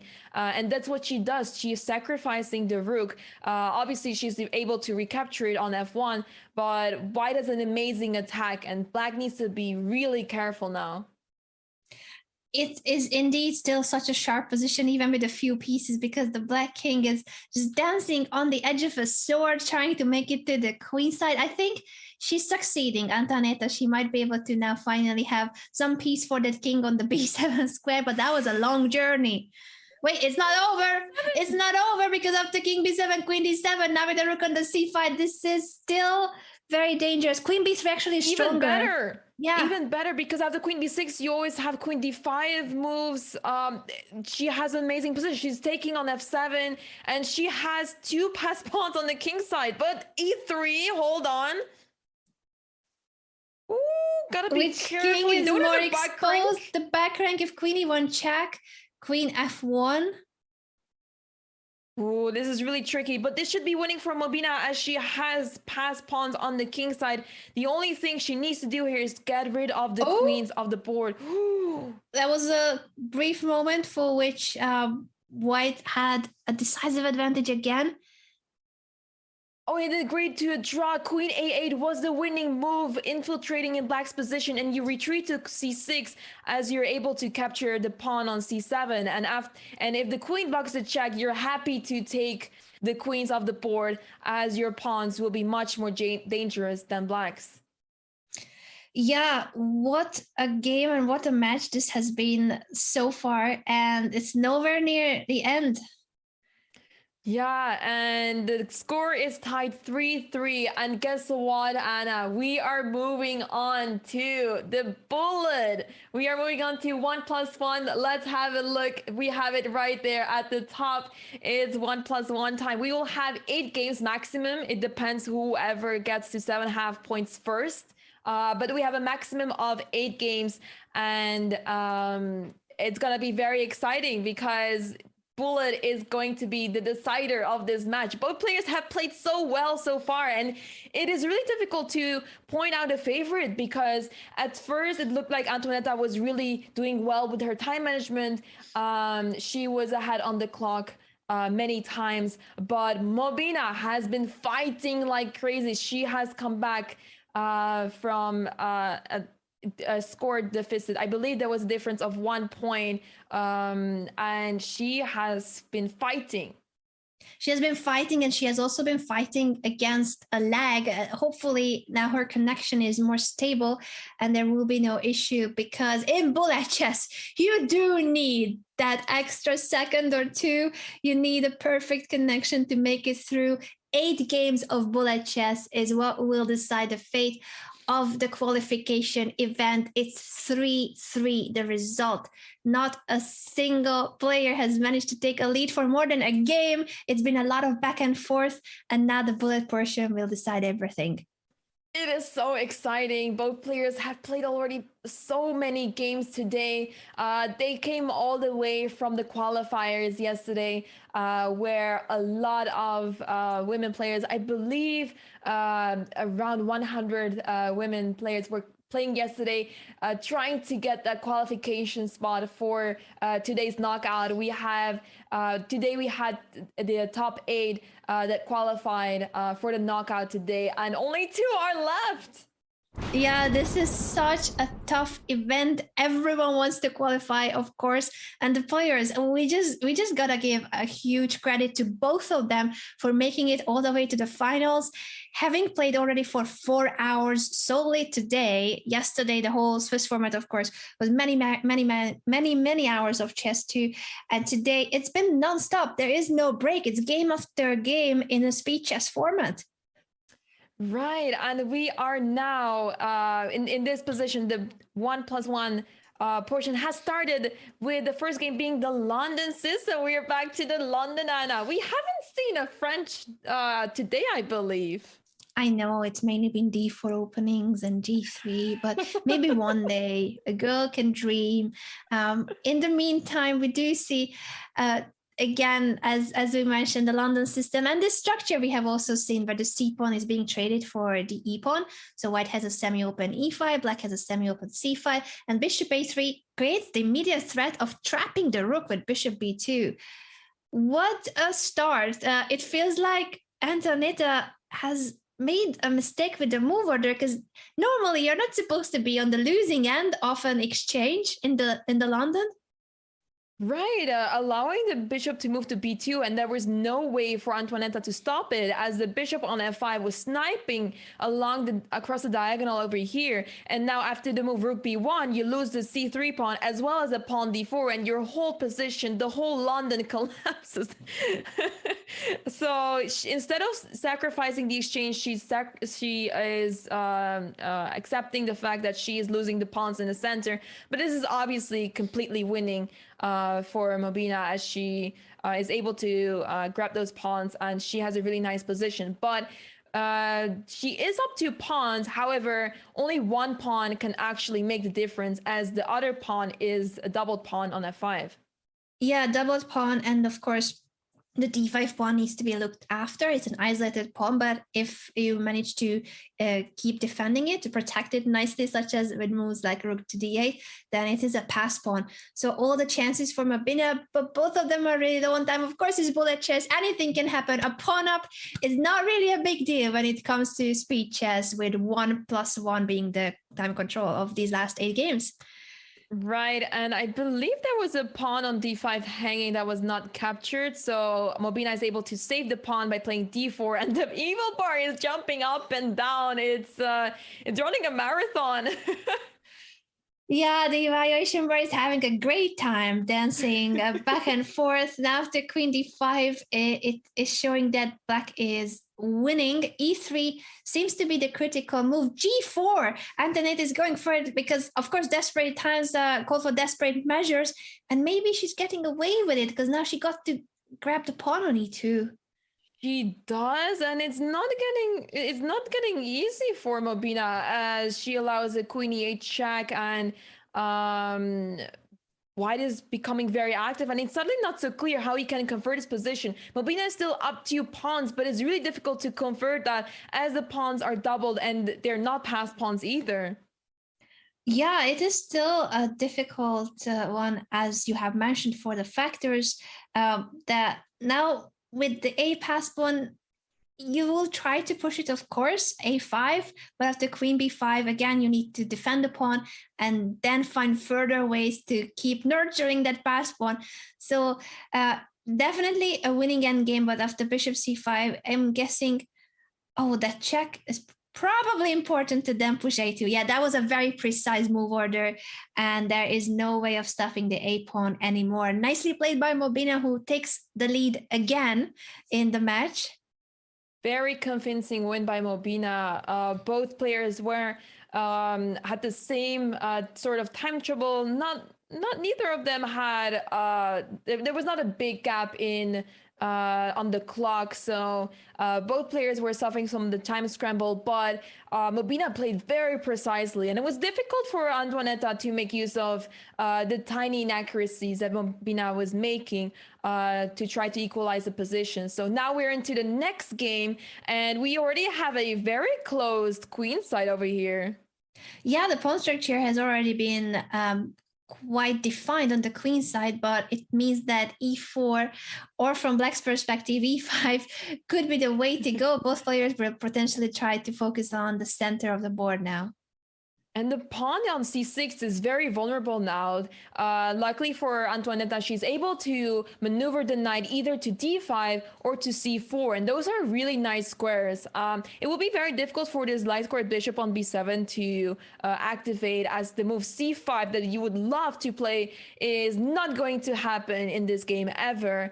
And you will be stuck and tied down to defending that pawn on c6, as it is under attack by both the bishop and the knight. And now that white knight is making it all the way to c5, which is a beautiful spot for the knight, making sure that the c pawn is going to be a big of an issue for black's activity. The b7 bishop is really struggling. You almost wish that you could drop the c6 pawn, even if it means losing it, because the e6 pawn and the c6 pawn together are restricting the bishop of the light square bishop of black to such extent that it's almost a virtual piece down for that poor piece. That will be very ideal, but sadly you're not able to remove pawns from your position. And now the queen is stuck on a8. It is not able to go to b8, or it has no prospects whatsoever. And now Mobina has been able to capture the exchange, and she is doing a fantastic job in this position too. Opening up with c4, the position in the right moment. She's certainly very much in control of this game and confidently converting the space advantage, the activity of her pieces. But a reminder that in bullet, of course, as beautiful and as winning a position can be, it of course is never the end until there could be potential mouse slips, losing on time. Mobina has also been having a bit of an issue with lag, so hoping that in the bullet, especially in these last games, it will not be an issue again. That would be devastating, obviously, because in bullet, the time runs out runs down very quickly. Whereas in the other time controls, you still have time to recover, obviously. But so far, she's doing amazing. And the pawn on a4 will drop very soon. And she will be able to trade off some more pieces as she goes into a winning endgame very soon. Yeah, it is a winning endgame, but with still some trickiness in the position with the bishop queen battery pointing at the f2 pawn. So white plays queen to d2. Although this last move of white maybe was not the most convincing, we may have jinxed it, Anamaya. Both of the queenside pawns of white have been dropped. This is a little bit of a turn of events. Still not fully. Yeah, the c6 pawn was hanging. She comes back to d2 instead. Oh, this is really tricky because this C pawn is making the difference. If this pawn was not on the board, it would have been much easier for white, but now black has something to play for. Okay, this does make white's task easier, but it might also mean that it's easier for black to build a fortress. However, there are still targets for white in this position, as this pawn on f7 looks really interesting for white. Yeah, Mobina's position certainly was easier to convert earlier. It's an exchange up where the bishop is doing a good job holding onto the d4 pawn. So there isn't really an easy way around it. And we might just see a repetition of moves. This does benefit Mobina in the sense that if she draws all the other games here, she will be winning the match. However, she will need a lot more draws then, and I don't think we will see that many draws, as this is bullet, and in bullet we expect much less draws. Of course, and during the whole event of today, of the qualification event, there have been very few draws overall, also in Blitz. So that game ended with a repetition. But I'm expecting a decisive result in this one. And for Antoinette, this is a moment to catch up. She could tie the score if she has a good game now with the white pieces. She really needs the point here. And we are in a very interesting position where Mobina is very aggressive on the queen side with her pawns. The pawn is all the way to c4 already, and she might be preparing b5 very soon. But first she plays knight c6, so that after knight takes, there's pawn takes c6, and she will have the open b file. Yeah, I'm curious to see how Mobina will proceed from here, and if we're gonna see the development of the bishop or trades. She chooses to take on c3, and after queen c7, yeah. It was a little bit inaccurate, as the position was screaming for the move bishop f5, developing the bishop on this amazing diagonal, controlling so many squares. And now after g4, your bishop will never be able to access this square. Yeah, bishop f5 was really perhaps more urgent than the pawn push on the queen side, and now she moves the rook to d8 to try to help with the weakness of the d5 pawn, try to handle the central attack of Antoinette. Right, and now with the knight on e5, it's very well placed, but it might also get trapped at some point, as the pawns of black are blocking all of the squares over here for the knight. But instead, Mobina is going for the trade here, and even though there's a pin on this file, there's no way to win material because of it, because the queen is very well defended, and black doesn't have many pieces to make use of this pin. Yeah, and it is still such a tricky position with the opposite colored bishops. The black bishop too, a black slide square bishop, could still get into the game with bishop g4, bishop f3 to try to poke the white king as soon as the queen lands on g4. So it's tricky, and white has the pressure, but the white's king is not that bulletproof either. And they could be mistakes also for the time pressure. Of course, bullet chess. We don't need to emphasize how hard it is to play after 4 hours of non-stop speed chess. This is the finals. Now the queen bishop battery, it looked promising, but white's queen arrived first to the back rank. Ooh, and white should go for the trade as this endgame is completely winning. You have 2 passed pawns. You'll be able to capture the pawn But in she's e4. repeating, isn't it too many times? And now the trade is not correct because f takes e6 is blocking the pawns completely, and that's it. There's no way you can access the black pawns anymore. That was a missed chance for Antonetta to trade the queens on a better square and be ready to push d5 immediately. Instead, what happened is that with the pawn on e6, black has a way to fully block white's attempt, and this is another draw. This is another draw. Who would have thought that? We have another draw on our hands, and it's 5-4. So I don't think we're going to see 5 more draws, but that would be insane. Yeah, again, the result that the players need is 7.5 points. So it could mean 5 draws, but highly unlikely. And Amaya, indeed, even a few draws in a row are very, very unlikely. Right, and we are moving on to the King's Indian attack. There's a lot of pressure on this pawn on d4, so it's slightly different. It's really difficult to see where black is going to have an attack on the king side, but it looks like there's a lot of tension on d4, and it's interesting to see that white's development is not the greatest, but it's efficient. It seems to be efficient enough. Double and get a little bit passive. I agree with you, Anna-Maya, that black's setup seems more ambitious, but it feels like Mobina just wanted to have something flexible and not very theoretical. She pushes a3 to keep the queen side pawn structure flexible, and maybe at some point she could push c4 if she wants to trade, although there's so much pressure on the d4 pawn, it seems unlikely. And b4 I don't think is ideal either. So it's more of a waiting move and having a counter to black's potential pawn pushes such as a4. Right, and the move queen b5, it screams in the position, but it might not be the greatest as you're attacking the knight on c6, but it can be easily defended, and the next move might be knight d6, and you'll have to retreat the queen again, so it might not be so useful, but it looks really interesting. A good question is, what do you do about pawn takes c5, because it looked like a free pawn, but Mobina did not trust it. Yeah, instead she retreats with the queen and pushes e4. This also seems promising, but it feels like the opening of the center is leading to a balanced position, and no longer the pawn can be grabbed, of course, now that the queen is on e4. That goes to e7 to jump to d5 or to f5.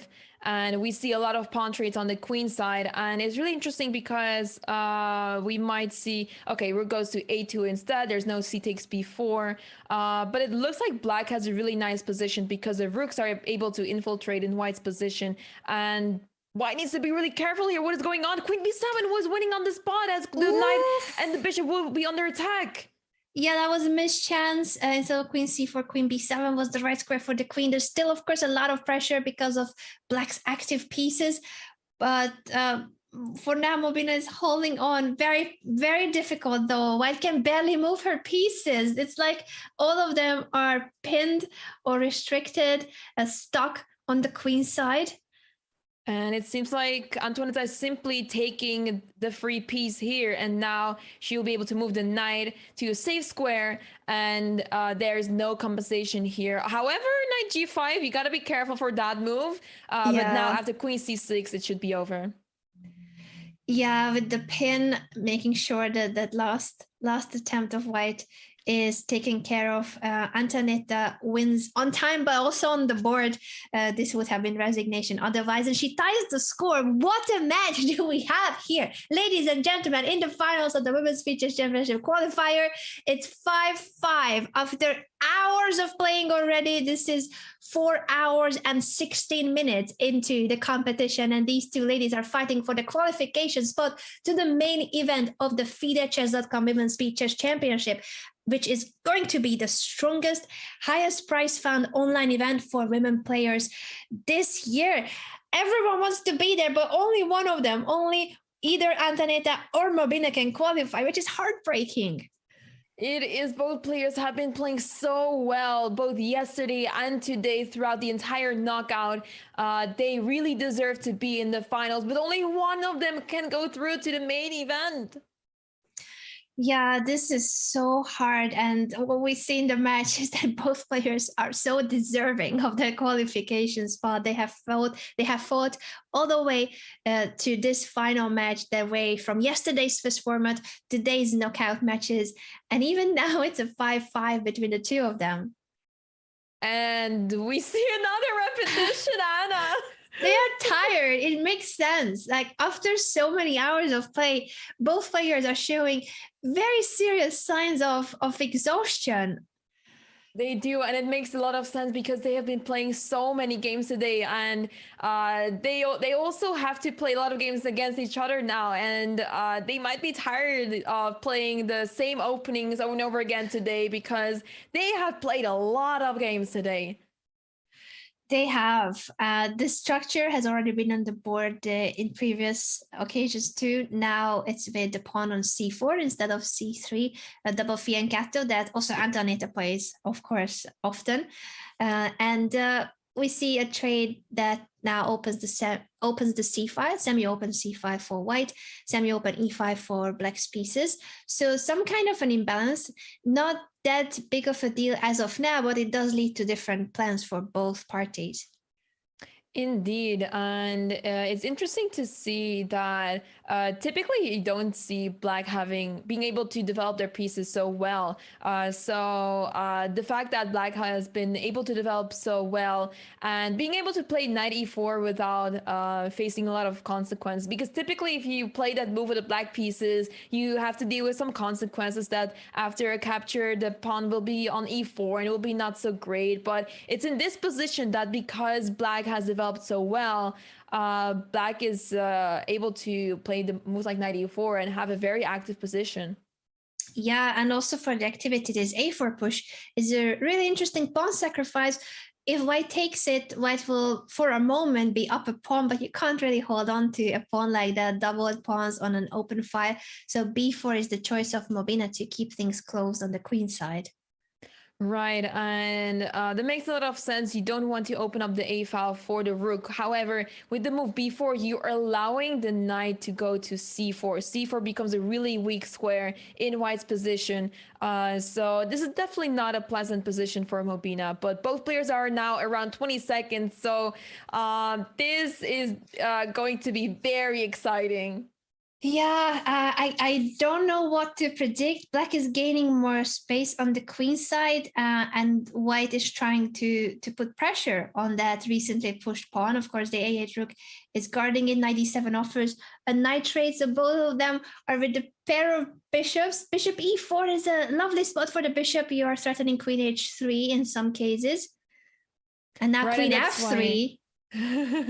Right, and that's why could be a repetition. Bishop f1, bishop e2. No. I think they might, because the more draws, the closer we are to a decisive game. That honestly, I wouldn't be surprised. They are so tired. They are so tired. They just want to get over with it. Wow, that is insane. You don't see this happen too often. So many repetitions. It makes so much sense. The players are exhausted. They have been playing so many games today, and the breaks are very short, of course. So it's game after game after game throughout an entire match. So we might actually go to Armageddon at this rate. Yeah, we're gonna need to be reminded of the format, because earlier in the quarterfinal, I think our producer will need to repeat that information because it was so quick. 4 games. Thank you, Mr. Producer. I just wanted to make sure it's the format we were told earlier. So we have seen a quarterfinal tiebreak already for Antoinette. She had to play a 1 extra bullet game with the winner of that game qualifying. And if it was going to be a draw, it would have been a next game and next game. But in the finals, it's a more serious, even more games, mini match, actually, 4 games of bullet chess. And if that ends in a tie, we will go to Armageddon. So there are chances for it. I'm not excluding this at all because at this rate, they've played so many draws already. What would be stopping them from going for another draw? Yeah, at the same time, you never know if your opponent wants to make a draw. So it's kind of tricky. You can't really just play for a draw in case you get into a worse position and your opponent decides, this is my chance. I don't want to play another 4 games.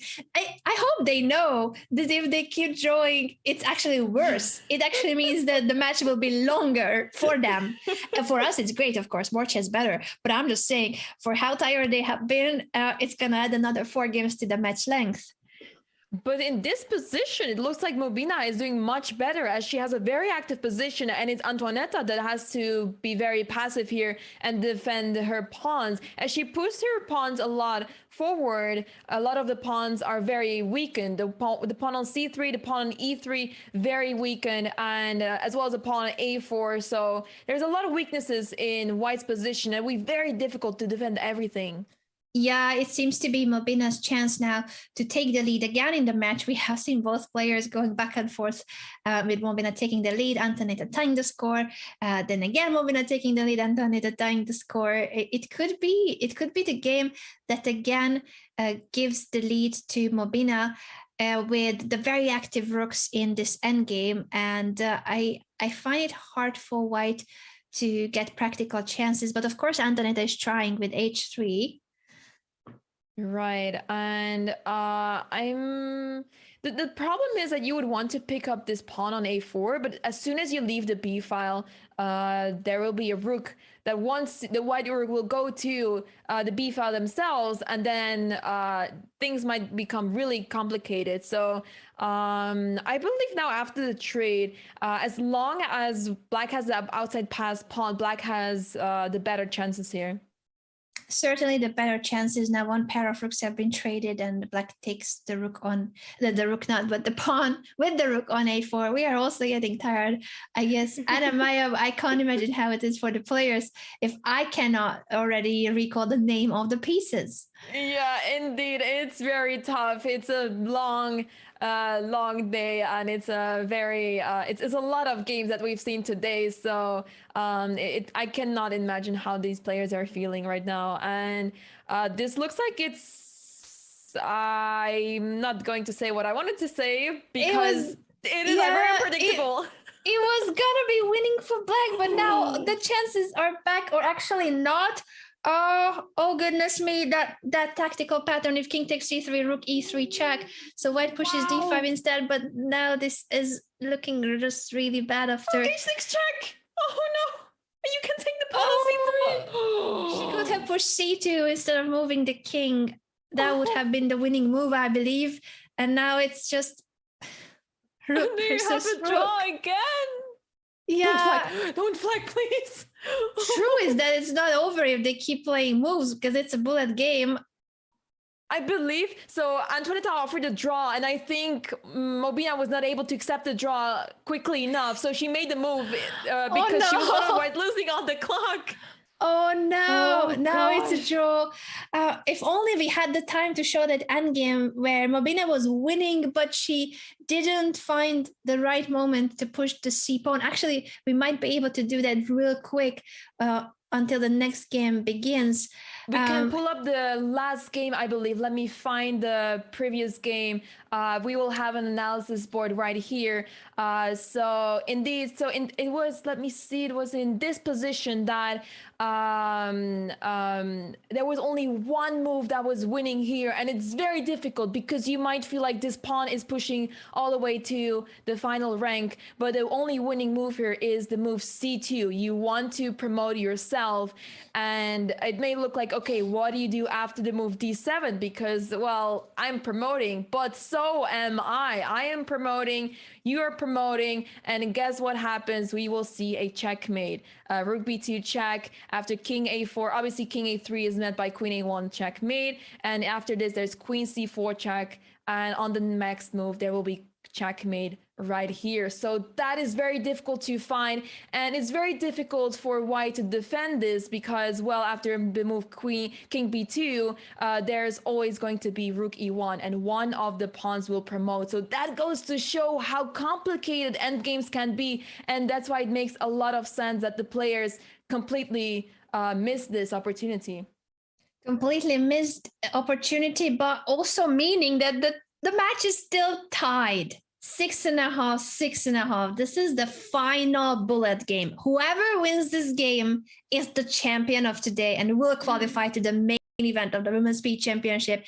In case of a draw, we're going to see a mini match, a tiebreaker of 4 bullet games additionally. So this is it. The last game. Whoever wins is going to make their ticket to the main event, the FIDE Women's Speeches Championship D. Most important and highest prize fund online event for female players of the year. This is wild. This match is insane. And it's in this position that Antoaneta is doing so much better as she has a beautiful center. But as I say that, she trades off the bishops. And this means that Mobina has this really awesome knight, I should say, because this bishop is not the greatest. It looks like it has access to a lot of squares, it has a lot of space, but where is it actually going to? Because it is simply blocked by all the pawns on the dark squares. Yeah, you so wish it was a light squared bishop that could make it to b7. Now that would be a game changer, a queen bishop battery, but not with a dark squared bishop. At the same time, of course, that e3 d4 pawn structure is gaining a lot of space and taking a lot of space away on that same token from white. We now have an endgame that could very well lead to a draw. No. And then we're going to have another 4 games. These ladies are in for a long battle here. It's just such a close match.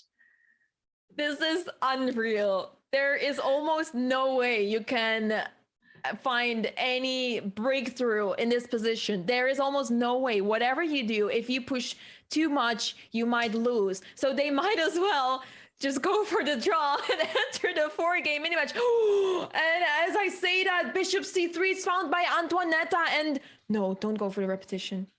Okay, she finds the move, rook a4, and she's able to capture the pawn on c4. After knight b2, she takes on b2. Now, where is the breakthrough? Is still not that obvious, but what definitely is obvious is the activity of the black pieces, the pressure on the c4 pawn. This e3 pawn has been key in restricting white's pieces. So all the chances now to Antoaneta, and Mobina is down to 1 second. There's a 1 second increment only. Ooh, and now Antoinette is able to infiltrate in white's position. Mobina is still trying to make something happen, but she is losing the pawn on a5, and all her pawns are very vulnerable. The pawn on e2 can be attacked in the near future, but instead she focuses on the pawn on g3, which is a big target as well. Yeah, and now that pin on the g5 means that h4 was possible to be pushed, trade on g4, and Mobina loses on time, but to be fair, the endgame was already winning for Antoaneta with an h pass pawn and extra pawn in a rook endgame. What a match this has been, almost making it to another tiebreaker. Could have been another 4 games, but congratulations, huge congratulations to Grandmaster Antoaneta Stefanova for winning it all after such a hard-fought battle. Mobina was very close to winning the previous game, so it could have gone either way, this match. It was absolutely insane. We saw everything happen. We saw all the emotions happening throughout this match. The players were exhausted. They did not want to. They were not trying to win anymore. They were trying to, but they were going for the draws very quickly, very much. And the match finally ended with this final game in favor of Antoaneta. Congratulations to Antoaneta, because she is moving forward to the main event.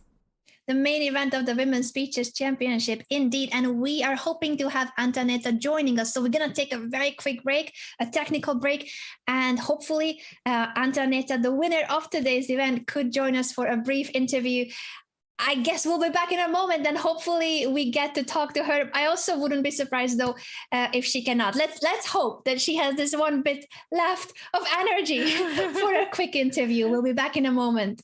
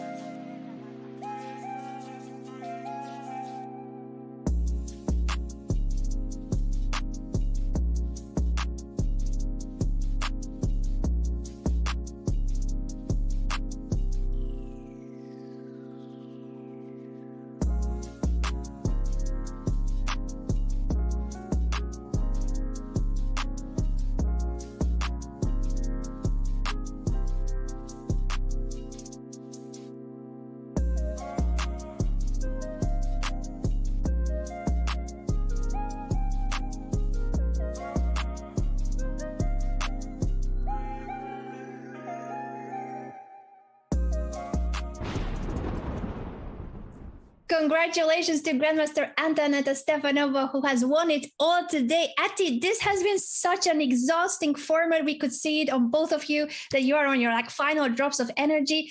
Tell us, how do you feel about winning it after yesterday's Swiss and today's knockout stage?